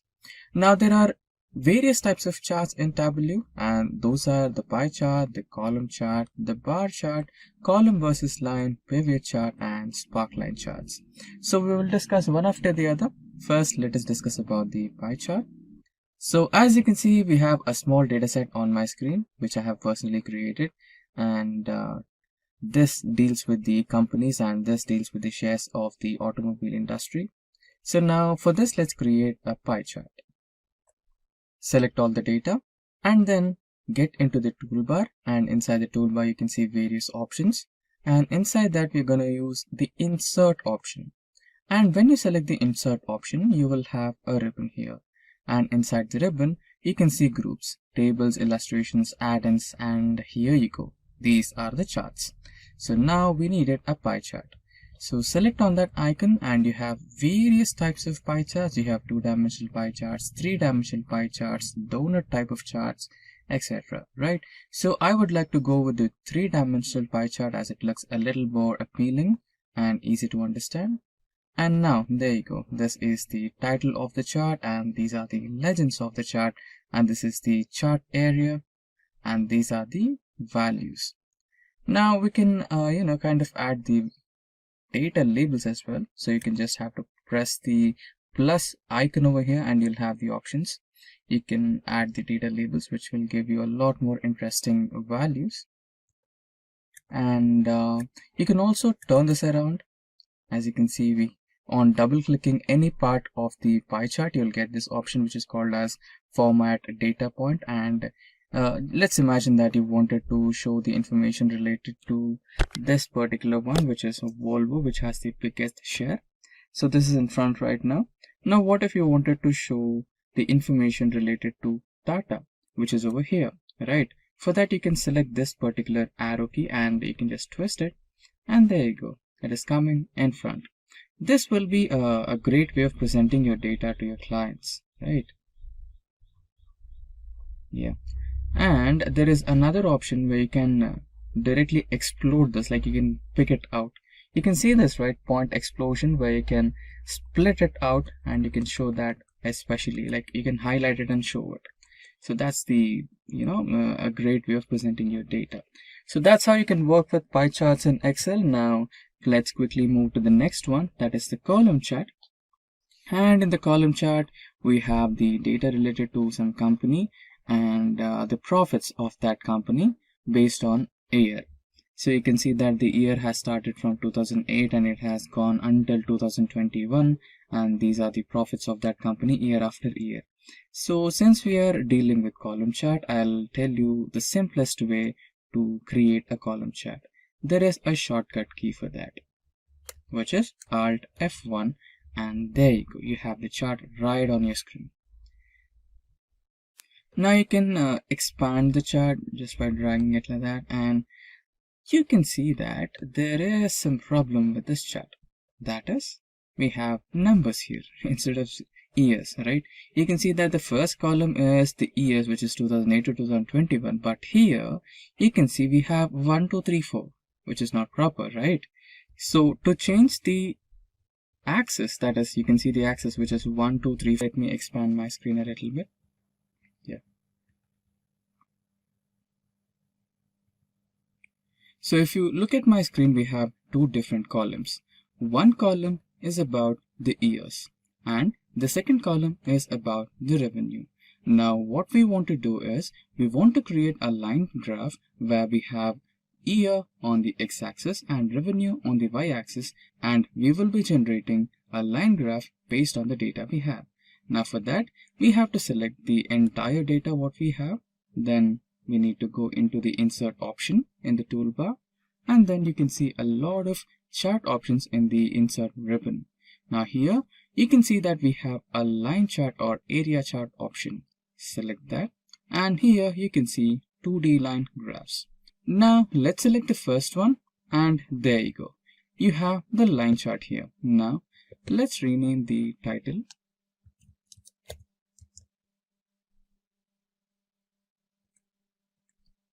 And there is one problem with the chart here. You can see that the x-axis is not actually pointing the years. You can make a change to that, no worries. Just right click, and then you can see the select data option, and there you go. You have the edit option here. Just edit it, and now select the range. I am selecting the years now. Let's select OK, and there you go. You have the years here. You can just try to expand it a little more. Yeah. So now you have the revenue on the y-axis and year on the x-axis, and this shows the growth of revenue in your company. So this is how you create a line graph in Excel. Now I'm on my Excel spreadsheet and I wanted to download this particular data from a website. Now, it would be not ideal if I go on typing each and every individual element from this particular website into my Excel spreadsheet, right? That would take all day, or if in case the dataset is a lot bigger than what it has been shown on the website, or it might be next to impossible, right? Basically, it's way too hectic. Now, there is a simplified way where you can do the same, right? You just have to go to the website where you want to download the data from, copy that URL as it, and now back to Excel.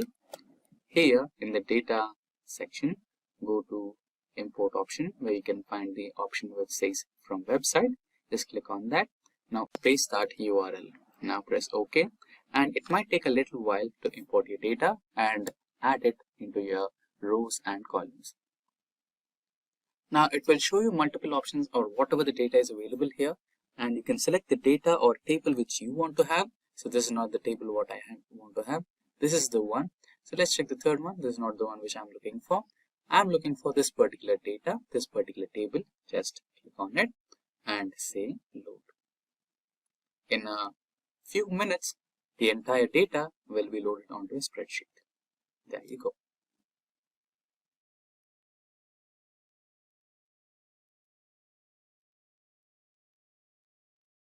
So that's how you can import data from web pages into your Excel. So Microsoft 365 Copilot is one of the latest AI products launched by Microsoft. So the Microsoft 365 Copilot will be your AI assistant for all your Office suites from Microsoft. So it can help you ease up your process of making PowerPoint presentations. It can help you write down the notes on Microsoft Word and many more. But today, we will be using this particular 365 Copilot for our data analytics using Excel. So let me remind you, this particular AI tool works with the versions of Microsoft Office 365 and later, right? Now, there should be a new feature added upon to your Excel on the top right corner of your home button. But again, if it's not, it's completely all right. You can use your Microsoft home button where you can find the Microsoft 365 Copilot. So let's navigate to the home button. Yeah, Now I'm on my home button, and here you can see a small icon which is completely new out of nowhere. This is your Copilot, right? And you can just click on it and you can fire up your Copilot. And today's point of discussion is about Copilot with Microsoft Excel. So when you are starting Excel, there are some prerequisites when you're working with Copilot. So currently it is in the preview mode. So it is capable of using some dataset which is in the tabular format. I have converted this into a tabular format. It's really simple. Control A to select all the cells and then Control T to convert this table. In fact, the option my dataset has headers, and okay, so your dataset will be converted into a table. And another prerequisite is when you pop up the Microsoft Copilot, it will ask you for a dataset which is under 1000 kilobytes. So my dataset here is about 800 kilobytes, which should be here. So the only process is you just have to click on this particular option which says attachments, go to the dataset that you want to work today. So I'll be selecting my sales EU copy and just press open. It will take a little time because it's completely new, so it might take a little time for that. So the only catch is Microsoft Copilot is a little slow compared to the other competitive Copilots or AI modules. It's not a big deal. They will catch up soon. Let's wait for some time while the dataset loads, and then you can fire some of the commands. Let's say I have given my command here, please help me create a regional-wise sales report for this dataset. And you can also give a few more commands, right? So it's loaded right now. You can see the icon here. Now you can write down, give me country-wise sales report, and just fire the command. You can also perform all your data analytics, what you regularly do, right? When you have a sales data set, you might be wondering what it can do and what it cannot. You just have to build a story about the report, what you want to create, and then just, write it down to the Copilot and it will generate the report that you are looking for. Currently, it is working on the country-wise sales report, so it should be giving me the report shortly. It's okay. So there are some problems with this. So maybe it's the dataset data type. So here we have country and the data is general. So you might want to change that to text format or character format. So you have the text data type here and just okay. Now save it back. Now you can ask the Copilot once again. Okay, or let's try to do a different one. Okay, now here we have the order date and column C, right? Now let's say I wanted to find out which day did they visit, right? Is it a Friday, is it a Saturday or Monday, right? So just try to ask the Copilot. Let me write it down. Can you help me find out which week of the day was an order placed? We have a column named order date. Column is C. We need a new column that tells me the day of the week when an order was placed. So let's fire the command. Now it should give us a column D, which is an empty column right next to order date, or it should give us the steps to do the same. Just fire the command. It might take a little while. Okay, here we have it. Certainly I'll create a new column D in your dataset. Great, this is what we needed, and so on. Let's try to ask another query. Can you tell me name of the customer with highest sale record in the dataset? So the previous query which we fired at will not be reflected on this particular dataset, but it can be reflected on the dataset that we shared with the Copilot here. So currently I don't have a direct connection with my Excel over here. I think it should be taking some time for getting me that update over here. But anyways, it will be updated in the dataset that it is currently dealing with. That's not a problem. Now let us see what's the answer. I apologize, but it seems that I'm unable to extract any text content from the uploaded file. It's okay. Let's try to file. There are some discrepancies, but it should be resolved soon. But let's try some other thing like region-wise sale. So let's say you are an Excel expert, so you can do it within a few fraction of seconds. You can just apply filters and get that data. But there are a lot of people new to Excel. So for them, the Copilot from Microsoft could be a boon, right? But down the line, there are improvements rolling out. So I could predict that it could be a lot faster and you can have seamless integration with your Microsoft Excel and your Copilot, and things could be a lot easier, right? So far we have the result over here. So it is giving us a few results and it is finding a little difficulty to extract a few. That shouldn't be a problem in a few couple of days where the new updates roll out. So proceeding ahead, let's try to give it another query or so. So let's check the data set. So here we have the categories and subcategories. I think we can give it, okay, can you give me the category wise profits? So here we can identify which category is performing really good and giving us highest number of profits. So I think let's check out if we have a profits column. Yes, we do have a profits column over here. So let's check that.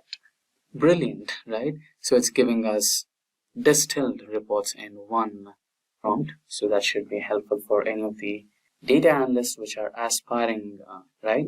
And which don't have any idea about how Excel really works.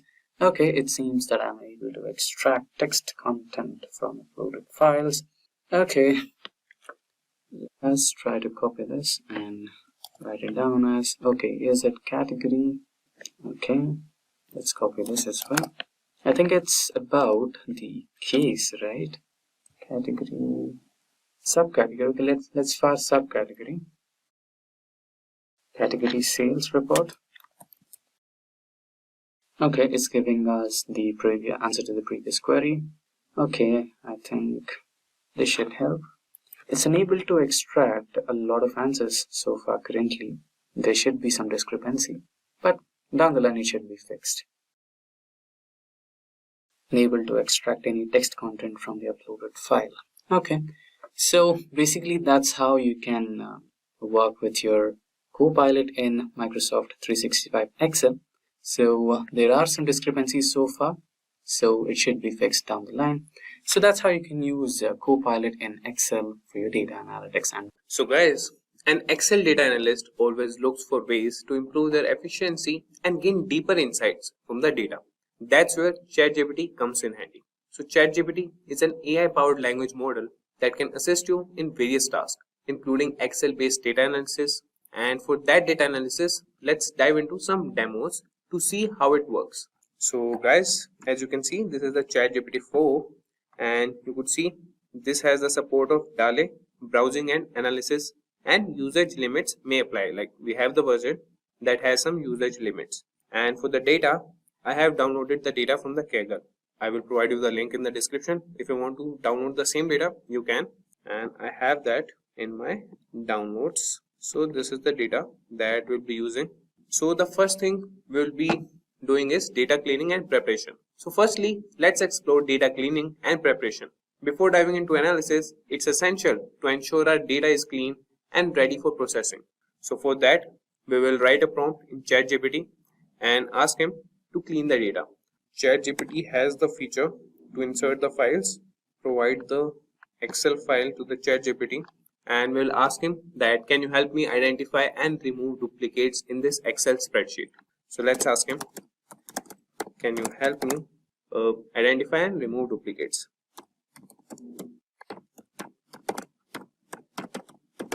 Duplicates from this Excel spreadsheet, from the provided Excel spreadsheet. So you could see that ChatGPT has started generating the response, and he is telling us that he can definitely help us with that, and he is analyzing that.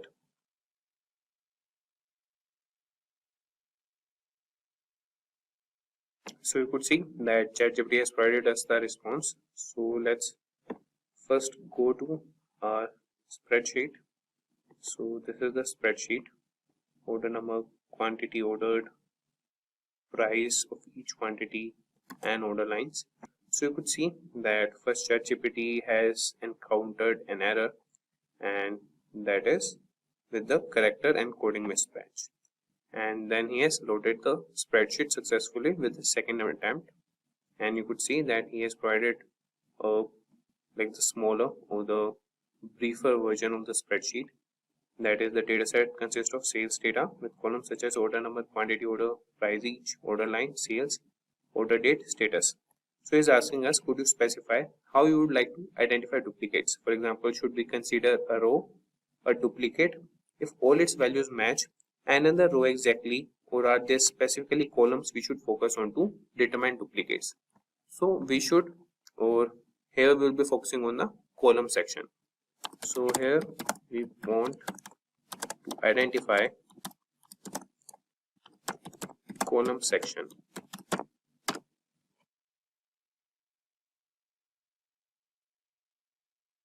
So is asking which columns they should identify duplicates. So we want the duplicates in order number.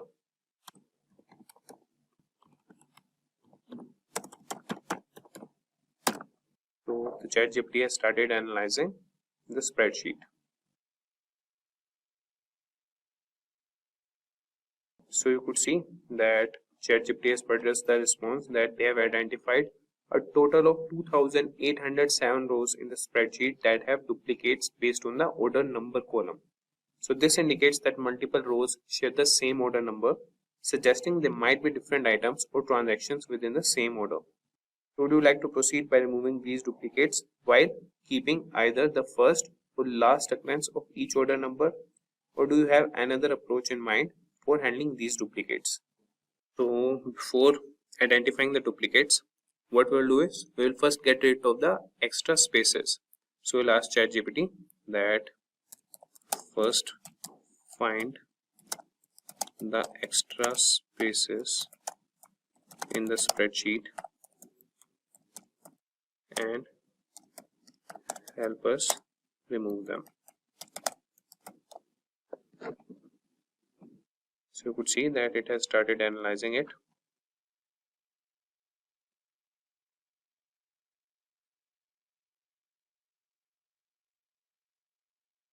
So he is asking us that would you like to proceed with any further cleaning or data manipulation? Yes, we want to proceed further with data cleaning only.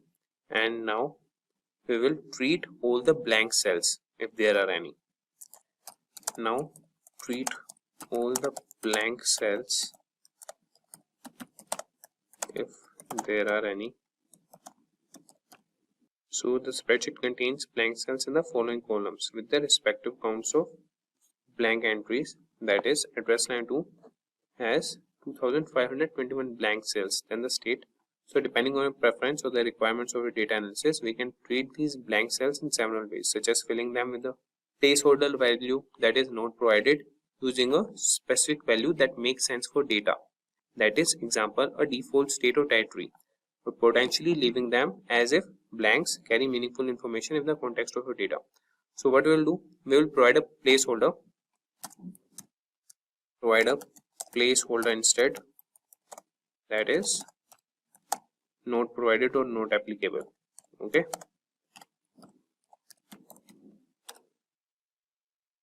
So you would see that ChatGPT has responded that it has replaced the blank cells in the columns, that is address line 2, state, postal code, and territory with the placeholder not provided. So you could see there's a verification sample showing the updates. So this is how you could clean the data.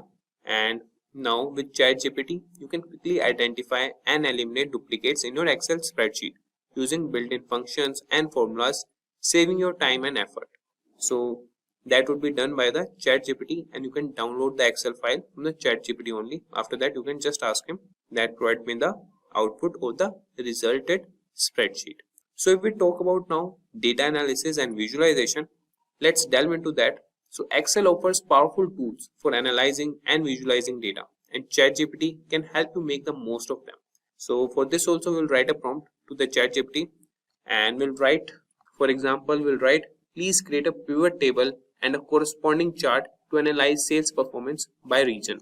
So let's see, like this prompt, what output does ChatGPT show to us? So let's ask him, please create a pivot table and a corresponding chart to analyze sales performance by region.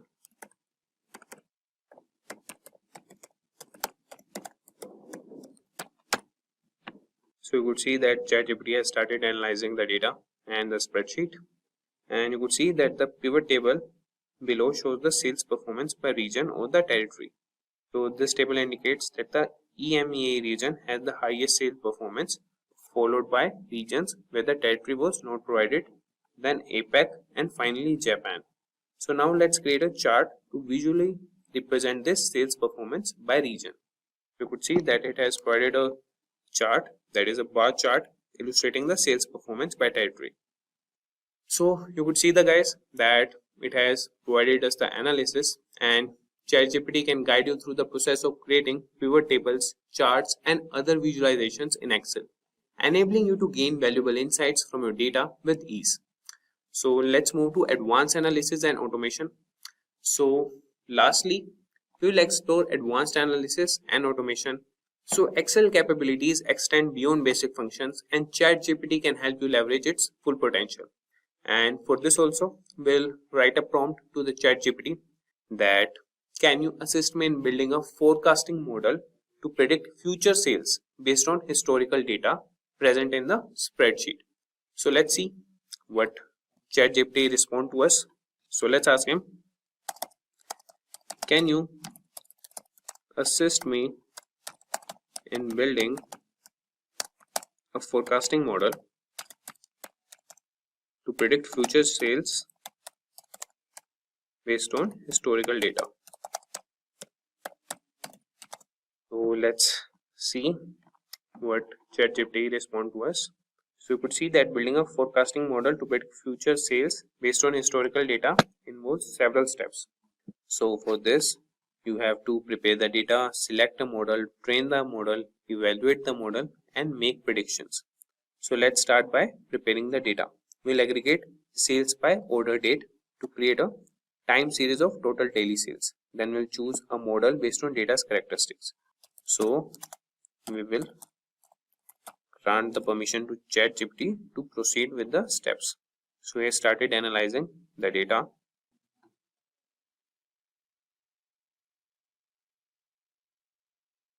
So you could see that the data has been prepared into a time series of total daily sales.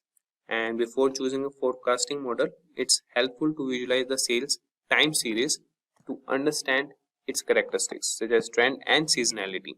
So ChatGPT has plotted a daily sales data, and then he has given the visual trends and the possible seasonal patterns. And the next steps would include testing for stationarity, model selection and parameter tuning, model training, and then forecasting. So you could follow all these steps with the help of ChatGPT and could create a forecasting model. If you want, we can move to the next step.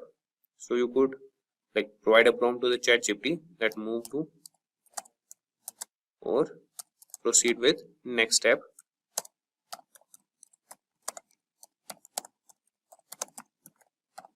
So step by step, ChatGPT will provide you a forecasting model, or it will help you create a forecasting model.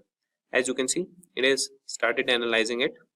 So the augmented Dickey-Fuller, that is ADF test, gives up a p-value of approximately 0.0033. Since this p-value is less than the common significance level of 0.05, we can reject the null hypothesis that the time series has a unit root, meaning the time series is stationary. So you could see that he is asking us, shall we proceed with the SARIMA model parameter selection? Yes, here is the model parameter selection. So you could select any based on the trends and the bar graphs plotted by the ChatGPT. So you could see guys that the ChatGPT has analyzed the spreadsheet and provided the response that the grid search for the optimal SARIMA parameters based on the lower a KLI information criterion suggests the best fit model uses the parameter 011 and for ARIMA and 01112, that is for the seasonal component.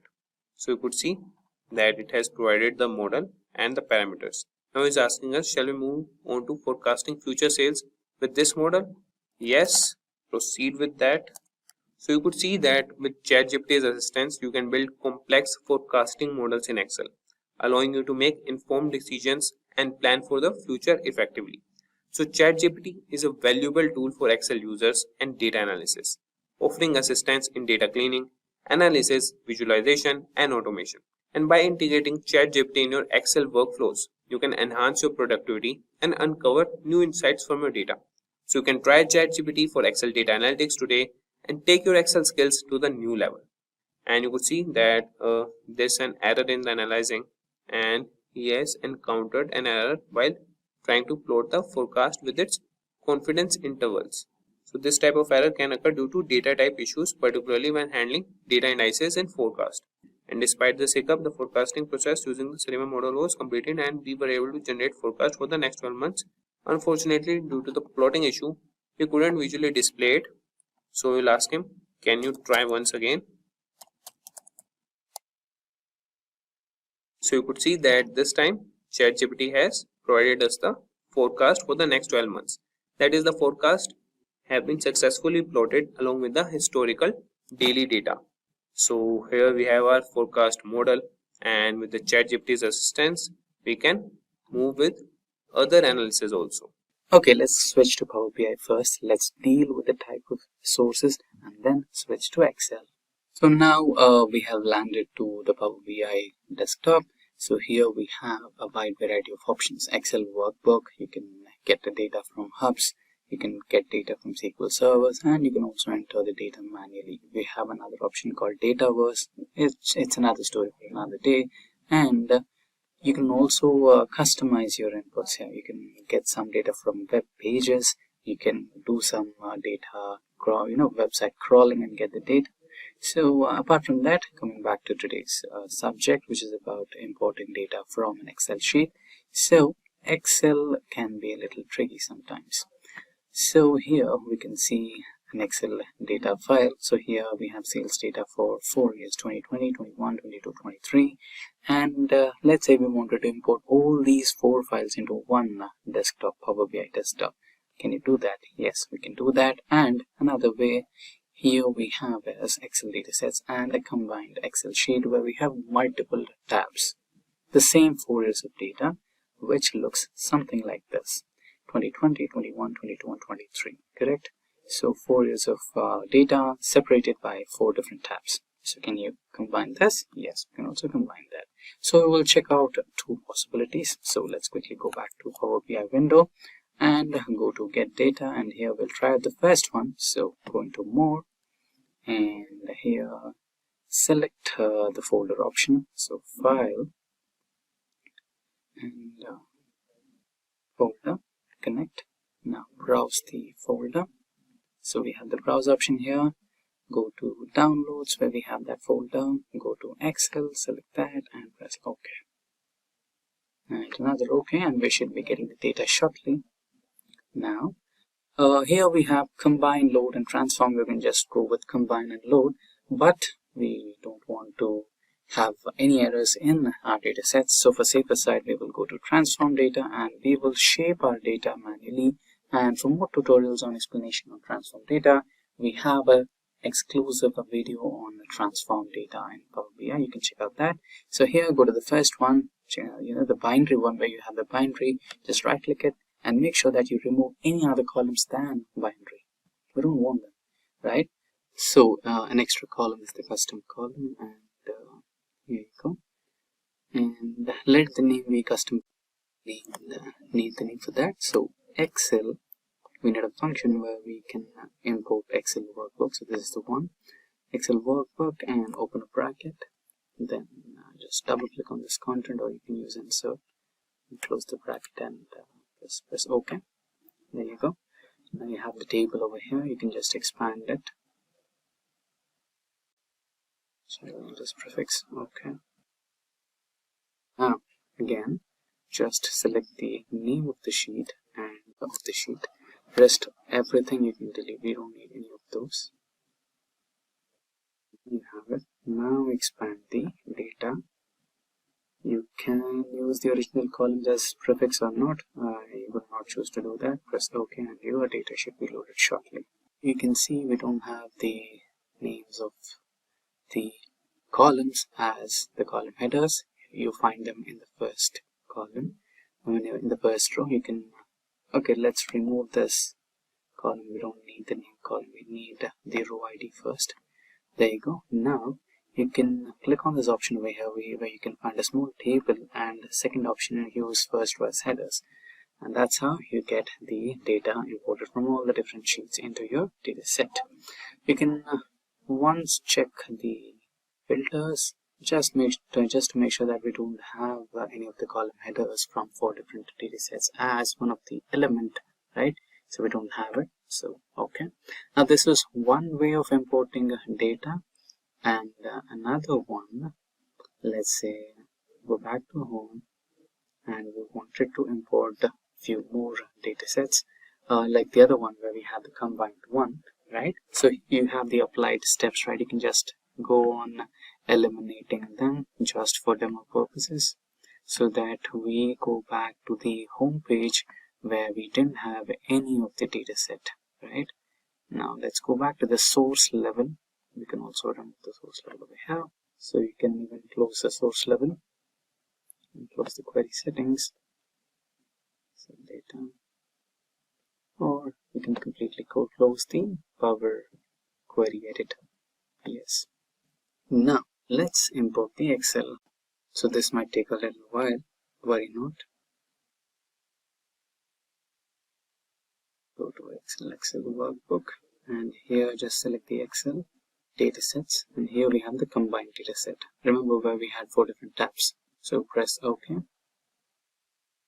Automatically it will give us the Power Query option where we can load or transform the data. Now you have 4 different tabs. Now Power BI or Power Query will give you an option of choosing which particular years you want to work with. Let's say I want to work with only the latest 2 years, that is 2022 and 2023. Then I can directly go to load or transform. Let's go with transform as we did previously. And here you can combine the data sets all together. You can just use the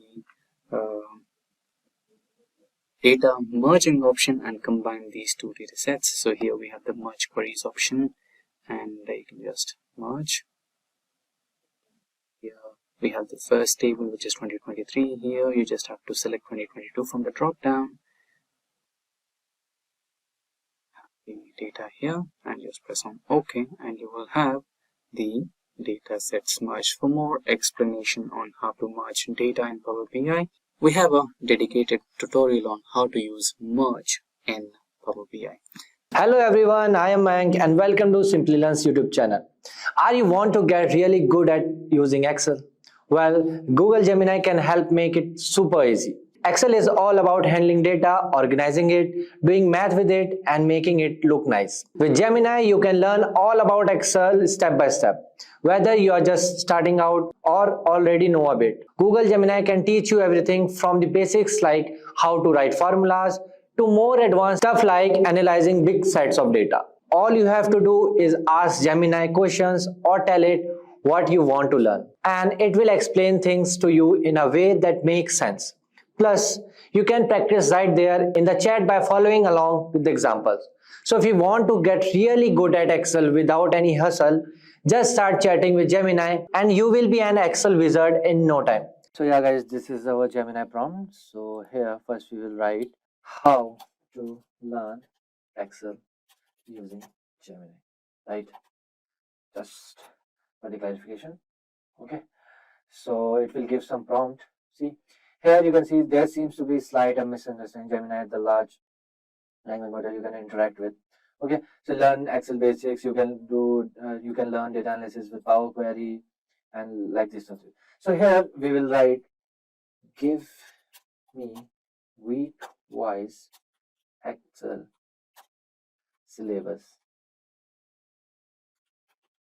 Okay, So it will give you week wise Excel syllabus. So okay, so this is week by week Excel syllabus, basic to intermediate. Okay, not advanced. You can learn advanced too.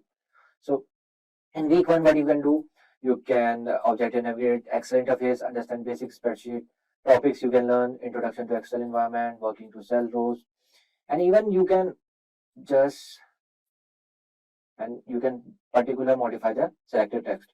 So in week 1, you can learn these type of things, entering data, text, number, dates, and in week 2, you can learn building formulas with references related and absolute, and you can learn lookup functions, VLOOKUP, index match. Okay, in week 3, you can learn conditional formatting, and in week 4, you can learn a little bit of data analysis like this. Okay, so here we can write. So this is like you are chatting with someone.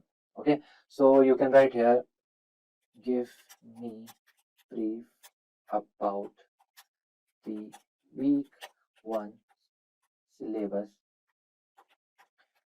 briefly for the same.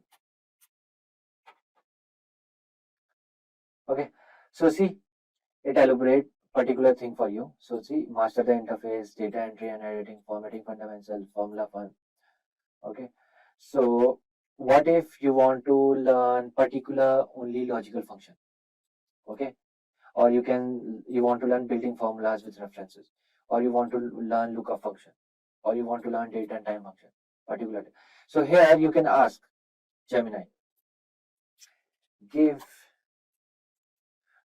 how to work with date function in Excel,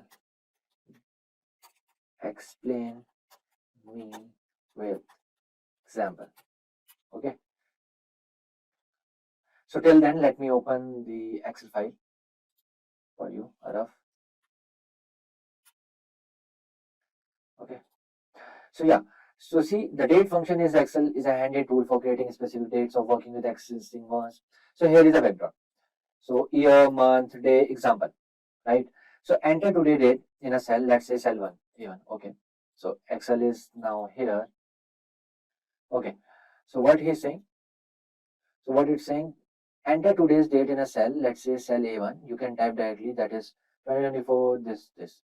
Okay, let me copy it directly. Okay, and paste it here. Okay, why it is not? Okay, or use today function.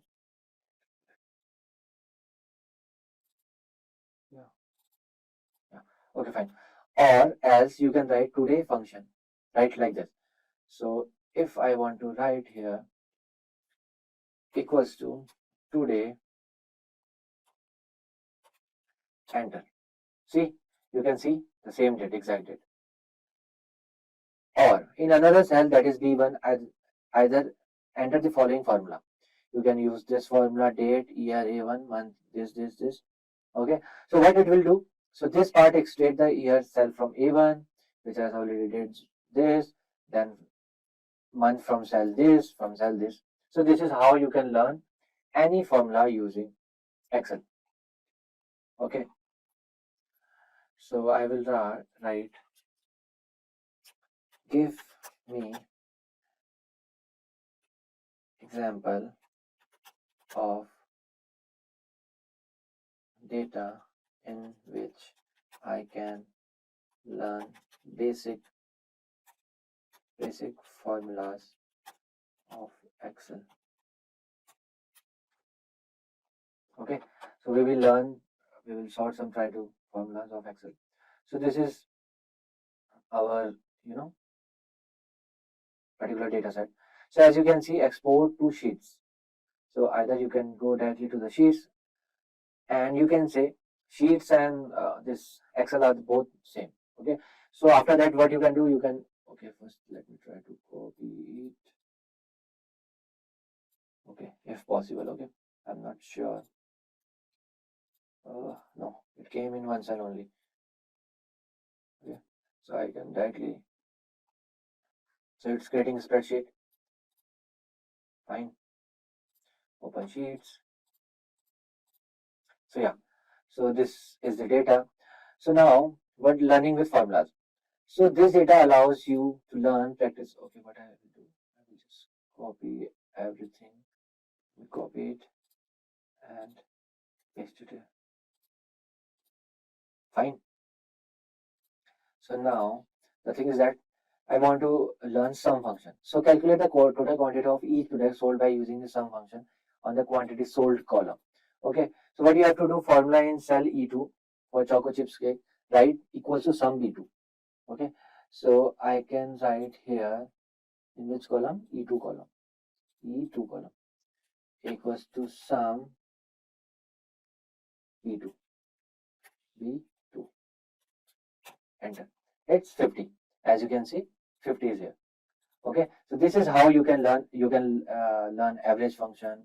Okay, let me copy it directly from here, and you can paste it anywhere. Okay.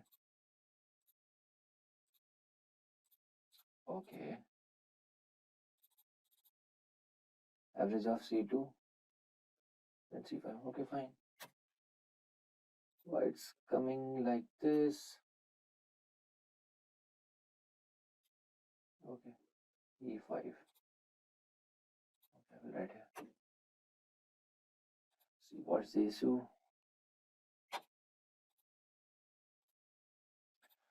Okay, what if I can do equals to average of average. Okay, my bad. Average of this, comma this, comma this, comma this. Okay. Okay, so because of dollar, it's happening.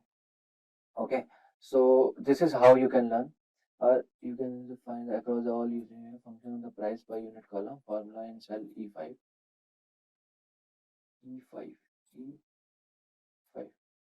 If I will copy it.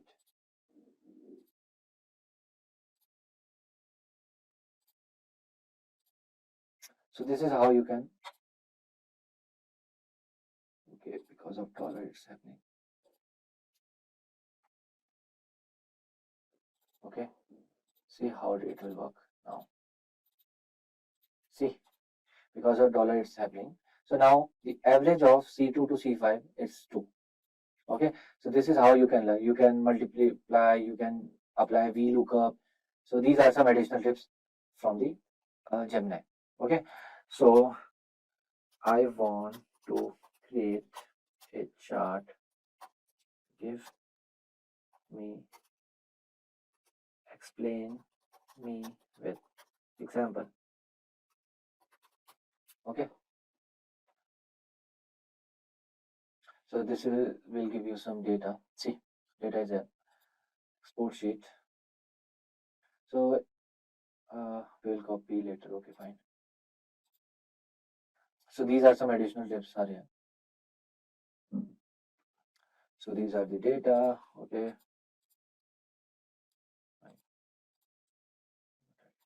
copy it and paste it here.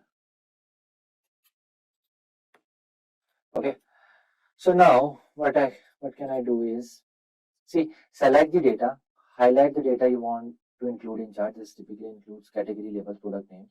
Okay, in our example, select cells A to D5, A2 to D5, from here to D5.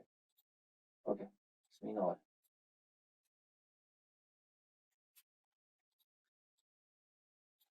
Right, select data. Then what you can do, you can choose a chart. Go to Insert tab on the Excel ribbon and locate the chart section. Go to Insert. Then, okay, these are some charts. So what you can do, I want this chart. Okay, 2D column chart. Okay, I selected this.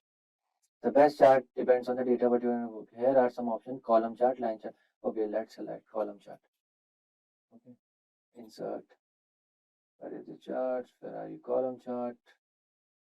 Okay, so here you can choose recommended section. Okay, so these are some recommended by Excel itself. Okay, so stack chart is there, clustered column chart is here, and the stack bar is here, then clustered bar is here. So we will choose this stat column. Okay. So as you can see, this is your data is ready. Okay.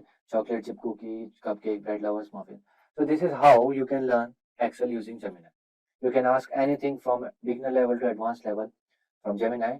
It will give you through. It will explain you repeat function in Excel. The repeat or REPT is the short form of this function, and this can help you build some good bar graphs. So to just check on the demo for today's session, I've been exploring a few graphs online and I came across this particular one. So this particular chart is from McKinsey & Company and it is the 2023, the year in charts. So if we explore a little more about the years and the events in this particular company, we found one of the good charts, and since this is the time for appraisal, you might be considering a lot of opportunities to explore or a lot of reasons to claim that extra bonus on your salary payslip. Now here, if you see, we have some reasons why the IT team from McKinsey wants to stay back in the company and some reasons why it may not, right? So here we have why I plan to stay in my current job, career development, advancement potential, and a few more reasons. And accordingly, a bar graph has been designed, right? So I'll leave this link in the description box below for your future reference if you need. And let's also take the same data and try to build a similar chart in Excel using the repeat function. So I have added the same data into my Excel spreadsheet. Now let's try to create the bar graph. Firstly, I'll reference the reason. Let's drag it down so that we have reasons for all of these. There you go. Now, next one is we will use the repeat function, REPT function. And the text will be Windows dot so that you get the emojis over here. You can take the symbols or anything that you prefer. So I'll be preferring this particular symbol. For how many times? For 47 times, which is available in the cell B2. We will add, if you go back to the chart here, you can see a circular icon, right? So we will add that circular icon as well. The symbols, look for a dot. Let's go with this and add a space. If you see the chart again, we also have numbers, right? So we're leaving a space, ampersand the number. There you go. Just press enter and there you have it. Now drag and drop this particular formula to all the cells. There you go. And now you can expand this and also take the titles. And now you have the same kind of report, almost. So this also has some borders and etc. So you can also do that. Let's add some borders to our cells. You can add, I'll go with all borders. And they've also highlighted the top 5 reasons.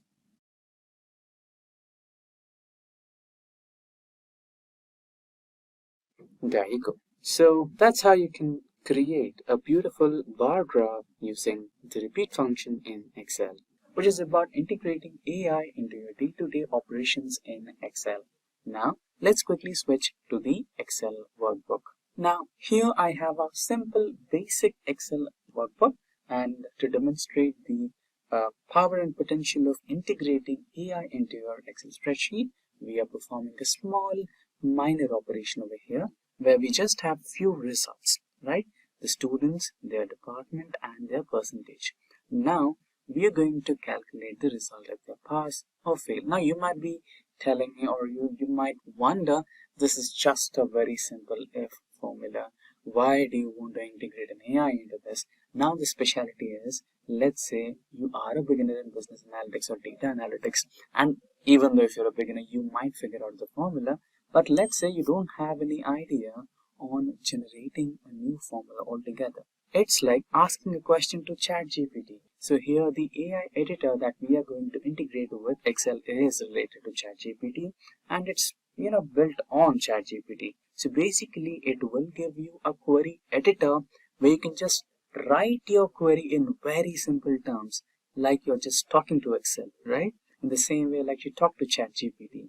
Ask AI editor to give you a formula to identify column D numbers and give you a result in column E. So let's get started on how it can be done. So it's really simple. Go to the home bar and here you can see add ends option. Just click on that and here we have the AI aided editor. In case if you don't find it, just you can just download any of the GPT for Excel. So just click on this button over here and you will get a search window. Just type down AI editor or something. So you can just get one of those. Just press enter. So I'm using the first recommendation, AI editor formula editor. But you can choose any one of these, right? ChatGPT or Excel. We've got multiple ones. So I'm using the first one. It's already added into my workbook. So let's quickly go to the AI editor formula editor. You might have to create your Microsoft account and try to log in, right? So here I have the AI generator, right? Now you can just write it down in your own terms. You can use your local language, you can use Excel, anything. Just write it down the way you want it, right? You can just type down, give me an Excel formula to identify if the students passed the exam or not. Result, percentage greater than or percentage greater than or equal to 35% is pass and percentage less than 35 is fail is your parameter. Are your parameters? Just submit it and it will give you a query or a formula which you can just copy and paste into the Excel cell or workbook. Here we have one. You can just copy it the way it is, just paste it over here. So in place of A1, you're supposed to use percentage. Enter. Now you have the results. Pass, fail, right? So it is, we did not specify the column number here, right? In case if we have specified the column number or column header, which is basically D over here. So we named it as percentage. So it did not, and another thing to recognize, we did not convert this into table. So basic few things, but overall, you are getting a readily available formula which is completely flawless. You can also experiment this particular feature of AI aided formula editor with some complex advanced Excel tricks as well. Should you feel that we should prepare one of the tutorials on advanced Excel formulas which are AI aided formula editor based videos, please do let us know in the comment section below and we will get that done for you. Now we have opened the Microsoft Excel workbook. Here, let's say we have a fingerprint ID for all the employees in a company. Now we have about 500 fingerprints here, 501 fingerprints right over here, right? All these employees belong to different departments. Let's say HR department, development, testing, sales, marketing, etc. Right? Now here in the second sheet, I have a specific list of employees from HR department. Let's say I have about 42 fingerprint IDs here, right? Now what I have to do is, I have to create a match function and identify all the 42 HR department employees in sheet 2 and tag them in sheet 1. Let's say this particular ID belongs to an HR department, then I should be writing here employee from HR department, correct? Now we have 42 entries, it is fine, but let's say we had 440 or 450 entries. Now would you manually go and copy this and go to this sheet, find control paste and find all? Would you do this task manually? Would you do this match list manually, right? 440 times. This is truly time consuming, right? If there was one single formula which you can use and identify all those 450 employees in one go, it could be a miracle, right? Now that's exactly what we are going to do today. So we will be using an if condition, we will be using an isNum function, and along with that we will use the match function. So these are the three functions that we are going to combine together and try to identify the match between the two lists and give an end result if the employee belongs to the HR department or not, right? Now let's do that quickly. Now let me write the formula equals to if condition, press tab to select it. Now the logical test, is it number? So you might be having a question, is number, since we have the data in a mix and match, it's a number plus text. Will this work for only numbers or will this only work for alphabets? No worry, it works with both numbers as well as character type data types. Now I'm going to select the isNumber function. Now comes the match function. So use the match function, press tab to select. Now the lookup value. So the first lookup value will be this particular value which is in the cell A2. Don't worry, it will automatically change when the formula enters to the next cell, right? When it enters to A3, when it enters to B3, this A2 will become A3. So note out on that. Now it will be A2, comma, the lookup array. Which array should I look to find the match? So the lookup array is right over here. I'm ignoring A1. We are starting from A2 to all the way up till A43. So we have provided the lookup range or lookup array. Now the match type. We want the exact match no matter what, right? So press tab to select the exact match. Now close this particular match function. Now if this condition matches, then we should be typing it as, or we should be getting an end result as employee belongs to HR department. And if not, you can just also, kind of write another text. So the formula is not completely closed. Okay, just ignore it. Okay. Now we have to close the brackets with the leading values. So the match function is closed. And after that, we need to close the isNumber function. Now comes to the if condition. So if it is true, then add this particular value, that is employee from HR department. EPT. If not, other department. Okay, other, or you can also leave it as blank. Okay, so this is the formula. Press enter. So this particular ID belongs to other department. Let's eliminate this. Now let's drag. Okay, let's name it as EMP department details. Now let's drag the formula across. There you go. Now you can also add a boundary border, and now you can add a filter and filter this particular table for employee from HR department. And there is a small error in the formula, but no problem. Let's remove the filter and check the error. I think it should be about fixing the ranges. So let's fix the range function F4.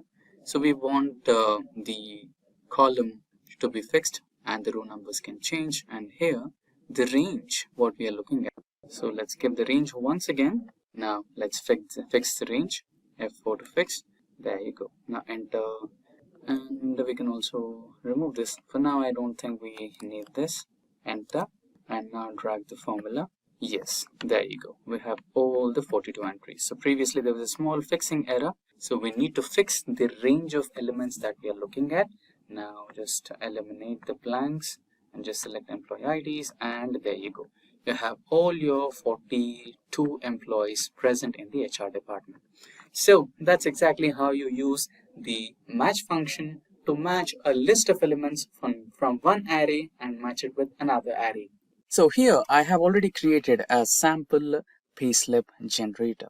So here we have used some data validation methods to select the employee details. Let's say I want to go with Brian, and here we have his employee ID, his full name, and the month March, right?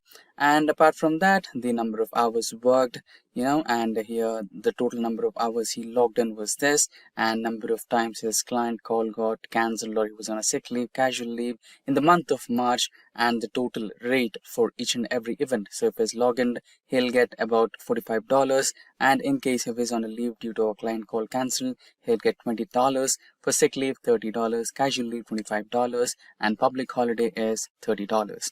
And end of the day, we can just multiply these two values to get his final salary. right? So if we drag this cell across overall here, so we'll get a salary for March, right? So this is real time. So you just select the employee name, and here you just select the month, which is about present in this particular sheet here, and you will get all the details, right? And here is the timesheet for the month of March, and all the employees who logged in and what are the events happening, right? So this seems interesting, but how did we create it? And how come we have all the employees here without any duplications, when you can see there is a complete duplicate entries or 2-3 times entries over here, right? How did we filter this out, and how did we export this data into a payslip generator, and how is it looking up at all those values, and how is it summing up the salary, right? So we have multiple formulas and functions implemented in this particular payslip generator. So without further delay, let's try to recreate this particular paylist or payslip generator. So firstly, we will create a sorted and filtered list. Let's quickly rename this as sorted and filtered employee list. So what we're going to do is, firstly, we will try to import entire list of all the employees present in this particular organization by using the unique function. You guessed it right. So we are just fetching the unique values one time, only for once, into this particular list. And we will also, if possible, it's not mandatory, but here I have sorted them in the alphabetical order, right? So that it is a little bit easier for you to track. Now, let's try to name this as employee, correct? And here I will use the unique function UNIQUE. Just tap to select the function, and the array is here. So we have converted this particular table into an actual table using the control T function in Excel, and I'll select this particular, you can see that highlighted downside arrow, right, in the bold black color. So that means it is pointing to select the entire column. Just click that line, and there you go, your entire column has been selected. Now this is one way of or one part of extracting the unique functions. Now another one is to try to sort these employees list in the alphabetical order, right? So I'll be using the sort function over here. Press tab to select. Now close the bracket over here and press enter. Now you have the entire list of employees in the alphabetical order, and there is no chance for any duplication in this particular list, right? So this is part one. You can just quickly save your file so that you don't miss any track, right? And the next one is the activities. So one, they have logged in. Second one, they have logged in, and by some reason the client call or the business meeting has been cancelled, so they are sitting idle or they don't have anything to do. Maybe they are logging off early, right? So that is the second situation. Third one is an actual sick leave. Fourth one is a planned casual leave, and the fifth one is a public holiday. So mostly many organizations 5 events. Now we will copy and paste these activities or events into this particular sheet over here, which has sorted and filtered list of employees. Now we are going to calculate the month here, so you can add month, and here you can deal with the same March data that we have used here. You can just copy and paste that value over here as well. So you can also manually write it down as March 2024, April 2024, anything, correct? Now we are dealing with this particular March data, so we will proceed with March data as well. Now the last one, this can be named as Pay Slip Generator, right? So if we check the payslip generator over here, what we have here is the first one, employee name, right? So you can first add that particular employee select option over here, right? Select employee, and here you will name, or you will try to add the employee name. So if you check this particular sheet too, I have the data validation option enabled here. I can just select the employees from the drop down. So let's try to create a drop down over here. Equals to, or you can just go to data option here, just click the cell and go to the data option over here, and here you have columns. Click the drop down option and go to data validation. Now here, instead of any value, go to list, and here you can give the list of employees that you recently filtered. This is one way of doing it. But what's the downside of it? Let's say I add a new employee over here. Okay, let's cancel this operation right away. And let's say I add a new employee right over here, maybe as Jonathan. He's a new joinee, he's an intern, or he's a new joinee, something like that. So when I add Jonathan over here, the data validation from this particular section would not be able to identify him as a new joinee. The list will end at this place, which is this one, right? So we don't want that to be happening. Now we need to operate on a different approach for creating this particular data validation option. So the approach is really simple. If you just get into this particular sorted list over here, and if you check this list, you can see we have the first column as employee, starting from Snooper to all the way to the last Jonathan, right? Now what we need to do is create a new formula. So just enter into the formula option right over here and use the define name option so that you're defining a new formula altogether. And here you can type it down as employee. So you'll list of employees. You can write an underscore so that the formula doesn't get confused. So here we have, so where it is referring to, right? So it is referring to this particular column, so A to A. So just add an hashtag over here so that it will automatically update if there is any new addition to the list. Now here we'll create a data validation. Go to data and data tools, data validation, and instead of any value, go to list, and here you will type the source as equal to employee. There you go. Maybe we have to do a light change over here. Okay, now go to sort. So here we generated a formula. So okay, let's try to review that formula over here. List. Okay, and so let's go to the employees list. Select the first cell over here. There you go, and define a name. So the name will be EMP list, sorted and filtered employees. So here you will be adding a hash.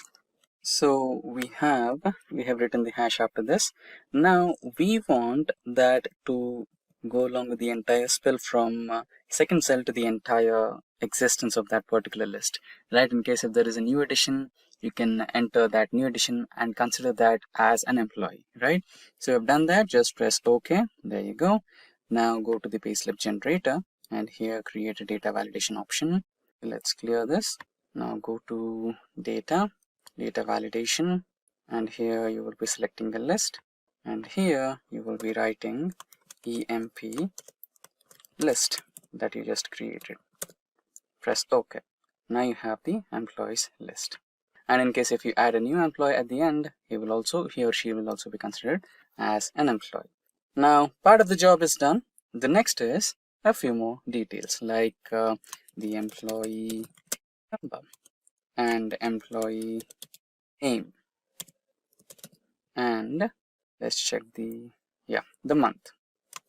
Correct. So now how would you generate the employee number? So employee number is like fetching. When it comes to fetching, nothing is better than a lookup function or an index match. Let's proceed with a lookup function. I'd go with VLOOKUP since it's my favorite one. So this B2 will be my lookup value, and the lookup table is this particular table. Go to a corner and give that. This is the table you are looking at.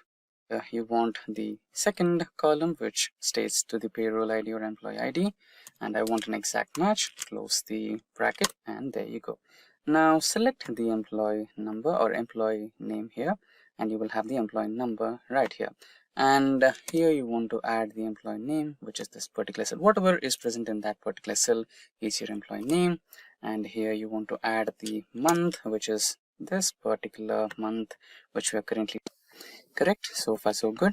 Now we want to create the payslip generator. So first, if we take a look at this particular one, here we have the activity, and here we have the number of hours and salary. Now let's copy the same, paste it in our payslip generator right here. Do some formatting if you feel like. There you go, we have our formatting ready, and here as well. And here we will add our hours and rate and salary. There you go. And I think we already predefined our rates. So copy and paste the rates right here. Now we need to calculate the number of hours logged in.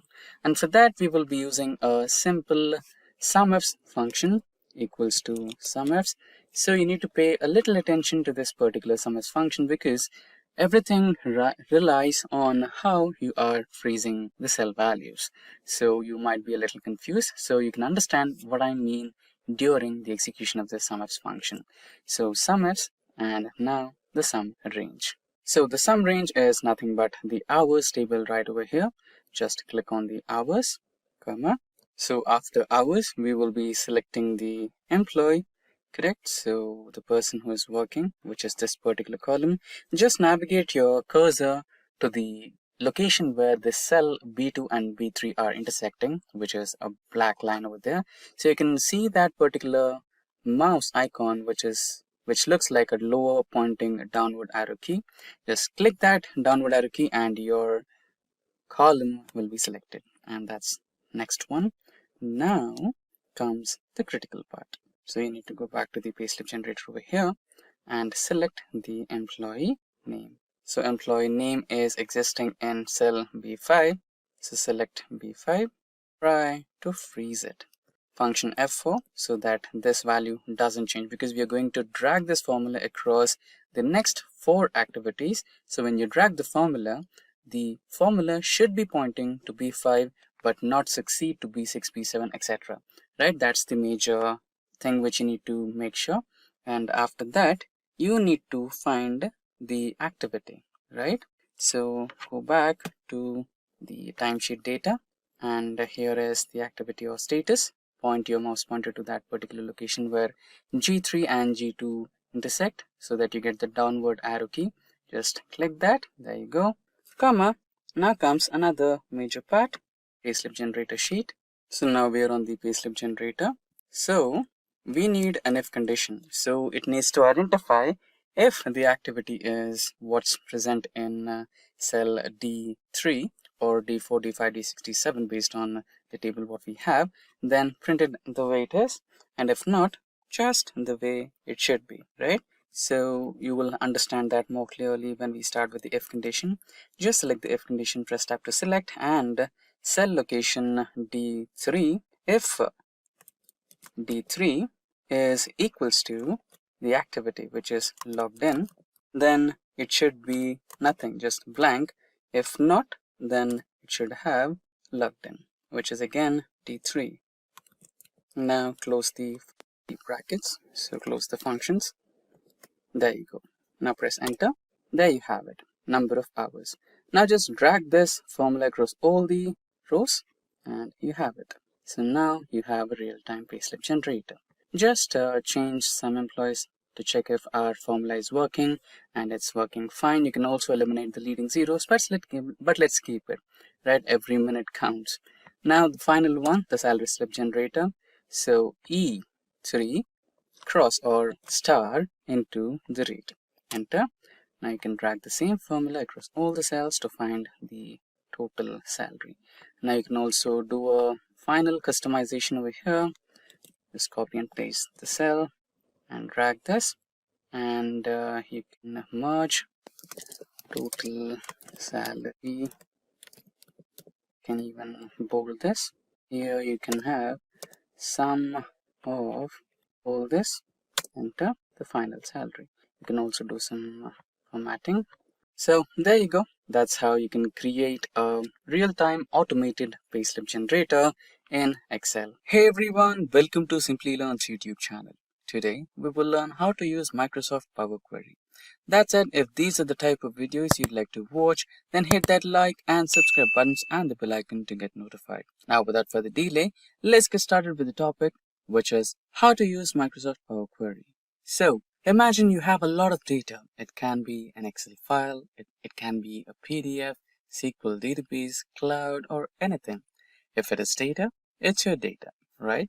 So you have a lot of data. Now, you have the source of the data. After that, I'm absolutely sure that the data is not clean enough to perform some analysis. So you go through another step where you have to clean your data from unwanted rows and columns, which doesn't make sense or might have some invalid data, right? So you need to make sure that your data is completely accurate and has some standards for your analysis, right? So that's the next step, which is clean and transform. After the clean and transform step, you have the next step, which is load that particular data to your platform. It could be Excel, it could be some data visualization tool like Tableau, Power BI, etc. Right? And after that, you generate some meaningful information of that. You create some pivot tables, pivot charts, and line graphs, etc. Right? So which makes some sense out of that data. You'll understand what exactly is happening with your business, how many leads or how many traffic orders, what's right, and which is the best performing product, which is the worst performing product, and you need to take some decisions on your business, which can make some impact on your overall profit or revenue, right? So imagine if you want to do this for an year. If you get 1 year's data and you do it in a day or two, it's fine. And if it's on a monthly basis, you get month-on-month data and you want to do it, okay, it could not be worse. You can spend 1 or 2 days and it's fine. But what if it's week on week? You start to think, right? What if it's a daily task? It's a mundane task, right? You have to do all these steps, step by step, repetitively, and it doesn't make you interested anymore in that particular type of job.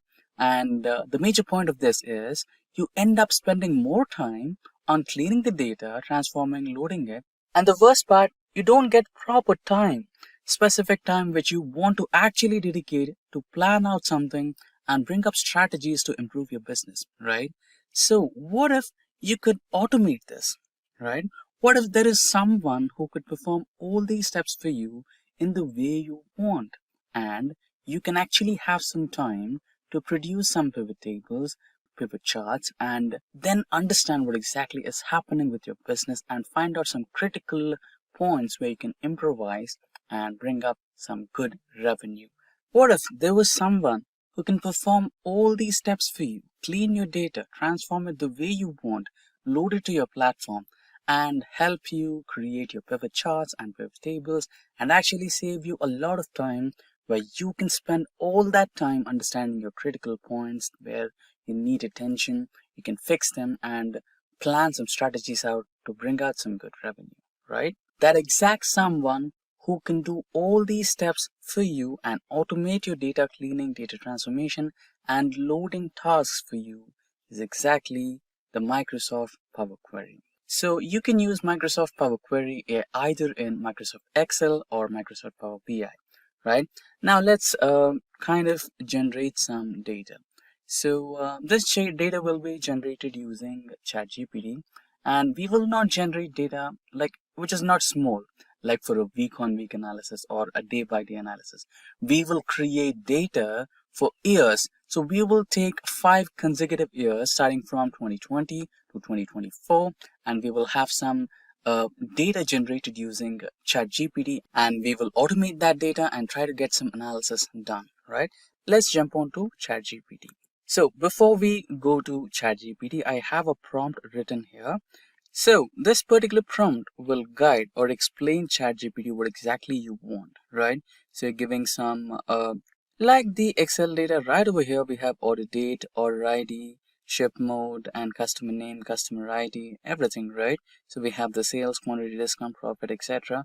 So in the same format or a similar format, if not the same format, we are explaining ChatGPT that we need these columns, the order ID, order date, delivery date, etc.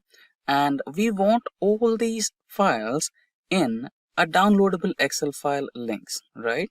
So you can also specify this column should have certain things, and this column can have certain things, right? So we will copy this prompt and head back to ChatGPT, and you can just paste the prompt and hit enter.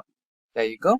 Now your request is being analyzed, and shortly you should be receiving some downloadable Excel files or some recommendations from ChatGPT.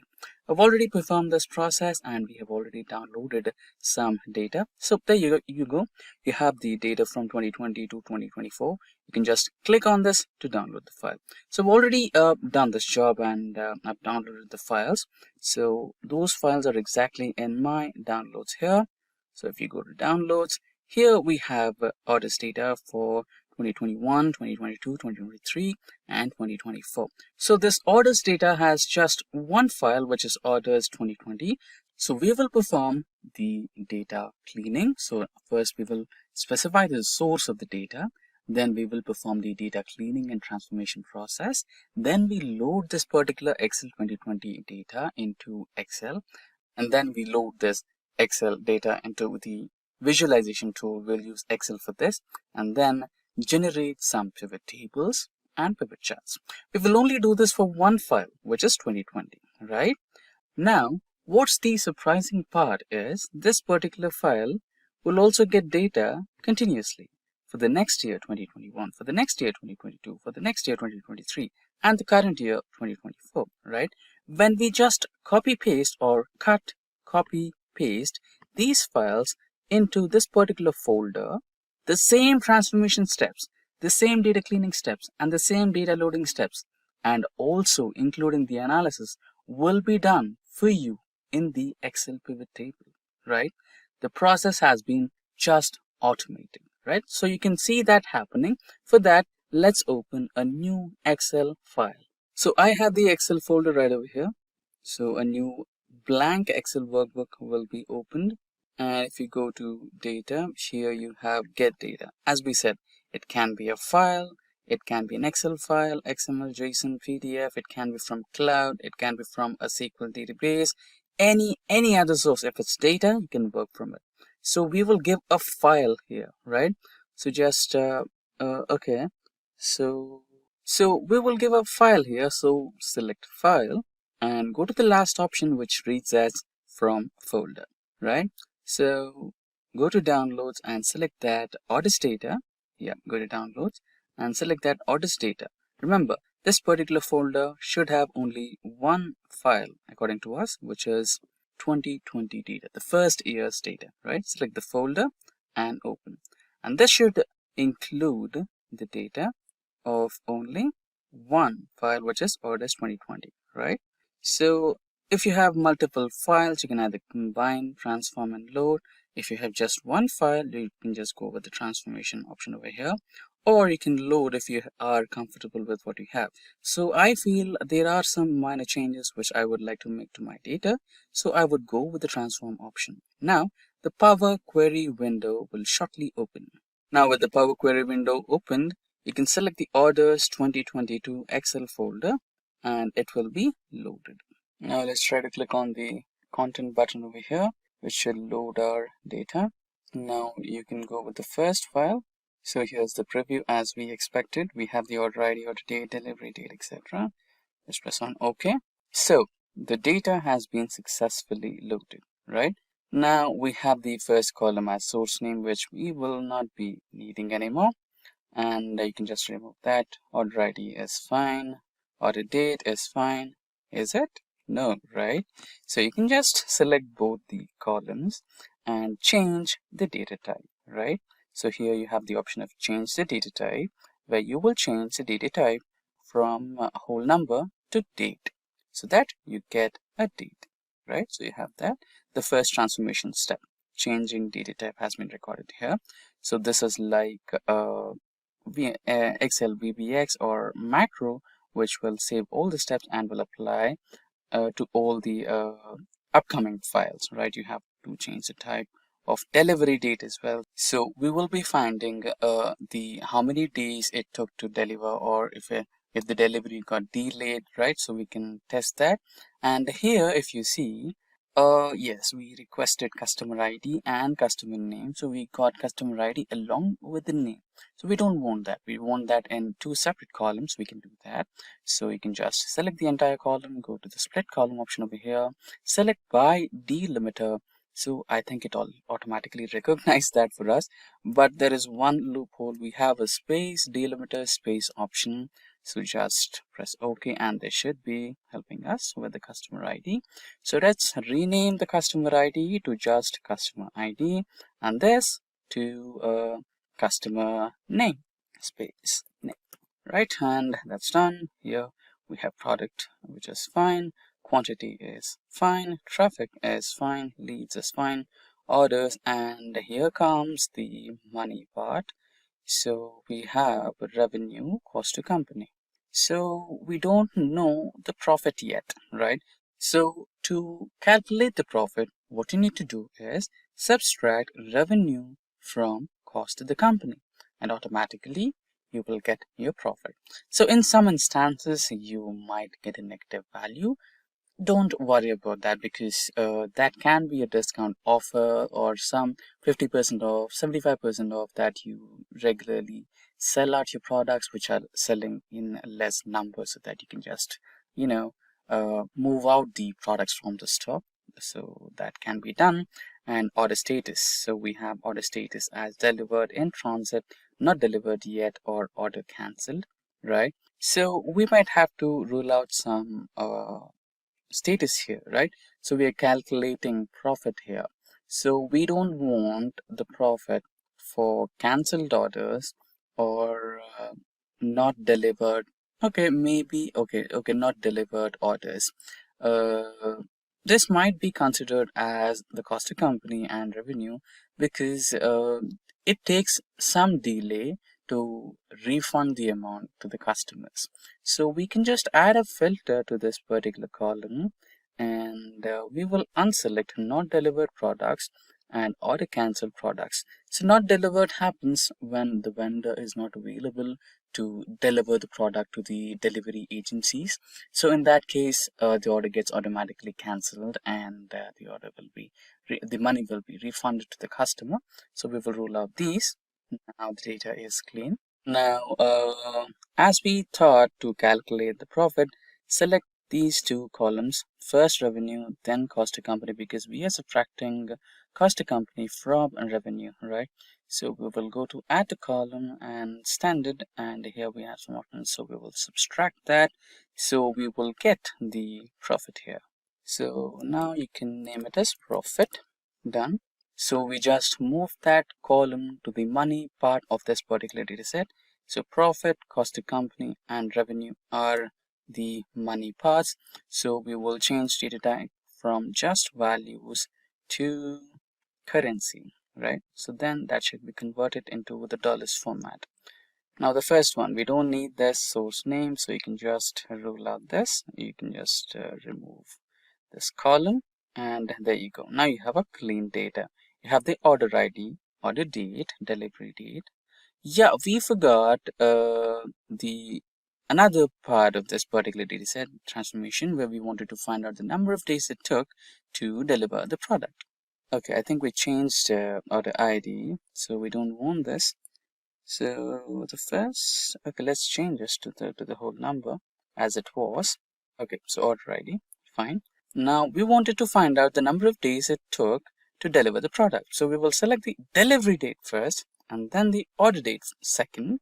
Go to add column and we will select subtract in days and we should have that. Now let's change the subtraction name to days to deliver. And you can move this column, right? Select the whole column and hold it, drag it, and you can move this column along with the dates part of this data set where we have the ordered date and delivered date, right over here, and you will find how many days it took to deliver a certain product. Now let's recheck once. Order ID, order date, delivery date, days to deliver, customer ID, customer name, what product did he or she order, and what quantity, and the traffic which we received to the website, the number of leads we got out of those traffic numbers, the number of orders we got out of those leads, and what's the revenue we got out of those orders, and what was the cost of the company, and what is the profit that we made out of that order, right? And we also have the order status. Remember, we only considered two types, right? We considered in transit and delivered statuses only. We ruled out cancelled orders and not delivered orders so that we have accurate results of our profit made and revenue made out of this, right? Now I'm completely satisfied with my transformation and cleaning of my dataset. Now let's go to home, and here we have the option of close and load. So we will go with that, and this particular dataset should be loaded to the data visualization where we have selected Excel, right? So we have the orders data for 2020, correct? Okay, let's not add date here because after all we will have some more data for 2021, 2, 3 and 4, right? So let it be the way it is. And if you just check the filter here, we have only 1 year. And if you just check the filter here, you will have only 1 year. And if you just check the filter here, you will have only 1 year, 2020. And if you go to the delivery date, which let's say if you have an order placed on December 31st and it got delivered on January 5th or something, so you'll have a little bit of a part of 2021 data, which is completely all right, not to be worried about. So the main important thing is order date. So we want the order dates of 2020. So that is loaded here, right? Now you can just select the whole data set over here, and you can add or insert some pivot tables here, right, from the selected range. And let's go with the default option, which creates a new sheet and everything in a new location. Right here you have it. Now let's say you wanted to make out some insights from this data set. Let's delete the other sheet which we don't want, and let's name it as pivot. Now the products will be loaded to the columns, and profit will be loaded to values. So you have a data set over here, sum of profit from beds, chairs, cupboards, sofa, teapot. So here you have the pivot table which has sum of profit, bed, chair, cupboard, sofa, teapot and grand total. Sum of profits made from these and these. Now select this entire data and go to the insert option here.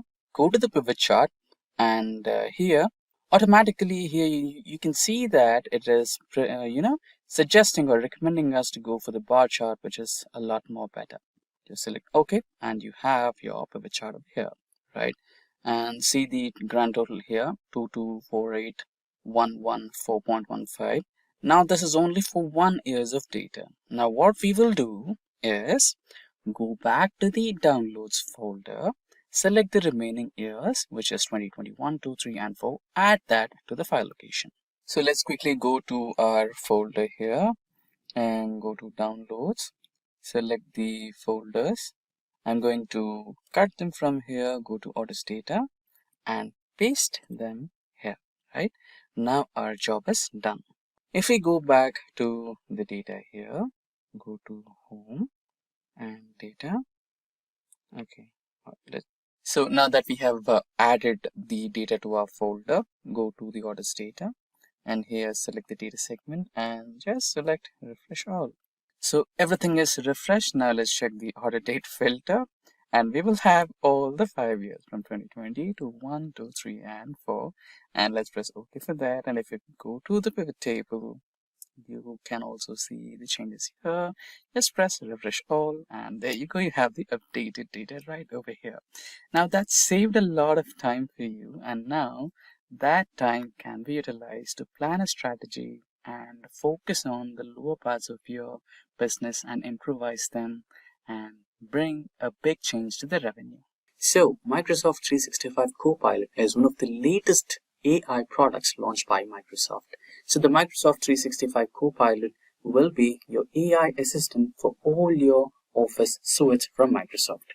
So it can help you ease up your process of making PowerPoint presentations. It can help you write down the notes on Microsoft Word and many more. But today, we will be using this particular 365 Copilot for our data analytics using Excel. So let me remind you, this particular AI tool works with the versions of Microsoft Office 365 and later, right? Now, there should be a new feature added upon to your Excel on the top right corner of your home button. But again, if it's not, it's completely alright. You can use your Microsoft home button where you can find the Microsoft 365 Copilot.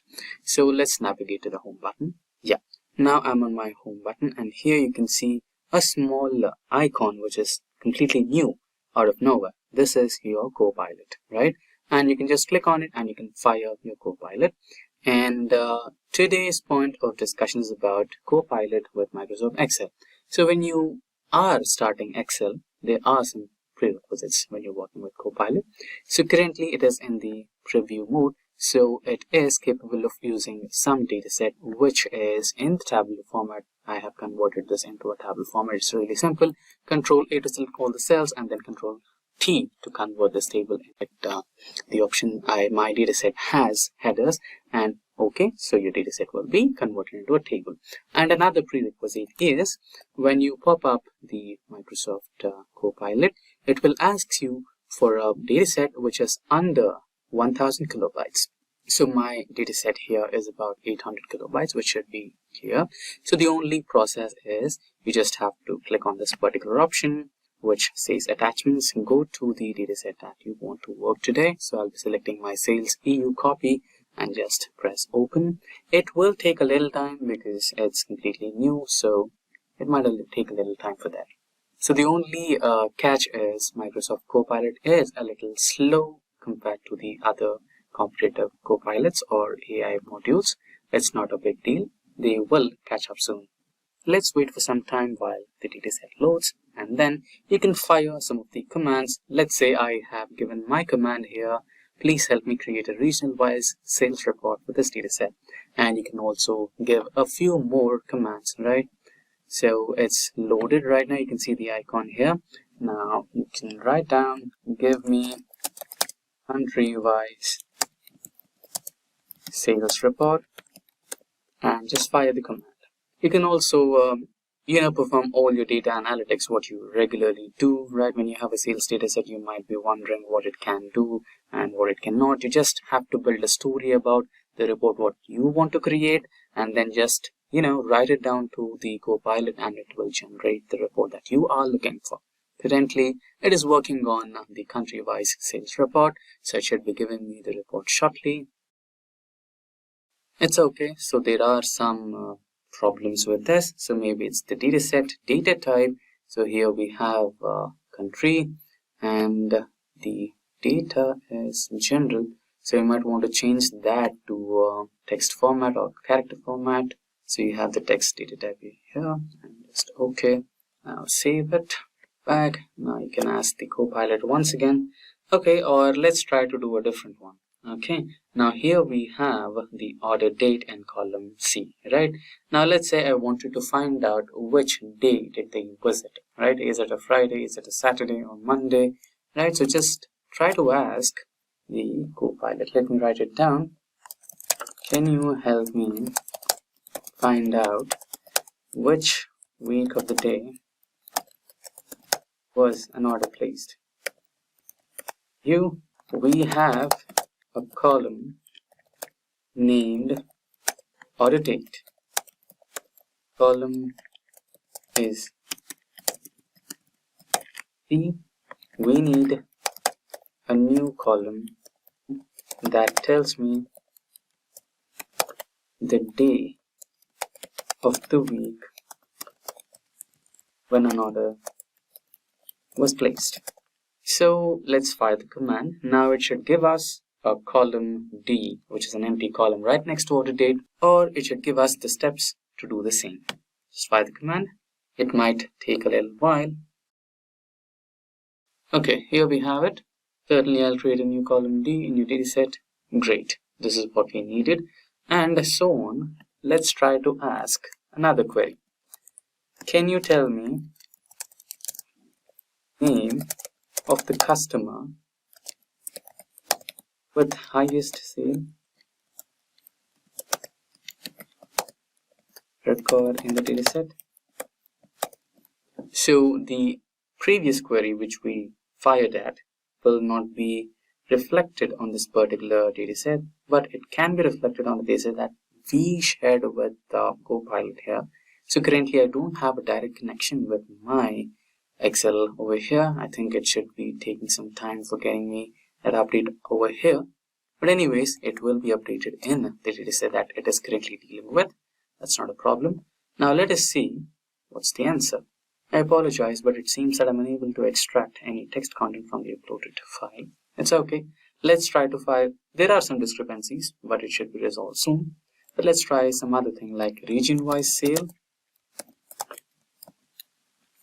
So let's say you are an Excel expert, so you can do it within a few fraction of seconds. You can just apply filters and get that data. But there are a lot of people new to Excel. So for them, the Copilot from Microsoft could be a boon, right? But down the line, there are improvements rolling out. So I could predict that it could be a lot faster and you can have seamless integration with your Microsoft Excel and your Copilot, and things could be a lot easier, right? So far we have the result over here. So it is giving us a few results and it is finding a little difficulty to extract a few. That shouldn't be a problem in a few couple of days where the new updates roll out. So proceeding ahead, let's try to give it another query or so. So let's check the data set. So here we have the categories and subcategories. I think we can give it, okay, can you give me the category wise profits? So here we can identify which category is performing really good and giving us highest number of profits. So I think let's check out if we have a profits column. Yes, we do have a profits column over here. So let's check that. Brilliant, right? So it's giving us distilled reports in one prompt. So that should be helpful for any of the data analysts which are aspiring, right? And which don't have any idea about how Excel really works. Okay, it seems that I'm able to extract text content from uploaded files. Okay. Let's try to copy this and write it down as, okay, is it category? Okay, let's copy this as well. I think it's about the case, right? Category, subcategory. Okay, let's fire subcategory. Category sales report. Okay, it's giving us the previous answer to the previous query. Okay, I think this should help. It's unable to extract a lot of answers so far currently. There should be some discrepancy, but down the line it should be fixed. Unable to extract any text content from the uploaded file. Okay, so basically that's how you can work with your Copilot in Microsoft 365 Excel. So there are some discrepancies so far, so it should be fixed down the line. So that's how you can use Copilot in Excel for your data analytics. And with that, we have come to an end of this session on Microsoft 365 Copilot for Excel. And if you have any queries regarding any of the topics covered in this session, or if you require any of the resources that we used in the session, like the dataset that we used, which is in tabular format and under 1000 kilobytes, please do let us know in the comment section below, and our team of experts will be happy to resolve all your queries at the earliest. Let us know your experience working with Copilot in Excel, and we can learn. If you are new to Excel or looking to improve your skills, learning these functions can really help. Excel isn't just making spreadsheets, it's a powerful tool for analyzing data and managing projects. In this guide, we will cover some basic but important Excel functions like sum, average, if, count, and SUMIFS. You'll see how these functions do and learn, and how to use them with practical examples. This knowledge will help you with daily tasks and make you more confident in using Excel. So let's explore these functions together and see how they can make handling data easier and more efficient. Let's get going and make the most of your data with Excel. Why learn basic Excel functions and formulas? Functions and formulas are crucial for mastering Excel. By learning even a few essential ones, you can outpace many around you. They are fundamental for daily Excel tasks. To deepen your knowledge or explore advanced functions, consider exploring a comprehensive database of all existing Excel functions. Microsoft consistently updates Excel, introducing new functions like XLOOKUP in Microsoft 365, enhancing your data management capabilities. So now let's move on to the demo part. Okay, so first we will understand the sum function in Excel. As we know, the sum function in Excel is used to add up the numbers. It provides a quick way to calculate the total of several values, whether they are typed into a function directly included within a range of cells. So these are the cells. So you just have to type the numbers in this cell and give the function over here, and it will give you the desired result. Let's check how. So first we will understand the sum function. I'll just write it over here. So the first step is like open your Excel file in your computer and select any column or row. So like here I'm selecting the column. For instance, you might just put them in cells A1 till A5. So in the A1 part I've mentioned sum for your understanding. So we'll start with A2. We'll type all the values over here. So just type any values, like I'm typing 40. Then we have 78, then 35, and then we have 67. From A2 till A5, we have typed the values. And using the formula in the formula bar, it will add all the numbers from cell A2 till A5, and it will display in this particular cell. So just select the cell where you want your answer to be shown and just insert the formula over here. The formula for sum function is equal to sum A1 till A5. So we just go back to this bar and just select this particular cell. And here in this bar, just type the formula A1 till A5. But then here we have A2. So we're just going to change it to A2 till A5. Alright. And just press enter. So here you get the value 220. Which is the sum of all the values which we have mentioned over here. So it was pretty simple, right? Now let us understand the if function in Excel. Okay. So the if function in Excel is used to perform logical tests and return values based on the results of these tests. This function checks whether a condition is true or false and then returns one value for a true result and another for a false result. It is extremely useful for decision-making process within your dataset. Let us now understand what are the steps to use this if function. So just input your data and put any numeric values in the cells from B2 till B5, okay?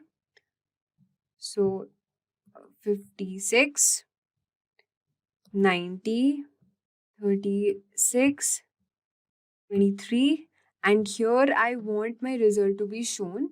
So I'll just insert the formula here in the function bar. So, okay, just check out the formula for if function, which is equal to if A1 if greater than 800, above 300, 300 or below. So let's see how it works. We're just gonna enter the formula. Okay, so this will tell Excel to check if the value of B2 is greater than 300. If true, it will display above 300, and if false, it will display 300 or below. Let's check it out. Okay, so there's a mistake. I'm gonna paste the formula here again. So in place of A1, we will mention B2. We'll just type B2 over here. If greater than 300, above 300 or 300 below. Just press enter. So we'll just enter the formula over here, and in place of A1, we will provide B2, alright? So we just type here B2. That's it. And we just press enter. So you can see the result has come to 300 or below because the value is less than 300. And you can also drag and fill handle from B1 down to B5 and apply the same logic in other columns as well, and it will give you the same result. Let us now understand the next function, which is the average function in Excel. The average function. And okay, so what is this average function used for? Basically, the average function in Excel, it will calculate the mean or average of numbers provided to it. This function is particularly useful for quickly finding the central values in a set of data, which can be helpful in various statistical analysis. Let us now understand the steps to use the average function. So the first step is like you just click on the cell wherever you want your value to appear. All right, so just provide any values. Suppose let's provide some bigger values, like bigger numbers, like 430.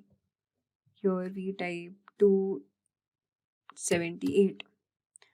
Then we have 98. Then we have 79. And here I want my value to be shown. So I'll just insert the average formula, which is, let's check out the formula, which is equal to average. What is the column we have chosen? From C2. So we'll just type C2 over here till C2 till C5. C5. All right, and we will just press enter. So as you can see, the average function value is shown over here. So after pressing enter, the Excel will compute and display the average of all the cells in the selected cell. The next function is the minimum and maximum functions in Excel. It's very simple. Let's discuss what is the minimum and maximum function used for. The min and the max functions in Excel are used to find the minimum and maximum values within a given range of data. These functions are useful for quickly identifying the smallest and largest numbers in a data set, helping you to analyze different ranges efficiently. So let us now understand what are the steps to use this formula. It's very simple. Just type any values over here, 500. Next we have 389. Then we have 200, 190, 198. And here I want my value to be shown, the minimum value. So in the function bar, I'll just type the function, which is equal to min. And in the bracket, you just mention the column, which is starting from D2, right?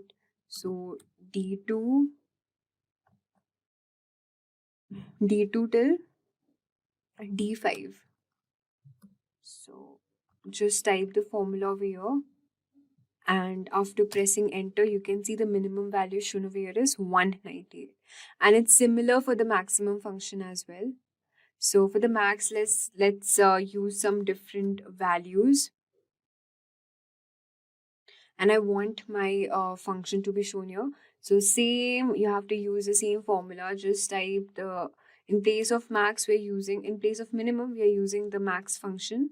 So just type max and then the column name, which is from, I think, yeah, E. So just type, so in place of, we will just write E. Okay, sorry. We just type E2 till, I think it's still E5, right? E5. That's it. And just press enter. So you can see the maximum value shown over here. That is 800.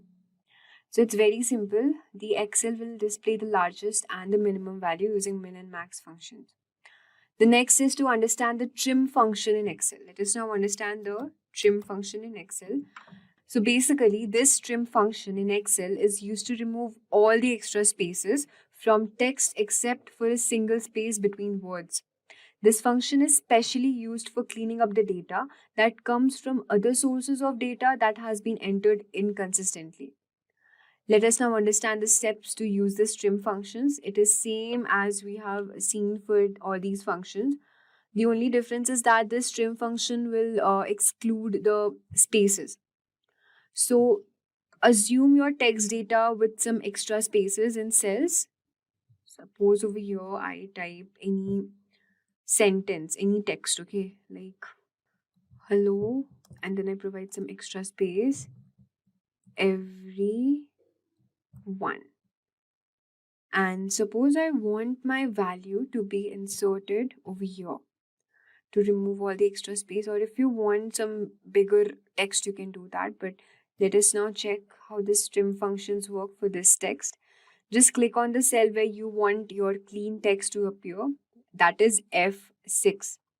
And using the function over here, just write equal to trim, and then in place of, you just have to mention over here, which is F2, which is F2. Just press enter. Now you can see that I've provided some extra spaces over here, but here using the trim function, it will remove all the extra space and just make it in a clean manner. So you can also drag the fill handle from B1, like from this F2 down to G2 and all of that, and then you can use the trim function in other column as well to clean up the text. The second function is the concatenate function. So let's discuss the concatenate function over here. Okay. So this concatenate function in Excel is used to join two or more text strings into one string. It helps in combining data from different cells, which can be useful for creating full names from first and last names, combining addresses, or any situation where text needs to be merged. So let us now look the steps how to use this concatenate function. So just assume that you have written your name. Suppose I've written Andrew in this column H2, and here I have written Garfield. Now what if I want to combine Andrew Garfield together? So just by using this concatenate function, I can make it happen. Alright, so if I want my result to be shown in this particular cell, I'll just click on this, and then in the function bar, I'll just enter the formula, which is equal to concatenate, and then I have to mention the cell name, which is H. This is H2, right? H2 till, and this one is I2. So I'll just mention the, yeah, and here after mentioning, okay, I have to provide some space over here. So I'll just put comma and then some space, then comma, and then here I'll just I2. Alright, and here I'll just press enter. So you can see in this particular row, Andrew Garfield, both name has been combined, concatenated together into a single name. So this is how we use the concatenate function. And the next function we have is the count function in Excel. Let us now understand how to use this count function. Okay, the count function in Excel is used to specifically count the number of cells that contain numbers in a range. It's a crucial function for quickly assessing the numbers density in a dataset, especially when dealing with mixed data types. We'll just assume that you have added transaction counts in column J, starting from column J2 till J5.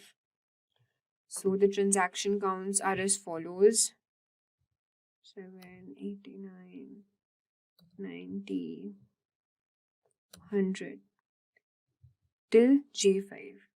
And then click on the cell where you want your count to appear, say J6. And then you just go to the formula bar and just enter the formula over there, which is equal to count bracket. This should be J2 till J5.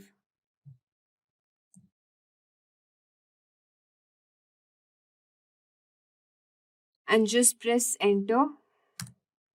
And you can see the Excel will display the number of cells that contain numbers in column J, which is 1, 2, 3, 4.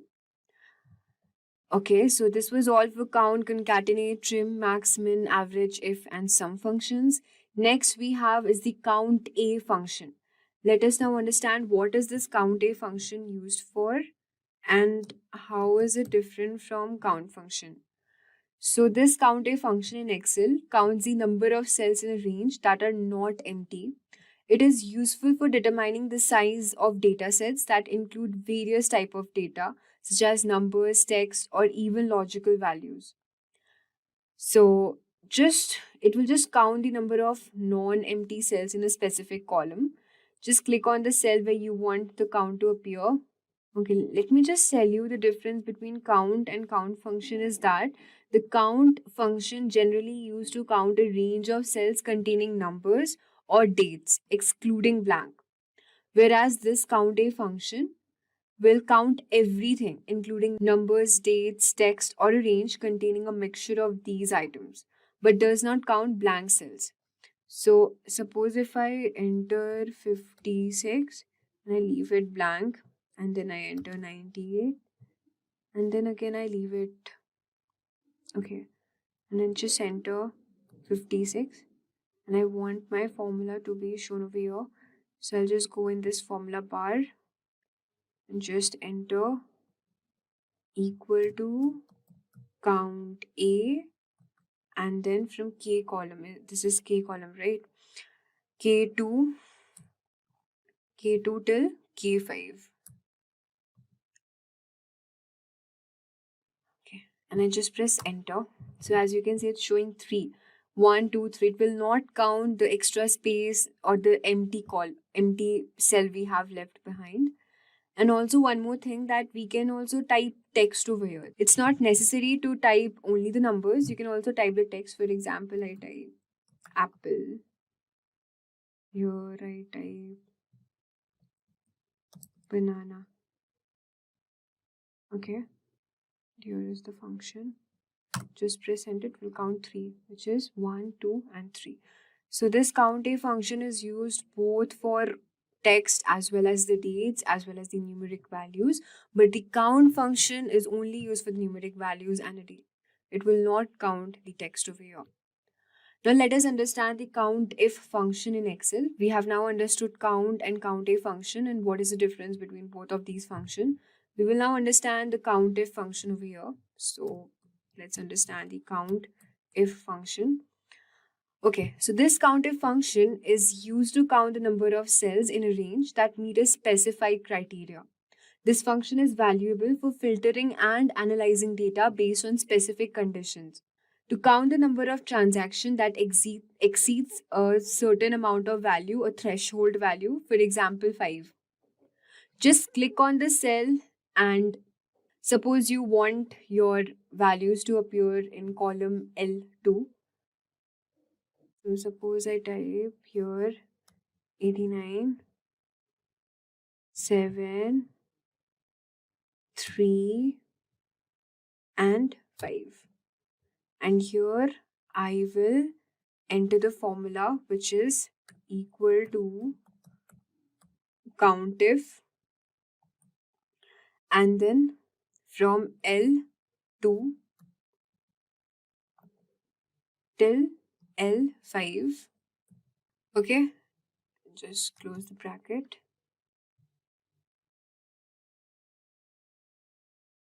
And here you just also have to input the threshold value. Suppose I take the threshold value as let's say 3, or let's say 5. Okay, let's take it 5. So this is my threshold value greater than 5. So it will display only the numbers which are greater than 5. And I just press enter. So you can see it's showing 2, okay? Because 7 and 89 are the only two values which are greater than 5.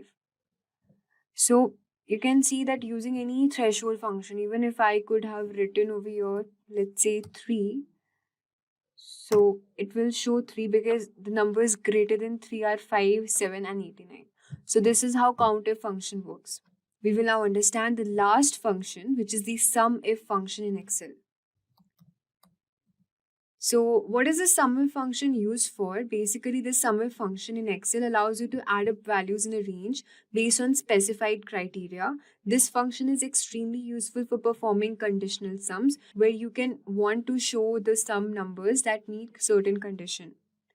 So to calculate the sum of transactions where the number is greater than 5, click on the cell where you want your total number to appear. Let's say over here I select, which is M6, and you just have to enter the formula. Before that, just write any number values like 7, 5, 3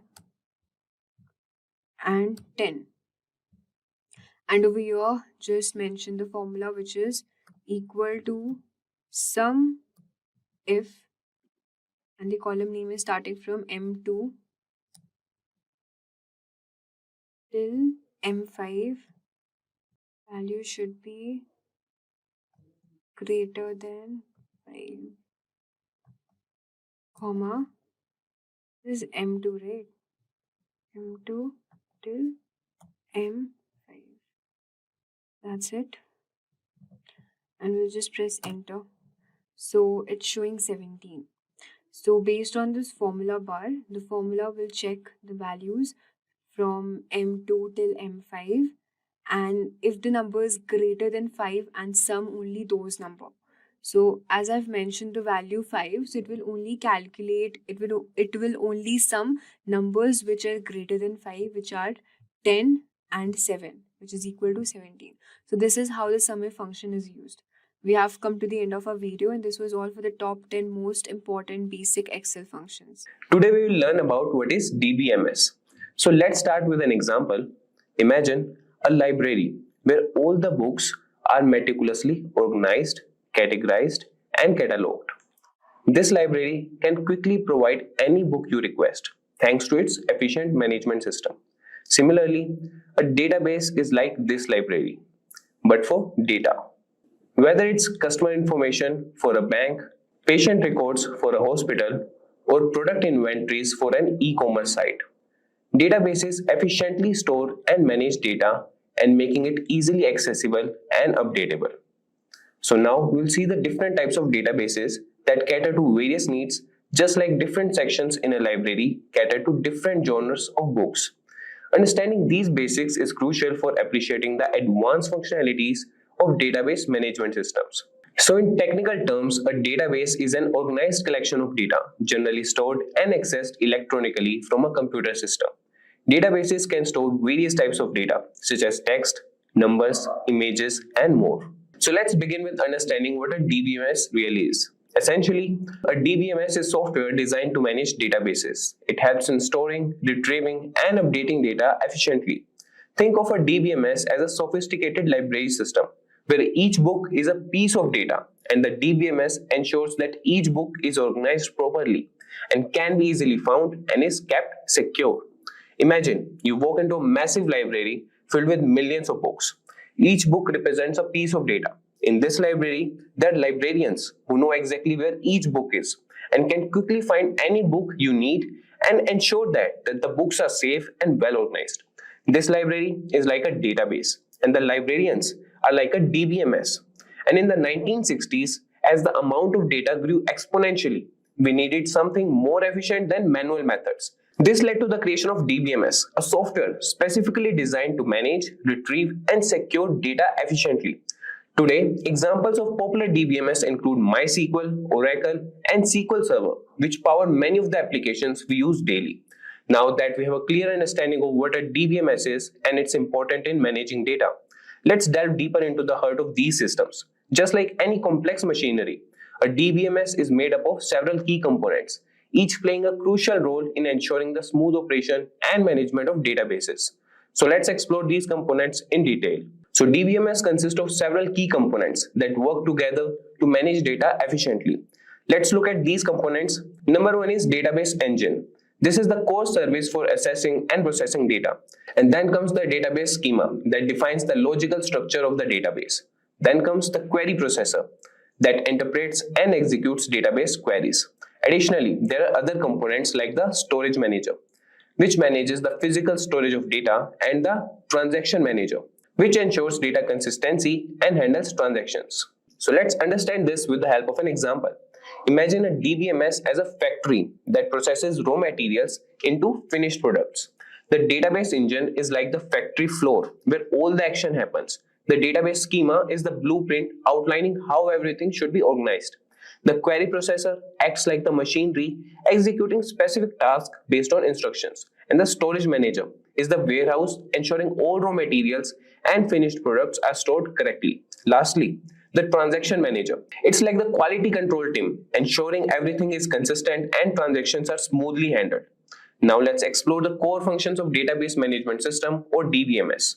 These functions are crucial for efficient data management and ensure that the systems operate smoothly and effectively, from storing and retrieving data to managing transactions and ensuring data integrity and security. Each function plays a vital role in the overall operation of a DBMS. So let's start with the functions of DBMS. So DBMS stores large amounts of data in a structured way and retrieves data efficiently and allows update to be made easily. So let's start with the functions of DBMS. The functions are data storage, retrieval, and update. So DBMS stores large amounts of data in a structured way, retrieves data effectively and efficiently, and allows update to be made easily. Then comes the transaction management that handles multiple operations on the database while ensuring data consistency. It manages transactions to ensure they are processed accurately and securely. Then comes the data integrity and security that ensures that data remains accurate and consistent throughout its life cycle. That implements security measures to protect data from unauthorized access and breaches. Now moving to the advantages of using DBMS. So using a database management system offers numerous advantages that enhance the efficiency, security, and usability of data. So let's explore these benefits in detail, from ensuring data consistency and integrity to improving data sharing and providing robust security measures. DBMS plays a crucial role in modern data management. Additionally, it offers data abstraction and independence, making data handling more flexible and manageable. So imagine you are running a large company with numerous departments with hundreds of employees. Managing data manually would be chaotic and error-prone, but with a DBMS, data consistency and integrity are maintained, ensuring that everyone works with accurate and up-to-date information. The system also promotes improved data sharing, allowing different departments to collaborate seamlessly. Enhanced security features protect sensitive data from unauthorized access, just like having a robust security system for your company's valuable assets. Furthermore, the separation of data from applications, known as data abstraction and independence, allows you to update or change your applications without affecting the underlying data structure, making your data management more flexible and efficient. So now moving to types of DBMS, that is database management system types. Data management systems comes in various types, each designed to handle different kinds of data and use cases. So let's explore the main types of DBMS. Number one is relational DBMS, then comes NoSQL DBMS, then we have object-oriented DBMS, and then we have hierarchical DBMS and network DBMS. Each type has its unique features and applications, making them suitable for different scenarios. So let's start with relational DBMS. It stores data in tables with rows and columns and uses SQL, that is structured query language, for querying and managing data. Examples are MySQL, Oracle SQL Server, and then coming to NoSQL DBMS, that is designed for unstructured data and big data applications. And it supports a variety of data models including document, key value, column family, and graph. Examples for these are MongoDB, Cassandra, Redis, and more. Now coming to object-oriented DBMS that stores data as objects, similar to object-oriented programming, that supports complex data types and relationships. Examples for these are DB4O and ObjectDB. Now moving to hierarchical DBMS that organize data in a tree-like structure with parent-child relationships, and that is efficient for specific applications like directory services. And the examples are IBM Information Management System, that is IMS. Now moving to the next, that is network DBMS, that uses a graph structure to represent data and its relationships, and it supports many-to-many relationships between data. And the example for these are integrated data store, that is IDS. Now imagine you are managing different types of libraries. A relational DBMS is like a traditional library with books organized in rows and columns, easily searchable with a catalog. Now coming to NoSQL. So NoSQL DBMS is like a digital library that supports various media types and formats, handling massive and unstructured collections efficiently. Then comes object-oriented DBMS. That's like a specialized library for complex collections, where each book is an object with detailed attributes and relationships. Then comes hierarchical DBMS. That is similar to an archive with a tree-like organization, making it easy to navigate through related documents. Finally, a network DBMS. That's like a web of interconnected libraries, supporting many-to-many relationships, making it easier to explore interconnected collections. So with that types of DBMS, now coming to common use cases of DBMS. So database management systems are widely used across various industries to handle massive amounts of data efficiently and securely. So let's look at some of the use cases where DBMS plays a vital role. From banking systems and airline reservation systems to telecommunication networks and financial systems, DBMS ensures data is managed effectively to support critical business operations. So talking about banking systems, it manages customer data, transaction records, and financial statements to ensure accurate and secure banking operations. Now we talk about airline reservation systems. So DBMS handles booking information, flight schedules, and passenger details to streamline the reservation process and improve customer service. Now coming to telecommunication networks, that manages subscriber data, call records, and network performance metrics to ensure reliable and efficient communication services. Now coming to financial systems, that supports trading, risk management, and compliance by managing large volumes of financial data with precision and security. So imagine walking into a bank and being able to access your account details instantly. This is made possible by the DBMS that manages all customer data and transactions seamlessly. When you book a flight, the reservation system quickly retrieves available seats and schedules, thanks to DBMS handling all booking information and flight schedules. In the telecommunication sector, DBMS ensures your call records and subscriber data are managed efficiently, providing you with reliable service. And similarly, in the financial industry, DBMS supports various operations like trading and risk management by securely managing large volumes of data. These are just a few examples of how DBMS support critical operations across different industries. And with that, guys, now we'll discuss the future trends in DBMS. So as technology continues to evolve, so do database management systems. So let's explore some of the emerging trends in DBMS that are shaping the future of database management system. These trends include big data and NoSQL databases, distributed databases, cloud databases, and the integration of machine learning. So talking about big data and NoSQL database, that is designed to handle massive volumes of unstructured and semi-structured data that support for various data models like document, key value, column family, and graph. Examples are MongoDB, Cassandra, Hadoop. Now coming to distributed databases. So these databases that run on multiple servers or nodes, providing high availability and scalability. So in this, data is distributed across different locations but appears as a single database to users. Examples are Google Spanner, Apache Cassandra, and Amazon DynamoDB. Now coming to cloud databases. So these databases are hosted and managed on cloud platforms, offering flexibility and scalability that eliminates the need for physical infrastructure and allows for easy scaling and maintenance. Examples are Amazon RDS, Microsoft Azure SQL Database, and Google Cloud Spanner. Now coming to machine learning integration. So incorporating machine learning algorithms into DBMS for advanced data analytics and predictive modeling that helps in automating data management tasks and extracting valuable insights from data. Examples are Google's BigQuery, Amazon Redshift ML, and Oracle Autonomous Database. Today, we will learn data analytics with AI. That's it. If these are the type of videos you'd like to watch, then hit that like and subscribe buttons and the bell icon to get notified. Let's get started with the main topic of today's session, which is data analytics with AI. So, before proceeding with data analytics with AI, let's understand what exactly is data analytics. So, data analytics is not just a step where you just give your data to AI and it will be done, right? So, it's a stage-by-stage process. Let's understand all the stages, one after the other. Firstly, you might have different sources. So, before we go ahead with the sources, let's understand the situation. You might be dealing with your client. You might be working with the company as a data analyst. So before you begin with the data analysis, You might have to have a conversation with your client or the company. You might have to go through something called as requirement gathering, right? So requirement gathering will let you know from where exactly you're getting the data. Is it in the form of a PDF? Is it in the form of an Excel spreadsheet? Or is it going to be cloud or anything like that, right? So you'll be understanding what's the source exactly is. And followed by that, you will understand what is the request of your client, what he's looking for, what he wants you to give him, right?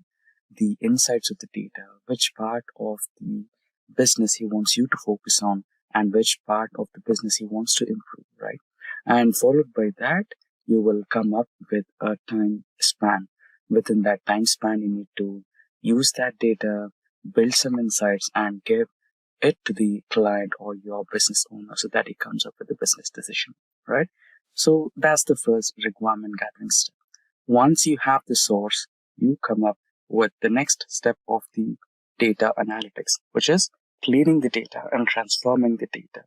So it's really obvious for any beginner or an expert who is a data analyst. It is cleaning and transformation what makes or what adds value to your data. Once you clean your data and transform it. So what exactly you mean by clean and transform?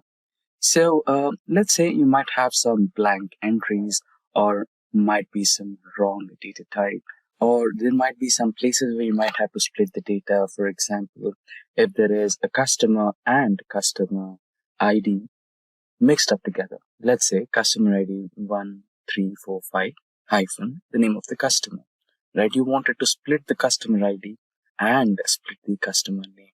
Then comes the data split option. Apart from that, if you want to categorize the data into buckets, let's say you might have a column for customer age. There might be customers starting from 10 and all the way end up to 80, right? In those scenarios, you might want to split the data into buckets. Let's say 10 to 20 are teenagers, and above 20 to 30 are youth, and above 30 to under 50 are, or under 60, like let's say like 59 are adults, and after that maybe senior citizens, right? Then you have a smaller window so that you can capture which category of the age group is bringing you the most of the revenue, right? So these are the parts of cleaning the data and transforming the data. And once you're comfortable with it, then you can choose a platform where you want to analyze your data, which can be Tableau, which can be Power BI, ClickView, or Excel, or any of the tools that you might want to prefer. In our scenario, we want to go with AI, right? So AI can be anything. You can go with the Microsoft's Copilot. You can go with the OpenAI's ChatGPT. You can go with Google's Gemini, or any of the AIs which can perform data analytics. There are some AI tools out there which are dedicated for AI data analytics, right? And once you're done with it, and the final stage is analyzing the outcomes and reporting that to your business owner or client. So I hope I made myself clear with the stages of data analytics and reporting. Now let's look at an example to explain this a little better. So I have the dataset in Excel for now. This is our source, the first part of data analytics. Let's expand the columns. So there you go. I said something about data type. So here you can see we have some different data type which we don't want, which is in general. So we will change this data type to short date to make a little more meaning out of it.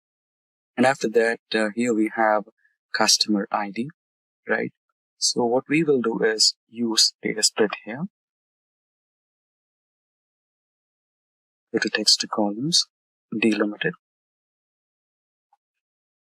Next. So we have other. So here's the preview. So you will be receiving it in this form. And if you want to format the data as you like, you can go ahead. So I'll leave it as general for now and finalize the data type after the split is finished. So what you can do is add a column, new column here, so that you can get an empty column here to split the data. Go to text to columns once again, select delimited, select next, and we have the input other, next, and finish. There you go. You have customer ID and you have customer name, the respective customer name here itself. So proceeding ahead, we have the quantity of product ordered, and we have traffics, leads, orders, and revenue, right? Cost to company and delivery status. So in case if you wanted to kind of calculate profit, what you can do is add a new column, profit, and here you can do a mathematical calculation equals to revenue minus cost to company, and you can extend this particular column all the way to the end so that you have the profit numbers. And here you can also change the data type to currency and go to home, and here the data type from general to currency, and there you go. And if you want it in rupees, you can go with rupees, or if you want it in dollar, you can also have dollars, right? So that's how you do it. I would like to go with dollars, so more, and here go to currency, and in currency symbol I'll go with the dollar. Then okay, there you go. You can quickly save it. If you want to add some borders to the data, you can also do that.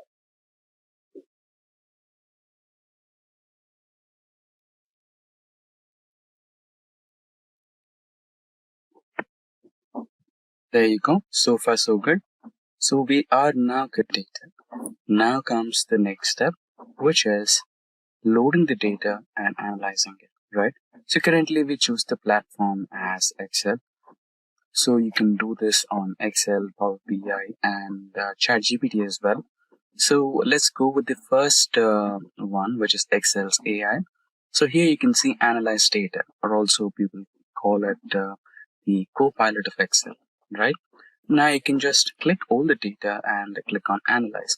Basically what you can do is insert and go to the pivot table option, and here you can insert a pivot table, and after that you can find out the requirements what you want, the sales from the central region, south region, and which category of the products have been sold the highest, and what's the highest grossing product, what are the number of leads, and you can estimate the performance of traffic on a month-on-month basis, right? You can do that all, but if you want to reduce the time, basically I would like to tell you, go to that particular part first. Understand manual process, and after that, go to the analyze data option, which is the automated or AI generated report, right? It will now read your data and it will give you some insights from the data given. Right here you can see the cost to company by order status, and here you can see you can set up a pivot table for that, and here you can see you can insert some graphs and charts here, bar graph, and here you have another one. Now you can see that it has all 24 results, all the insights. Now if I can ask, give me a pie chart of sales and category. Here you go. Here you have so basically what Copilot did is it created a pivot table of sales and category, and out of that pivot table it extracted the pie chart and generated one for you. In this way you can create multiple options. Let's say I want to create a line graph month on month. Enter. Now here it again created a pivot table, and here it generated a line graph on month basis and how many number of traffic or how many number of visitors your website had. Right? In this way you can create a long list of all the required charts and graphs for your website and or the client, and create a dashboard out of it. which is completely interactive. Now this was the Excel's AI. Now if we go to another one, which is Power BI, so here you can see a completely prepared dashboard in Power BI, and we can create this once again, or you can at least understand how it was done, right? Now let's get the data from Excel workbook. So my workbook or my data set is somewhere here, sales data. I would like to go with orders data. Only one file is enough for 2024, and your data will be shortly loaded. Select spreadsheet 1 and load the data. Since we already transformed it, there is no need for transforming it once again. So the data is being loaded successfully. It's going to take some time. 2000 rows loaded. Sheet 1. So we are going to work with sheet 1. Now you can select the visualization you want. Like I want to create a line graph here. Repeat. Like I want to create a line graph here. Select. And for this particular line graph, you will have fields, x-axis and y-axis. Now what I'll do is I'll drag and drop date to x-axis field and traffic to y-axis field.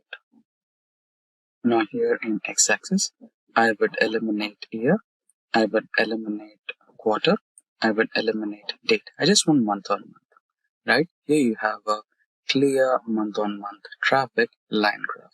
Right now, let's quickly delete it. We don't want this now. And remove it. Now, what if I tell you there is an option where you can just double click or right click and you will get an option. Here you can query, right? You can just write down a query, line graph, type of graph you require, traffic, write the spellings correctly, month on month.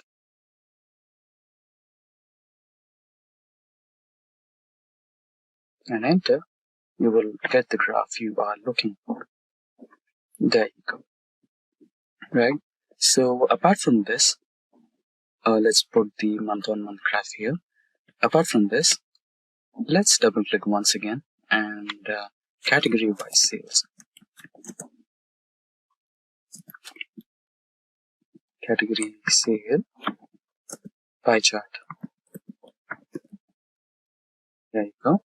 And now region wise, double click once again. Region wise sales, bar graph. Select the first one and there you go. I think there is a small mistake in the selection, spelling. Select the first one once again and there you go. You will have a bar graph in region wise basis.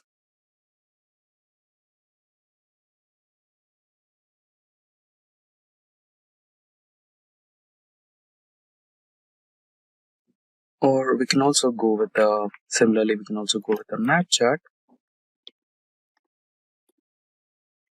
for states and revenue.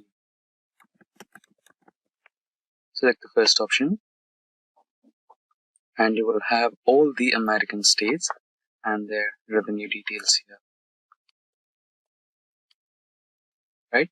So in such way you can use the artificial intelligence of Power BI and create a completely interactive graph just like this one. So if I select the standard shipment mode, what are the sales reports? And if I select the entire shipment modes, what are the reports? And if I select the home category, what are the sales reports and which part of the nation and and what are the sales and order per month, traffic and everything details here, right? In one go. Which is completely interactive. Now, let's move on to the next part of our session for today. So we will be using ChatGPT for our data analytics. So here you go. Now, let's load the data. Before that, let's write a prompt.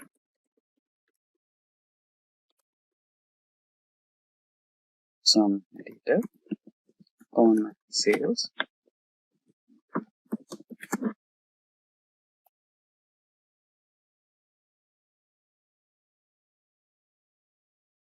sales report of it. Visualization. And now load the data. Upload from computer, and we have the sales data here, the orders data. Select the orders data file and open. The data will be loaded shortly, and since it's loaded, you can just push the command or prompt. It'll first review the contents and understand what exactly is present in your content and the data type along with the data type, right? It has 2000 entries, 17 columns. Here's the brief overview of all the columns. So it's asking you, would you like an overall summary or a specific aspect? So let's go with the specific aspect instead of overall summary. I want region-wise sales as a bar graph. Okay, we didn't have a column as bar sales. It's in turn taking revenue. Yes, there you go. Sales revenue by region as a bar graph. Now, pie chart for category revenue. Okay, so there is some limit for analysis. Okay, that's not a problem. We can change the account and try to do it once again, or I should have chosen the overall summary, right? But if you go to the ChatGPT Plus edition, you can get that. Let's try the Plus edition once. So we are on the Plus edition now. So it generated some visualizations, which is completely downloadable here. You can go with that as well.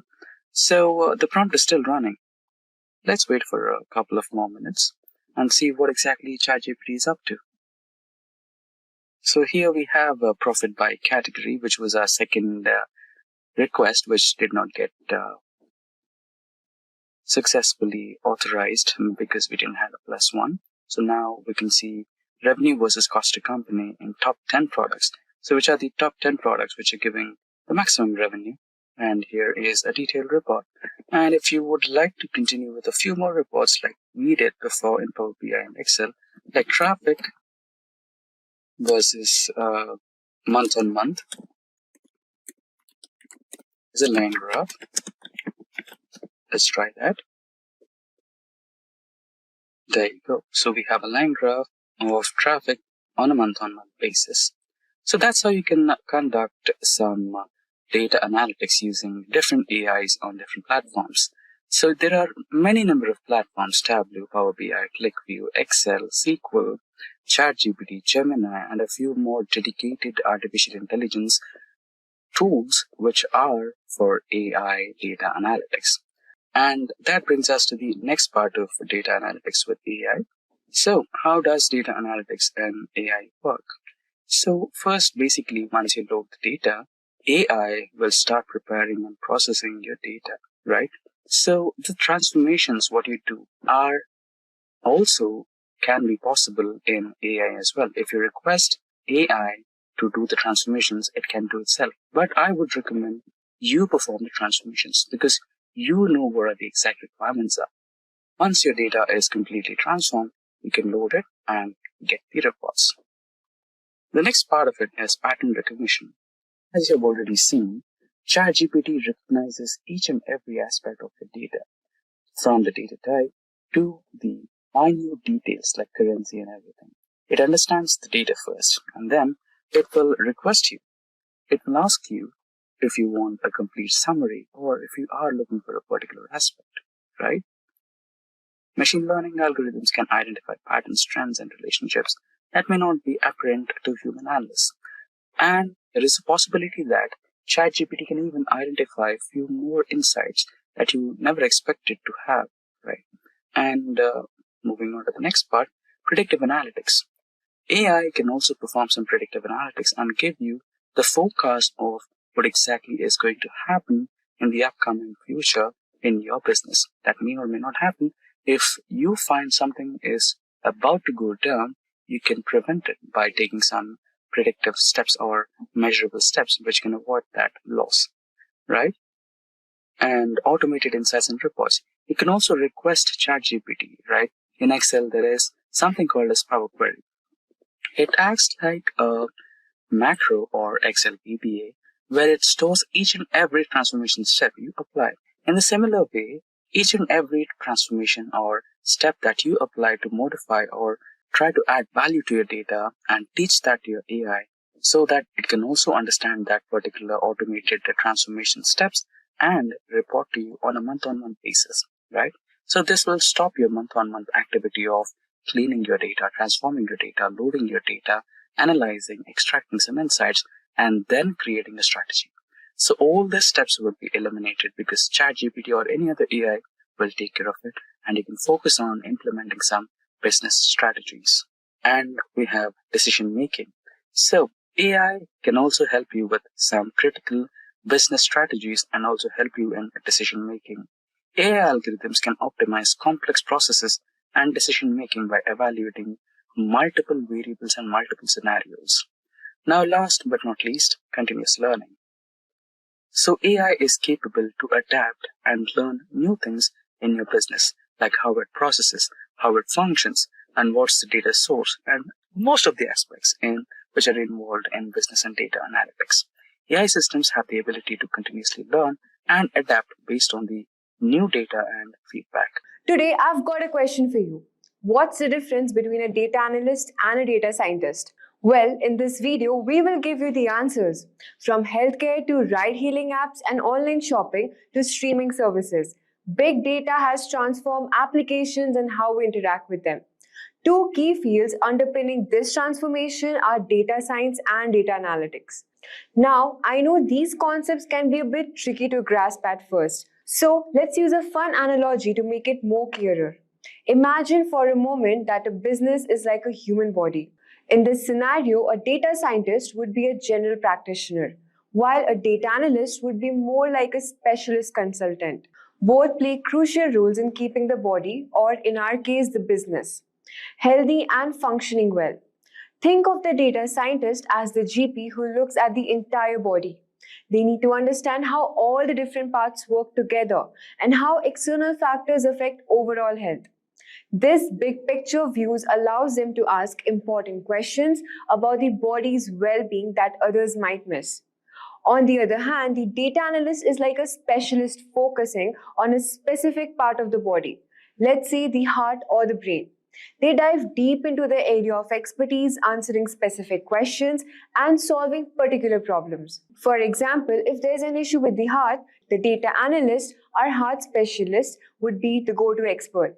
But remember, while the specialist focuses on the area, the GP will still keep an eye on the overall health. They work together, each bringing the unique skills and keeping the body or the business in top shape. So in a nutshell, data scientists and data analysts both play vital roles in keeping a business healthy. The data scientist looks at the bigger picture while the data analyst dives deep into specific areas. Throughout this video, we will explore these roles in a more detail, looking at the specific tasks, skills they need, and how they contribute to the data-driven world we live in. So let's discuss the differences between data analytics and data science. Imagine a thriving social media app with millions of users sharing photos, videos, and messages every day. At this company, we have two data heroes, Alex, the data analyst, and Chris, the data scientist. They both work with data, but their roles are quite different. Alex is like the app's detective. Their job is to figure out on how many people are using the app right now. Alex looks at two things. Firstly, which features are most popular?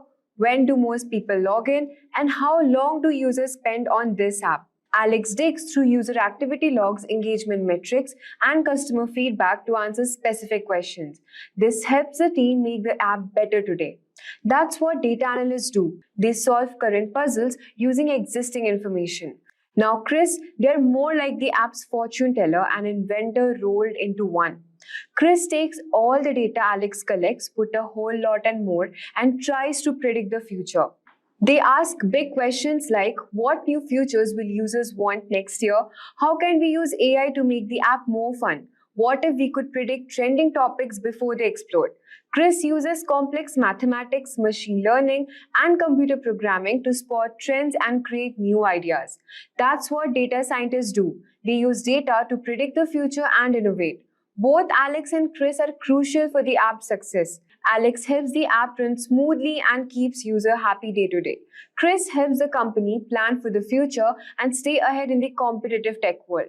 Let's look at the key definitions of how they differ from each other. Comparing data science versus data analytics. Data science and data analytics, while related, serve distinct purposes. Data science is a broad multidisciplinary field encompassing areas like machine learning, artificial intelligence, and computer science. It involves researching vast amounts of unstructured data to ask and answer strategic, long-term questions. Data scientists often build complex models and algorithms focusing on innovation and strategic decision making, and they usually hold senior roles. In contrast, data analytics is a specialized discipline with data science that focuses on analyzing existing structured data to answer specific and immediate questions. Data analysts interpret data, identify trends, and provide actionable insights using tools like SQL and Excel. They often work in specific departments like marketing and sales. While their skill set is narrower than the data scientists, they have a deep understanding of their particular business's area. Essentially, data scientists create a big picture framework, while data analysts zoom in specific elements within that framework to optimize current operation. Let's talk about the skill set comparison. Skills for data analyst. Proficiency in business intelligence tools, strong statistical analytical skills, intermediate programming skills in SQL and Python, expertise in data visualization tools like Tableau and Power BI. Next, let's discuss the skills for data scientist. To be a data scientist, you must know advanced knowledge of machine learning and AI. You must have experience with big data platforms such as Hadoop and Apache Spark, strong programming skills in Python and R, proficiency in predictive modeling and data mining techniques. Let's discuss the workflow comparison. Now, let's compare the workflows of data analyst and data scientist. The workflow of data analyst typically begins with data collection, where they gather data from various sources to ensure they have all the necessary information. Next comes data cleaning, a crucial step where they remove any errors and redundancies from the dataset to ensure accuracy. Following this, they perform data analysis, using statistical methods to interpret the data and uncover patterns and trends. To present their findings effectively, data analysts then engage in data visualization, creating charts and graphs that make complex data more understandable. Finally, they provide actionable insights, offering recommendations that can be implemented immediately to improve business operations. In contrast, the workflow of a data scientist starts with identifying the problem, where they define a strategic question or opportunity that needs to be addressed. Then they proceed with data mining, extracting relevant data from large data sets to gather the information needed for the analysis. Similar to data analysts, data scientists also perform data cleaning to prepare the data for analysis. However, they take it a step further with data exploration, conducting exploratory analysis to understand the depth of data. Next, we have feature engineering, where they create new features from raw data to enhance their models. And then they build predictive models to forecast future outcomes based on the data. Once the models are ready, they deploy the model into production and start generating insights in real time. The final step is their workflow to monitor and iterate, continuously improving the model based on the new data and ensure it remains accurate and effective. Let's discuss the tools and techniques. Let's explore the tools and techniques used by data analysts and data scientists. Data analysts like Alex uses a variety of tools to handle and analyze data efficiently. They often use Excel for data organization and basic analysis due to their accessibility and functionality. For querying databases, SQL is the go-to language, enabling them to extract and manipulate data effectively. To visualize data and create insightful dashboards, Tableau is commonly employed using robust data visualization capabilities. Additionally, Python is used for more advanced data manipulation and analysis, making it a versatile tool in data analyst toolkit. On the other hand, data scientists like Chris rely on slightly different set of tools to handle their more complex tasks. Python is a staple for data manipulation, machine learning, and artificial intelligence thanks to the extensive libraries and frameworks. R is also a key tool particularly for statistical analysis and visualization, providing powerful statistical techniques. For processing large data sets, Hadoop is indispensable. Enabling scalable and distributed computing, Apache Spark is used for large-scale data processing, offering speed and ease of use for big data analytics. Lastly, we have the TensorFlow, which is important for building and deploying machine learning models, making it essential for AI-related tasks. Let's discuss the application comparison. Let's see how the work of data analysts and data scientists relies in real-world scenarios. Data analysts like Alex plays a vital role in understanding user behavior. For example, they analyze which app features are most popular among users, providing insights that can enhance user experience and app's functionality. In the realm of sales, they identify trends and optimize marketing strategies, ensuring that the company targets its audience effectively and maximizes revenue. Moreover, by analyzing customer feedback, data analysts help improve product features, ensuring the company meets customer needs and expectations. Conversely, data scientists like Chris engage in more predictive and innovative application. They use predictive analysis to forecast future trends and behaviors, allowing companies to make informed strategic decisions. For instance, they build recommendation systems that suggest products or contents to users based on their past behavior, enhancing user engagement and satisfaction. Additionally, they develop AI innovations to improve user experience, such as chatbots or personalized user interfaces, leveraging advanced machine learning models to stay ahead in the competitive tech landscape.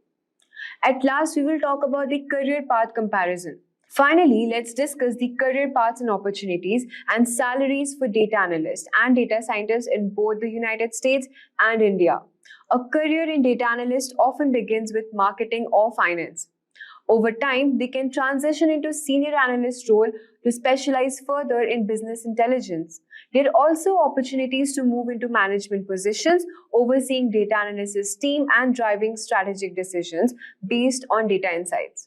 In United States, the average salary for a data analyst is around $65,000 per year, with senior roles potentially earning up to $90,000 annually.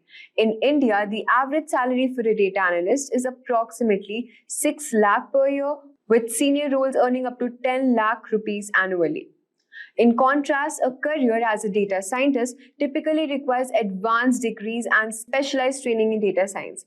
As they gain experience, they can progress to senior data scientist roles or lead data science teams, taking on more responsibility and tackling complex challenges. Data scientists also have opportunities to work in cutting-edge fields like AI, machine learning, and big data, where they can innovate and contribute to significant technological advancements. In United States, the average salary of a data scientist is approximately $1,20,000 per year, with senior positions often earning up to $1,50,000 annually. In India, the average salary of a data scientist is around 10 lakh rupees per year, with senior roles earning up to 20 lakh rupees annually. In summary, both data science and data analytics are crucial in today's data-driven world. Data scientists focus on the bigger picture and long-term strategy, while data analysts hone in on specific questions and provide actionable insights. Choosing between the two depends on your interests, career goals, and desired salary. So what does data analysts do? On huge dataset, data analysts gather, analyze, and run statistical studies to glean insights and spot trends. They use various methods and tools to transform complicated data into useful insights.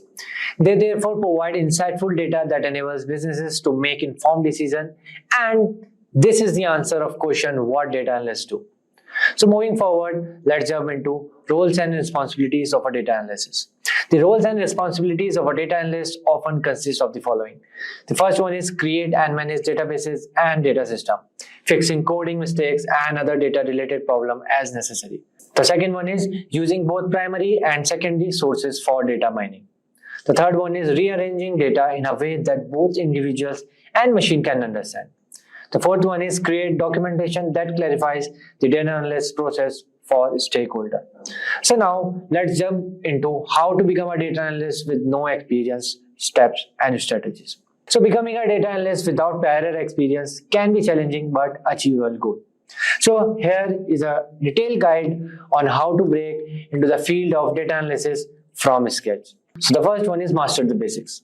Data analysts need a mix of technical and soft skills. Start by learning the basics of statistics and mathematics. So key topics are descriptive statistics.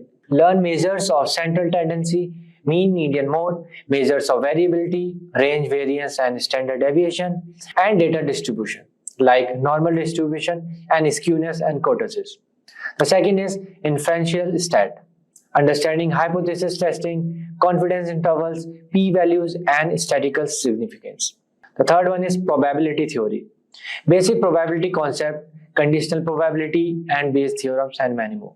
The fourth point is linear algebra and calculus. Fundamental concept that underpin many statistical algorithms. So you guys can learn these topics from our Simplilearn YouTube channel where each topic is explained in depth by our experts. The second point is programming languages and Python. In Python, learn the basic syntax, data types, and control structures like loops and condition. The second one is libraries for data analysis like NumPy, Pandas, and Matplotlib for data manipulation and visualization. The third one is library for statistical analysis like SciPy and stat models for performing statistical tests and modeling. And in R, like basic syntax like data types and structures. Data manipulation like dplyr, tidyr. The third point is statistical analysis, Bayes R function, and package like ggplot2 for data visualization. So you guys can learn these topics from our Simplilearn YouTube channel where each topic is explained in depth by our expert. The third point is data visualization and reporting. So in this, we have first Tableau. Creating and customizing various charts and types like bar charts, line graphs, scatter plots. Second is building interactive dashboards and stories. The third one is connecting to different data sources and data blending. The second one, we have Power BI. Data modeling and creating relationship between data sets. The second point is designing reports with visuals, filters and slicers. The third point is using DAX, data analysis expressions, for advanced calculation. In this category, third, we have Excel. So in this, you can learn advanced formulas like VLOOKUP, HLOOKUP, index, match, and arrays formulas.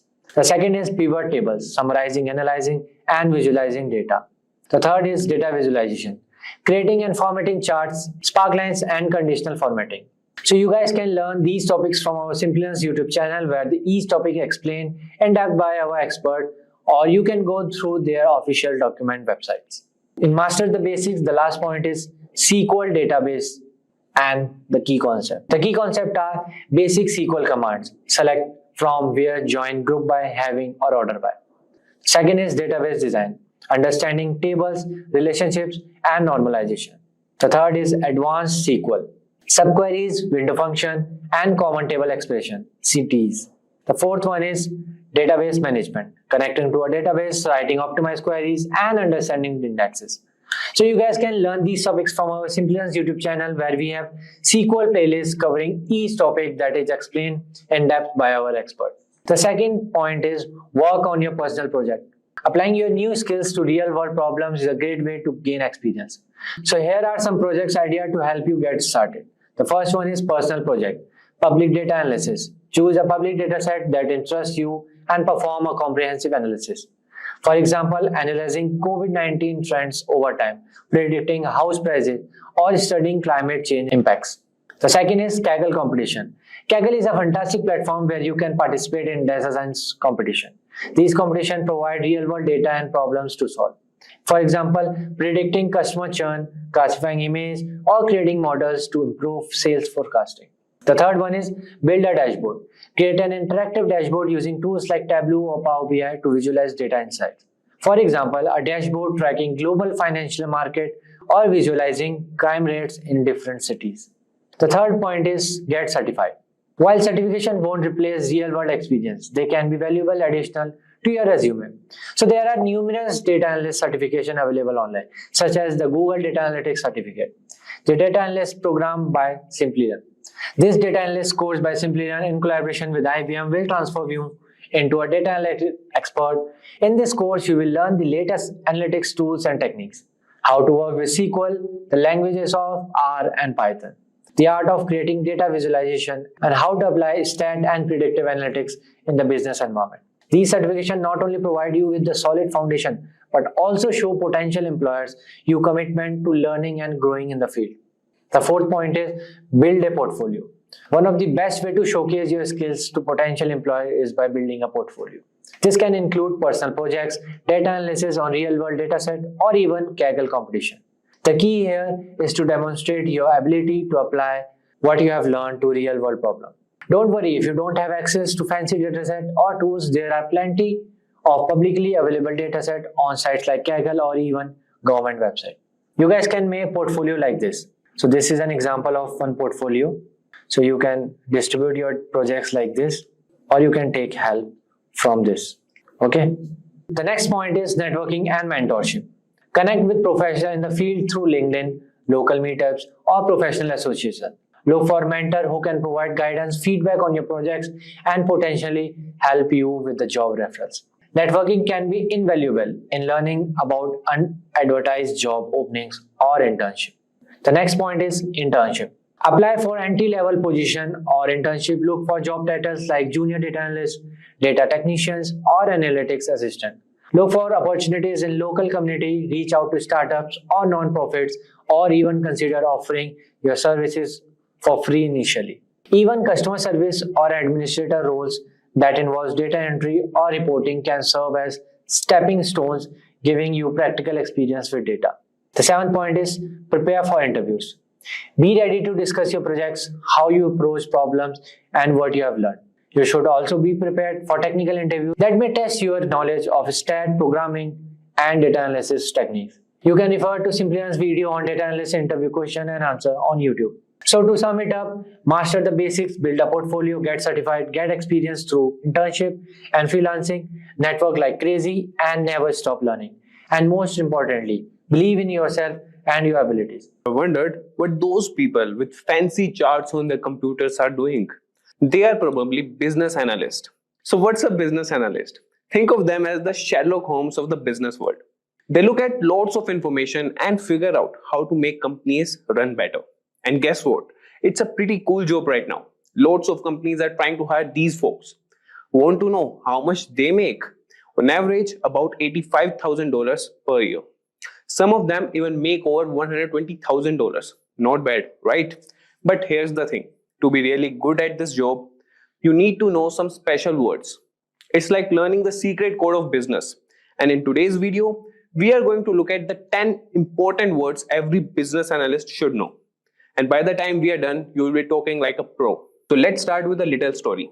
Meet John. John works at a company and is always overwhelmed by all the data terms his colleagues use during meetings.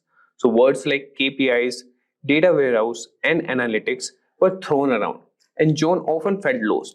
He knew understanding these terms was crucial for his career growth, so he decided to dive into learning about business intelligence. John started by learning what business intelligence actually means. He discovered that BI involves strategies and technologies that help companies analyze and manage their data. For example, if he worked at Spotify, BI could tell him which songs are getting the most plays, when people listen the most, and even predict the next big hit. This realization made John see how powerful BI could be for making informed business decisions. Alright, so let's dive in and let's understand what business intelligence actually is. Imagine you're running a popular ice cream shop, and business intelligence is like having a super smart helper that tells you everything about your business. Cool, right? So what exactly is business intelligence? It's all the tricks and tools companies use to understand their data better. It helps them make smart choices based on facts, not just guesses. For example, let's say you use a tool like Power BI in your ice cream shop. It might show you which flavors sell the most on hot days, what time your shop is busiest, and which toppings are most popular with kids. This info helps you make smart decisions like stocking up on popular flavors or hiring extra staff for busy times. Business intelligence is super important because it turns boring numbers into useful information that helps businesses grow and succeed. It's like having X-ray vision for your company. Next, let's talk about data visualization. So data visualization is the graphical representation of information and data. By using visual elements like charts, graphs, and maps, data visualization tools provide an accessible way to see and understand trends, outliers, and patterns in data. For example, a bar chart showing the most popular pizza toppings in a delivery app. This is crucial for presenting data in an easy to understand format. Moving on, we have analytics. So analytics involves the systematic computational analysis of data.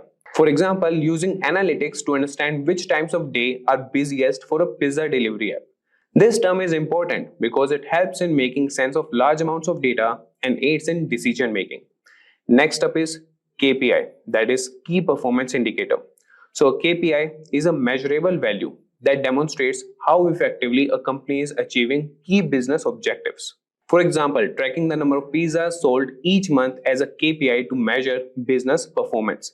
KPIs are essential for measuring performance and progress towards strategic goals.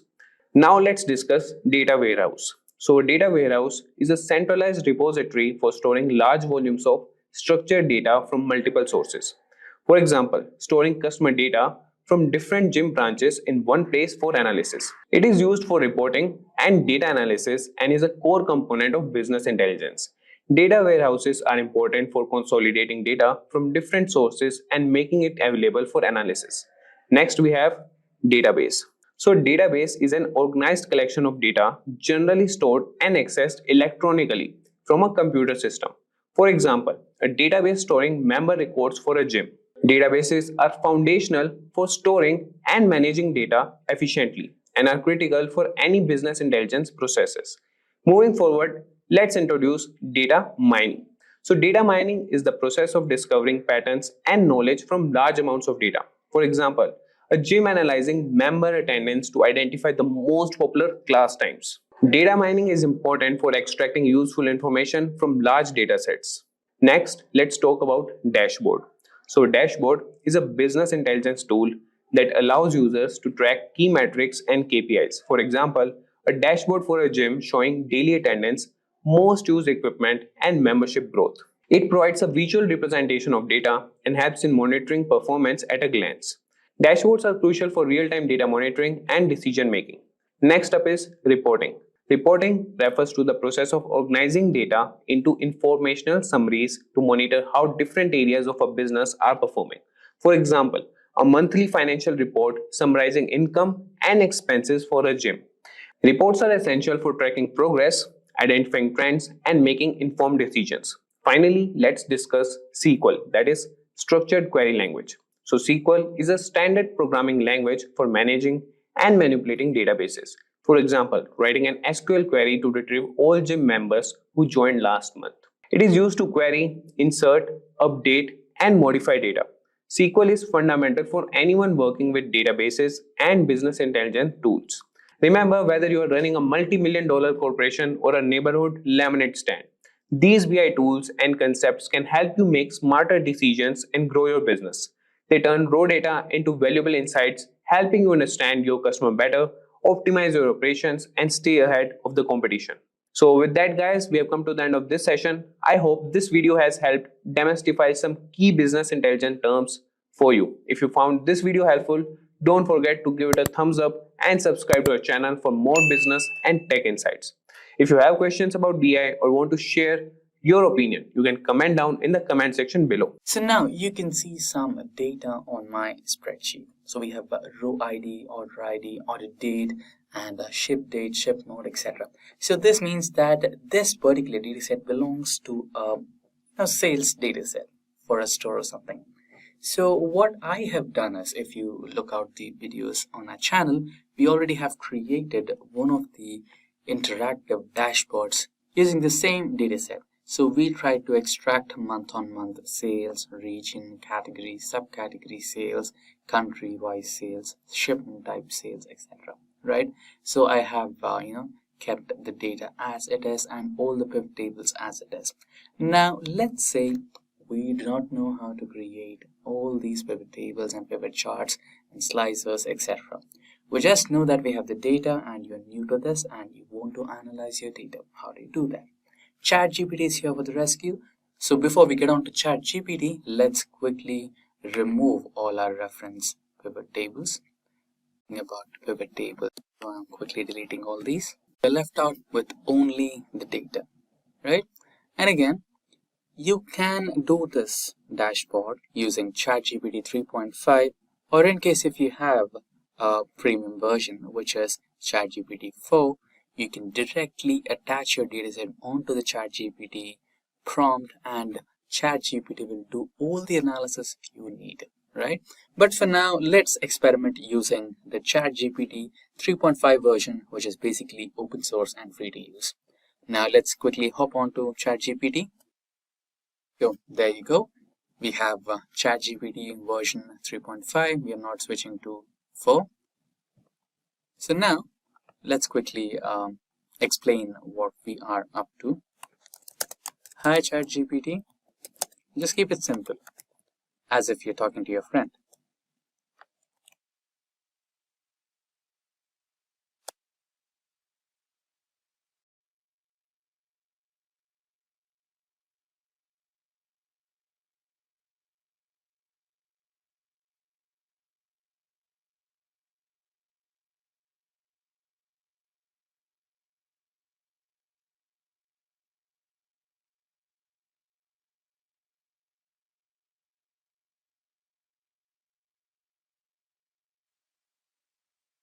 The data set belongs to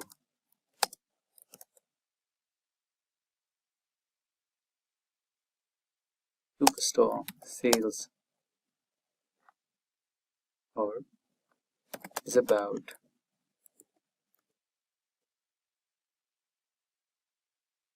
the dataset is about a Superstore sales report.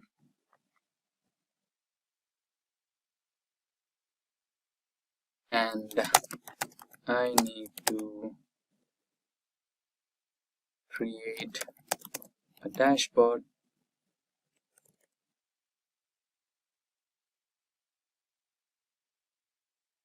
for month-on-month sale.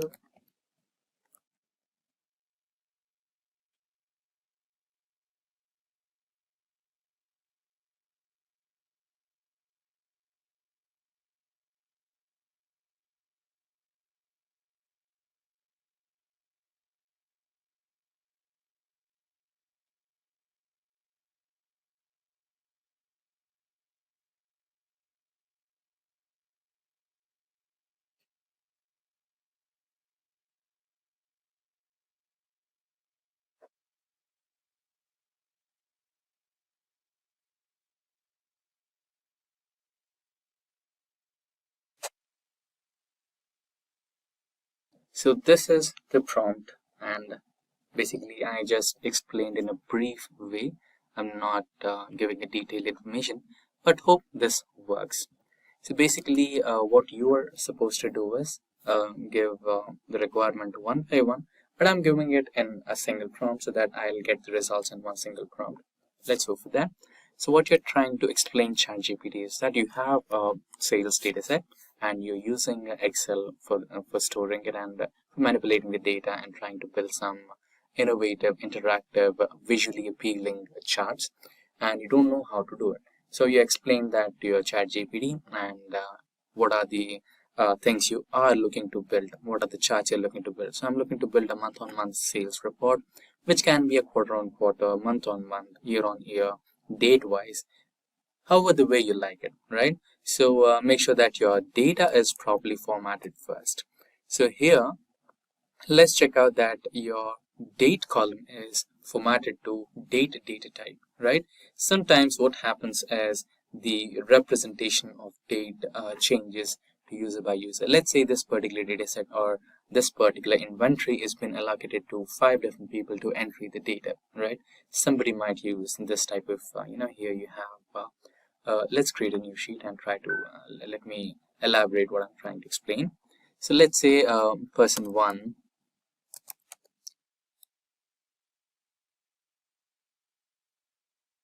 person 3. So let's say I use this type of formatting, 15th December 2025, something like that, and somebody else uses 15/12/2025, and another one uses 15 December 2025. And also sometimes few people also intend or may follow a date pattern which looks something like this: December the 31st 2025, right? And it's not wrong. So many people will have different conventions of writing their dates. So you need to make some data cleaning. And okay, if you are coming back to data cleaning, we have listed a video in our descriptions for data cleaning in Excel, and that would help you in various data cleaning operations that are used in day-to-day lives of a data analyst. So that should help. So basically what you are looking for is, so instead of general, go back to the data types, and here you can check out the data type options, and you can either give a short date, long date, or in the case you want to go for some additional formatting, you can also go to more formatting, and here you can check out the custom formatting options. Here you can give a customized option. For now I want to go with date, and the date I want to go with is this particular one, which gives me date, month, and yeah, click on that and you should be good to go, right? So make sure that all the dates in your spreadsheet are following one single date pattern, so that when it comes to month on month, quarter on quarter, and year by sales, that will help you a lot. Okay, it will just give you a filtered option. It will give you year on year first, then quarter on quarter next, and if you expand the option of quarter on quarter, you will have month on month, and if you expand the month, then you will have date wise. So you will have a better understanding when we perform this operation in a practical way in real time. And then we have the next type of chart where we want to identify country-wise sales. Then we have region-wise sales. So let's say I have one country here. Let's say I want sales from France, and I want to know what are the sales happening in central region of France, north region of France. So you'll have region-wise sales there, and category-wise, which category is giving you the maximum profits or the maximum sales, and inside the category, which is that subcategory or which product is that which is giving you the highest number of sales. You can identify that, and based on that you can plan a business. You can get up with a business strategy there. And shipment modes. So which type of shipment mode which should you invest in much, so that you can offer better services to your customers. So everything counts. So this is what I want to extract from my data set. So this is my requirement. You have explained this to your ChatGPT through the prompt, and just enter. Now ChatGPT should help you break down the requirements, and ChatGPT should help you how to it'll tell you how to do the process. So here it will tell you the line chart. So basically it's a rule that month on month sales or quarter on quarter sales, basically wherever the time is involved, the line chart is the best to represent your numbers. So now it basically tells you how to represent your charts in what type of chart to be selected. That's good. But now can you help me create the first chart in Excel?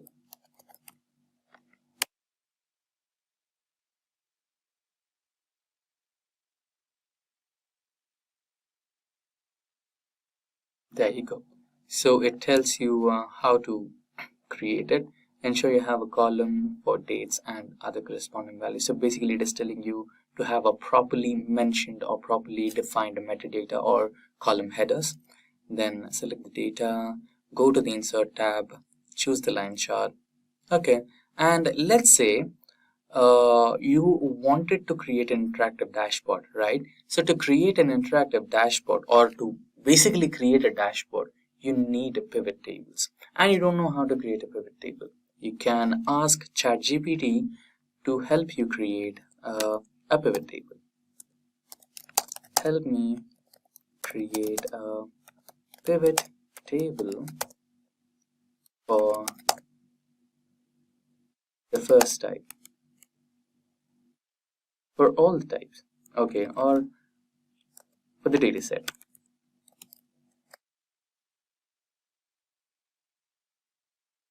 Certainly. So it will mention you the steps to follow to create a pivot table. There you go. So what's the first step? Highlight the range of cells that contain your data set, including headers. And go back to Excel, and you can just click on any cell and Control A.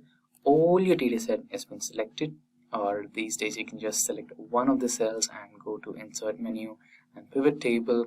And now from the table range, Excel will automatically select the entire range of the table you're looking for or you're working on. And in case if you are having any doubts on that, you can just select all the range and go to the same insert option and select the pivot table. Now click on OK in a new worksheet, and there you go. You have your new pivot table. Let's delete this. Now remember, we wanted to create the month-on-month sale for the first pivot table and pivot chart. So, and remember about the date formatting. So we will be looking on that. Now we will drag order date onto rows here, and you can see here. So this is what I was talking about. So Excel has automatically segmented your dates. We have about 10,000 rows in this particular data set, and it has segregated all the 10,000 rows into 4 different years: 2020, 21, 22, and 23. And if you expand the selection of year, it has segregated again into quarter 1, 2, 3, and 4, right? And if you expand quarter 1, you have month-on-month sales in quarter 1, month-on-month sales in quarter 2, and month-on-month sales in quarter 3, and so on, right? So this is why I was requesting you to have a proper data formatting for all your dates, right? Which could be really helpful when you want to extract the quarter-on-quarter sales and date-wise sales and year-wise sales, right? So now we wanted to find out month-on-month sales, right? Or year-on-year sales. So where is the sales? Yeah, here we have the sales parameter. Just drag that onto the values, and there you go. Now format this into the currency type. So the currency is dollars, American dollars, and you can eliminate the leading zeros here if you don't want them. There you go. Now you have the whole number here. You can also do the same for this.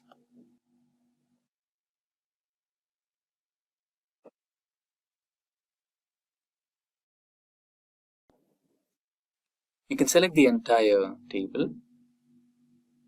Go to pivot table. Okay, let's check the options provided by ChatGPT.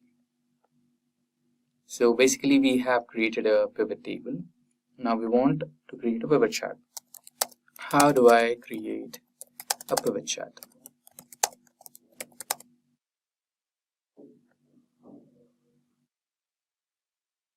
So again, it's making really clear statements and really clear steps.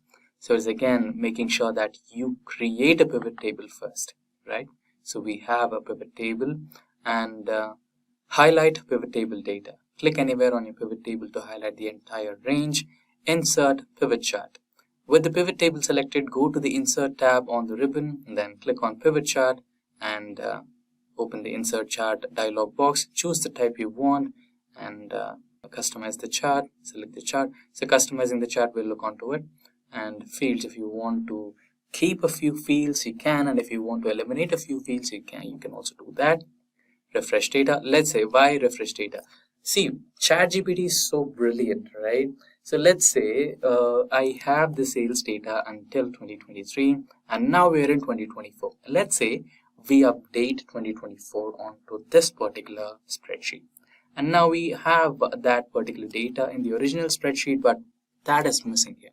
In that scenario, what you can do is just go to data, and here you will find the refresh all option.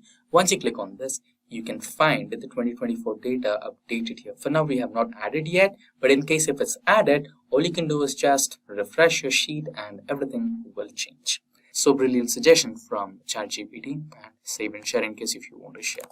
So let's follow the same steps. Select any cell in the pivot table, select all the sheets, go to insert tab, and here recommended charts, or go to the charts option and select the chart that you are looking for.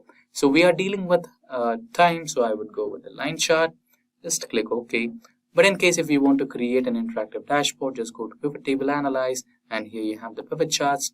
And again, it will give you the same option. Just select the line chart here and press OK.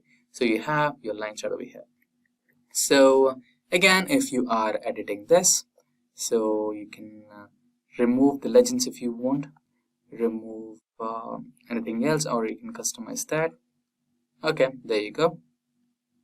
And if you want to edit the name of the chart, you can also do that. So I will do this as MOM sales report. Okay, accordingly I'll change the sheet name.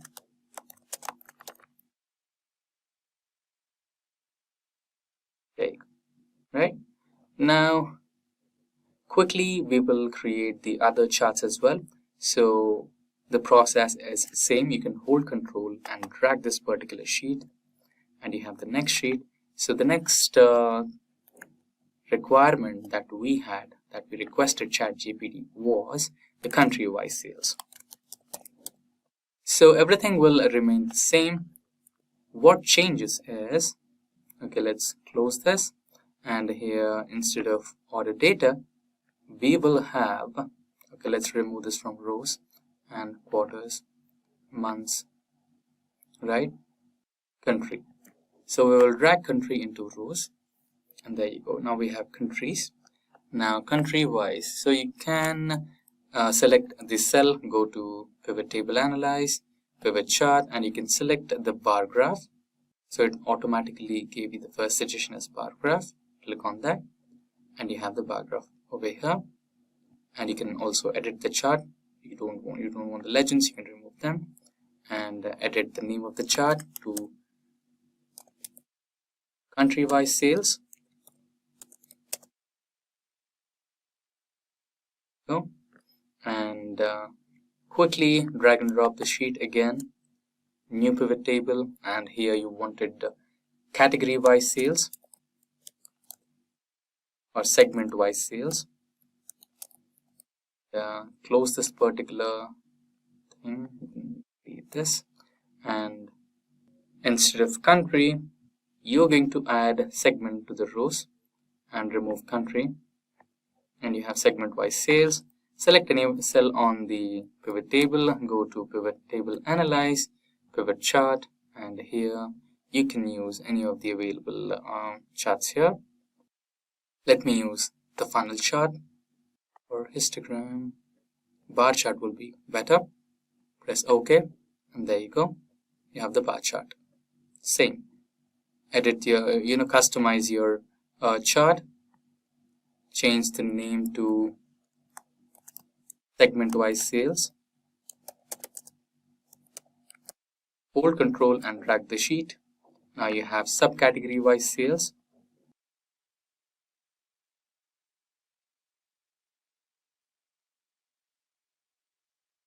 Instead of segment, you will be selecting the subcategory. You can remove segment, and you can see the chart also changed here. And again, you can do the category wise sales. So this was segment wise sales. You can quickly change the segment to category, and you have it. We quickly go back to, so we have done the category wise, subcategory wise, region wise is remaining, and shipment modes.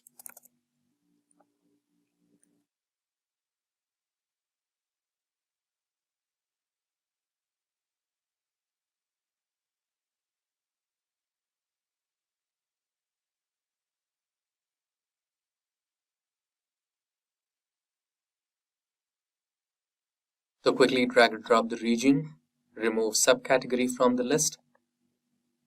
There you have the region-wise sales. Edit the name.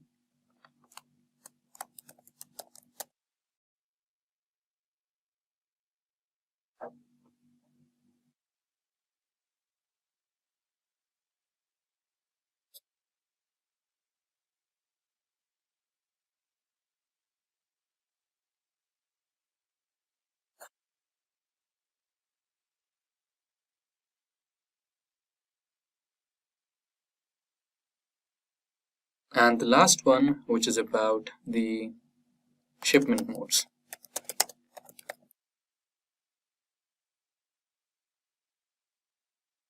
Remove region, and there you go.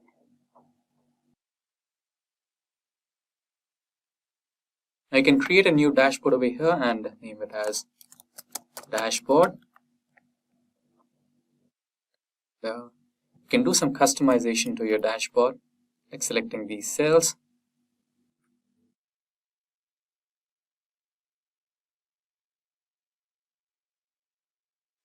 Giving it a color.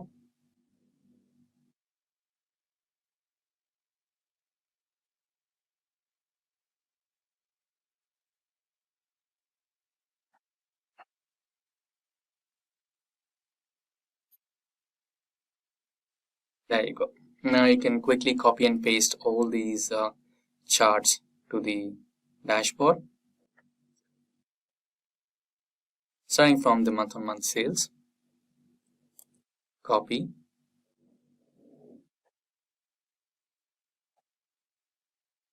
And paste.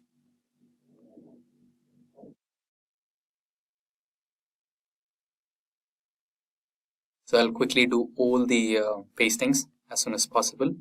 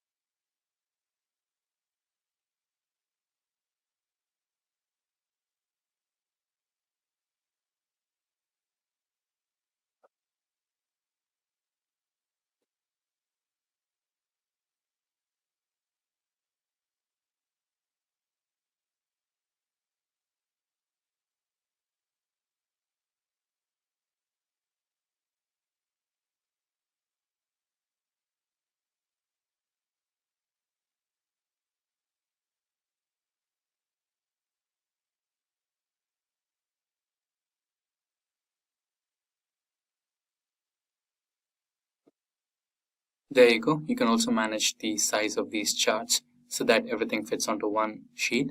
So for now, let's try to unpin this so that we have a little better visual appearance.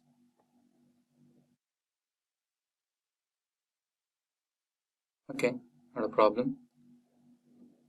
And now we need some filter, right? So something which can make it a little more interactive. That's when you add slices. And let's say you don't know how to add slices. Back to ChatGPT and ask ChatGPT, how do I add slices to my dashboard?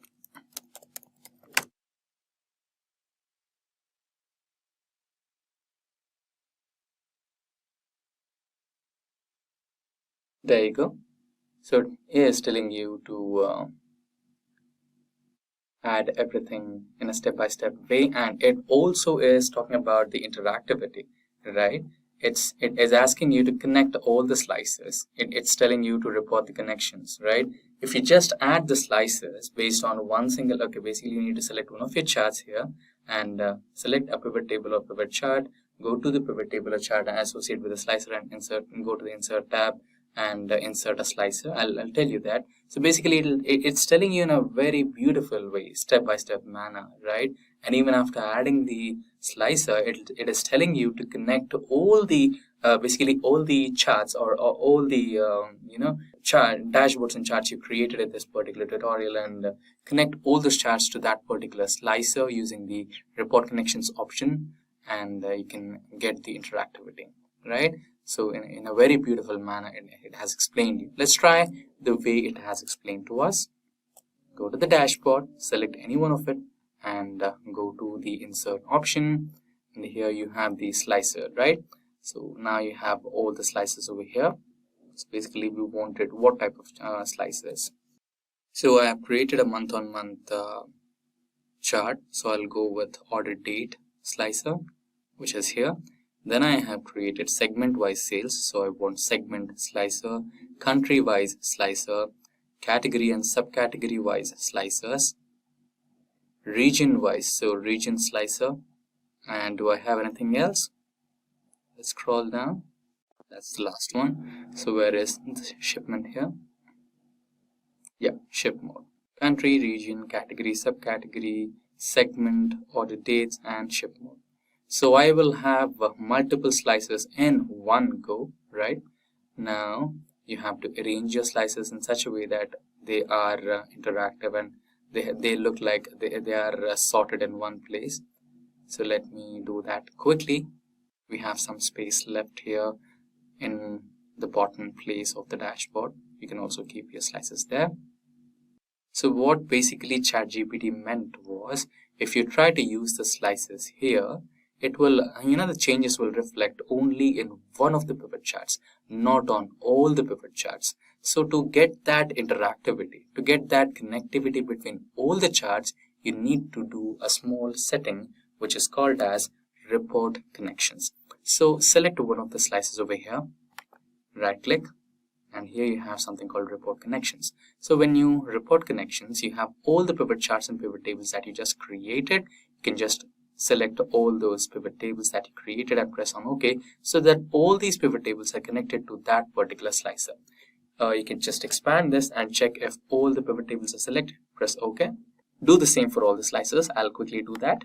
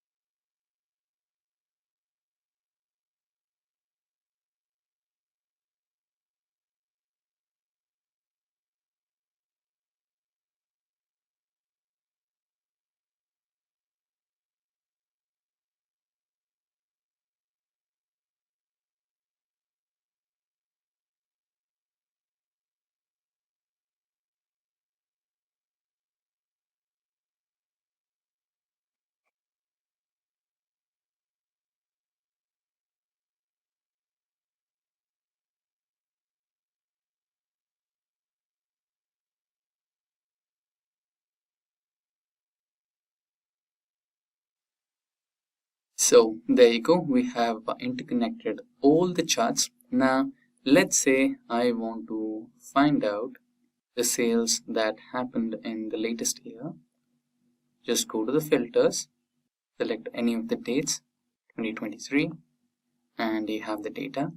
And if you want to select any particular country, then you can also do that. I want to go with United Kingdom, and in United Kingdom we have all the data here.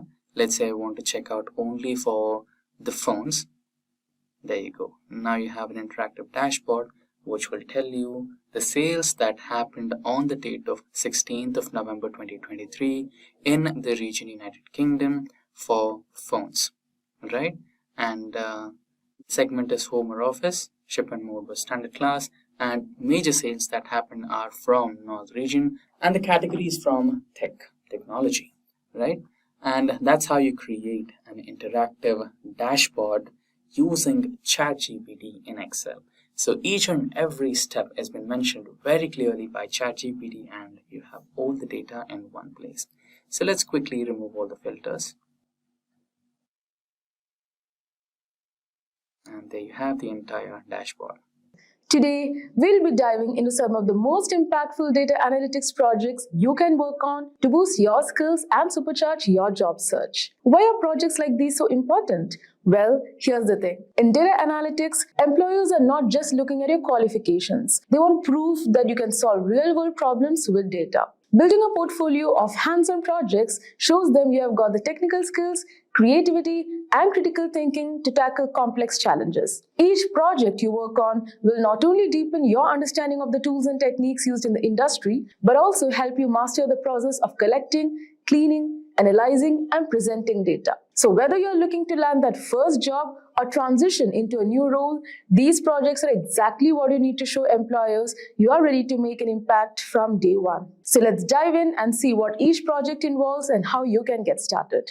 So the first project that we are going to talk about is the dashboard to find top skills of common roles in data science. So the goal in this project is to create a dashboard that visualizes the top skills needed for popular data science roles like data analyst, data engineer, and machine learning engineer.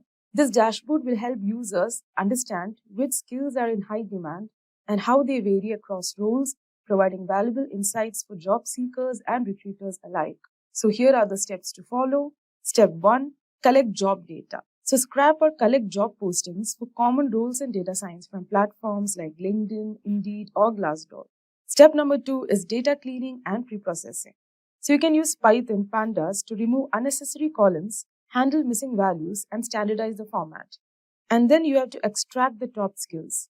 So parse through the job descriptions to identify key skills mentioned frequently, using libraries like NLTK or Spacey for natural language processing. After that, you have to aggregate skill data by role. So group the data by role, calculating the frequency of each skill for data scientist, data analyst, etc. And then you have to build the dashboard. So you can use Power BI or Tableau to create an interactive dashboard that allows users to filter by role, region, or experience level. And finally, you have to add visuals and interactivity. So design visuals like bar charts, word clouds, and filters to show the top skills for each role clearly.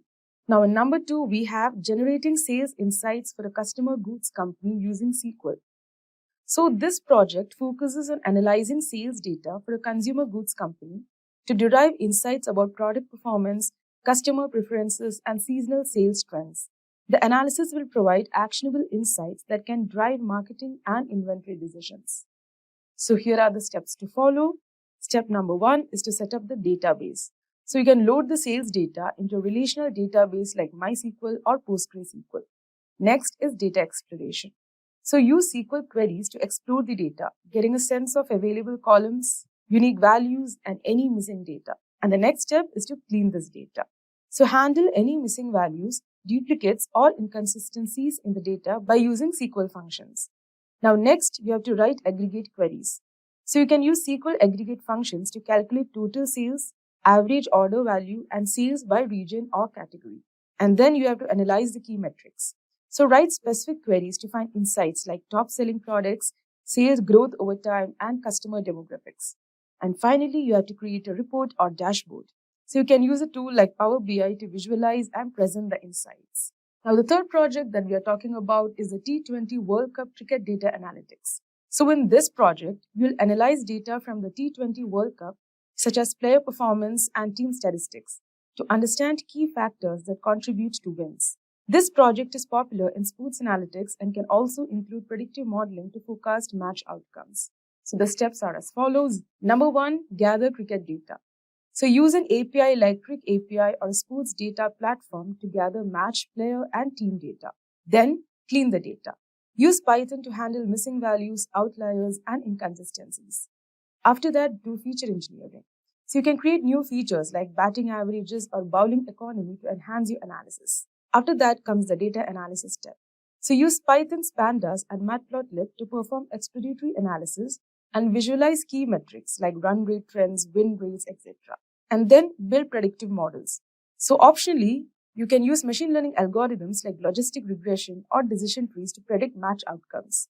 And then you can present findings. So here you have to create visualizations that shows your findings, such as win probabilities or top player performances. Now, next on the list, we have HR analytics to track employee performance. So this project is about analyzing HR data to track employee performance, identifying trends, and giving actionable insights that can improve employee retention and satisfaction. So here are some steps to follow. Number 1 is to collect the HR data. So gather employee performance data such as productivity scores, tenure, attendance, and engagement surveys. After that comes the pre-processing of the data. So use Python to clean the data, handling missing or inconsistent entries. After that, analyze key metrics. So identify patterns and trends such as average performance scores, engagement levels by department, and turnover rates. After that, build visualizations. Use Power BI or Tableau to create interactive visuals, such as line graphs for performance over time or heat maps for engagement scores. After that, identify patterns and trends. So highlight insights like factors affecting performance or engagement to inform HR policies. And finally, create a dashboard for HR managers. So design a dashboard that allows HR to monitor performance metrics and identify improvement areas. Now on number 5, we have real-time share price scrapping and analysis. So in this project, you will set up a system to scrap real-time share prices, analyze price trends, and improve visual insights into the market. So here are the steps to follow. Number 1 is set up web scrapping. So you can use libraries like Beautiful Soup or Selenium in Python to scrap share prices from a financial website. After that, automate data collection. Schedule the scrapping process with Python's schedule library or a tool like cron to retrieve prices at regular intervals. After that, store the data. Save the scrap data to a local file like CSV or database for further analysis. After that, analyze the trends. So use Python to calculate metrics like moving averages, volatility, or trading volume. After that, build a real-time dashboard. So use Streamlit or Flask to create a dynamic dashboard that shows real-time data. And finally, you can add notifications. So you can set up alerts or notifications for significant price changes using Python's SMTP library or a messaging service. So now, before moving on to the next project, so without any further delay, let's move on to the 6th project, which is time series analysis with stock price data. So this project focuses on using time series analysis methods to identify patterns and trends in stock price data, helping to forecast future price movements. So here firstly, you will gather historical stock data. So you can use an API like Alpha Vantage or some trusted finance sources to collect daily stock prices. Then comes pre-processing the data. You can clean and format the data for time series analysis. Then explore trends and seasonality. So plot the data and use Python stats models library to decompose it into trend, seasonality, and noise. After that, apply time series models. Use ARIMA, exponential smoothing, or LSTM models to analyze the time series data.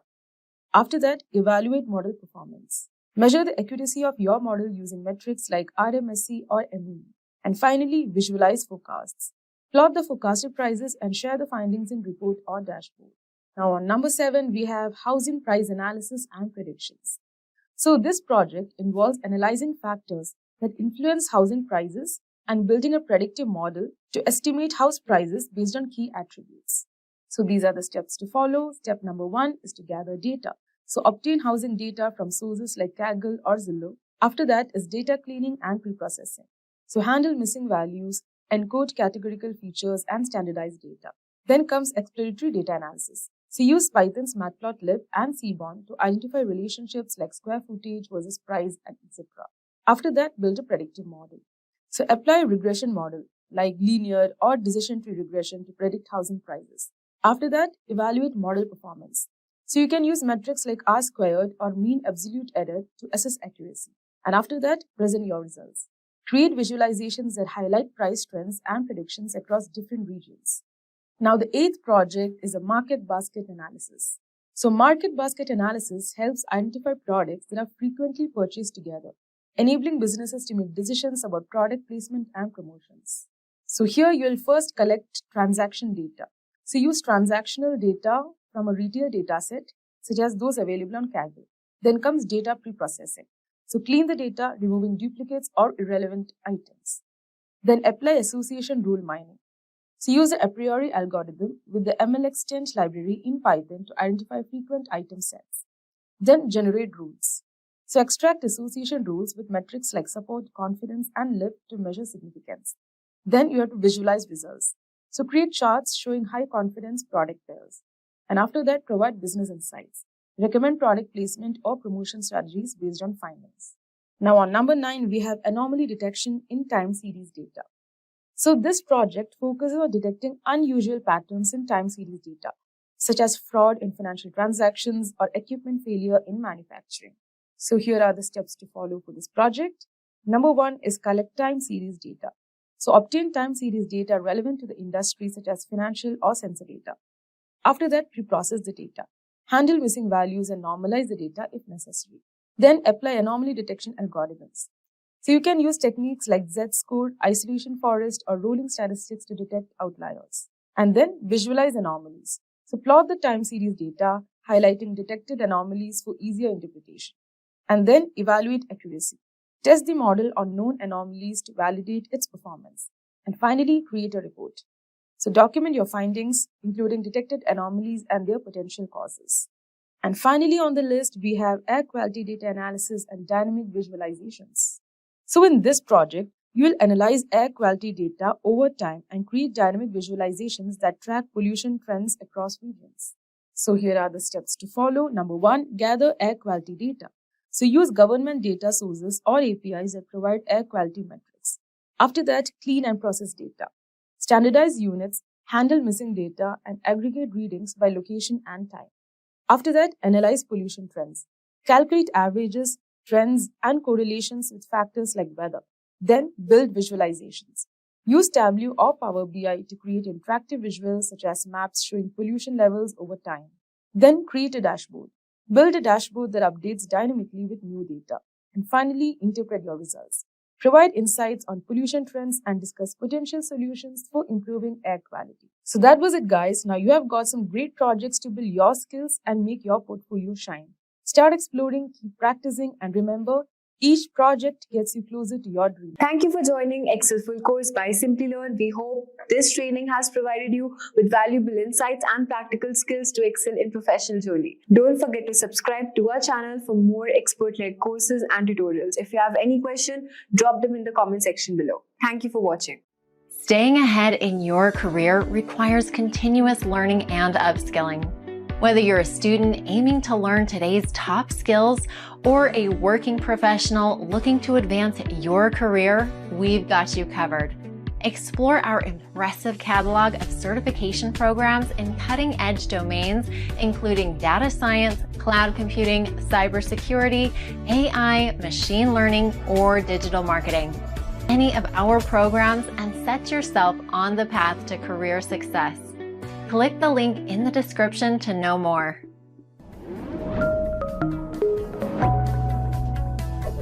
Hi there, if you like this video, subscribe to the Simplilearn YouTube channel and click here to watch similar videos. To nerd up and get certified, click here.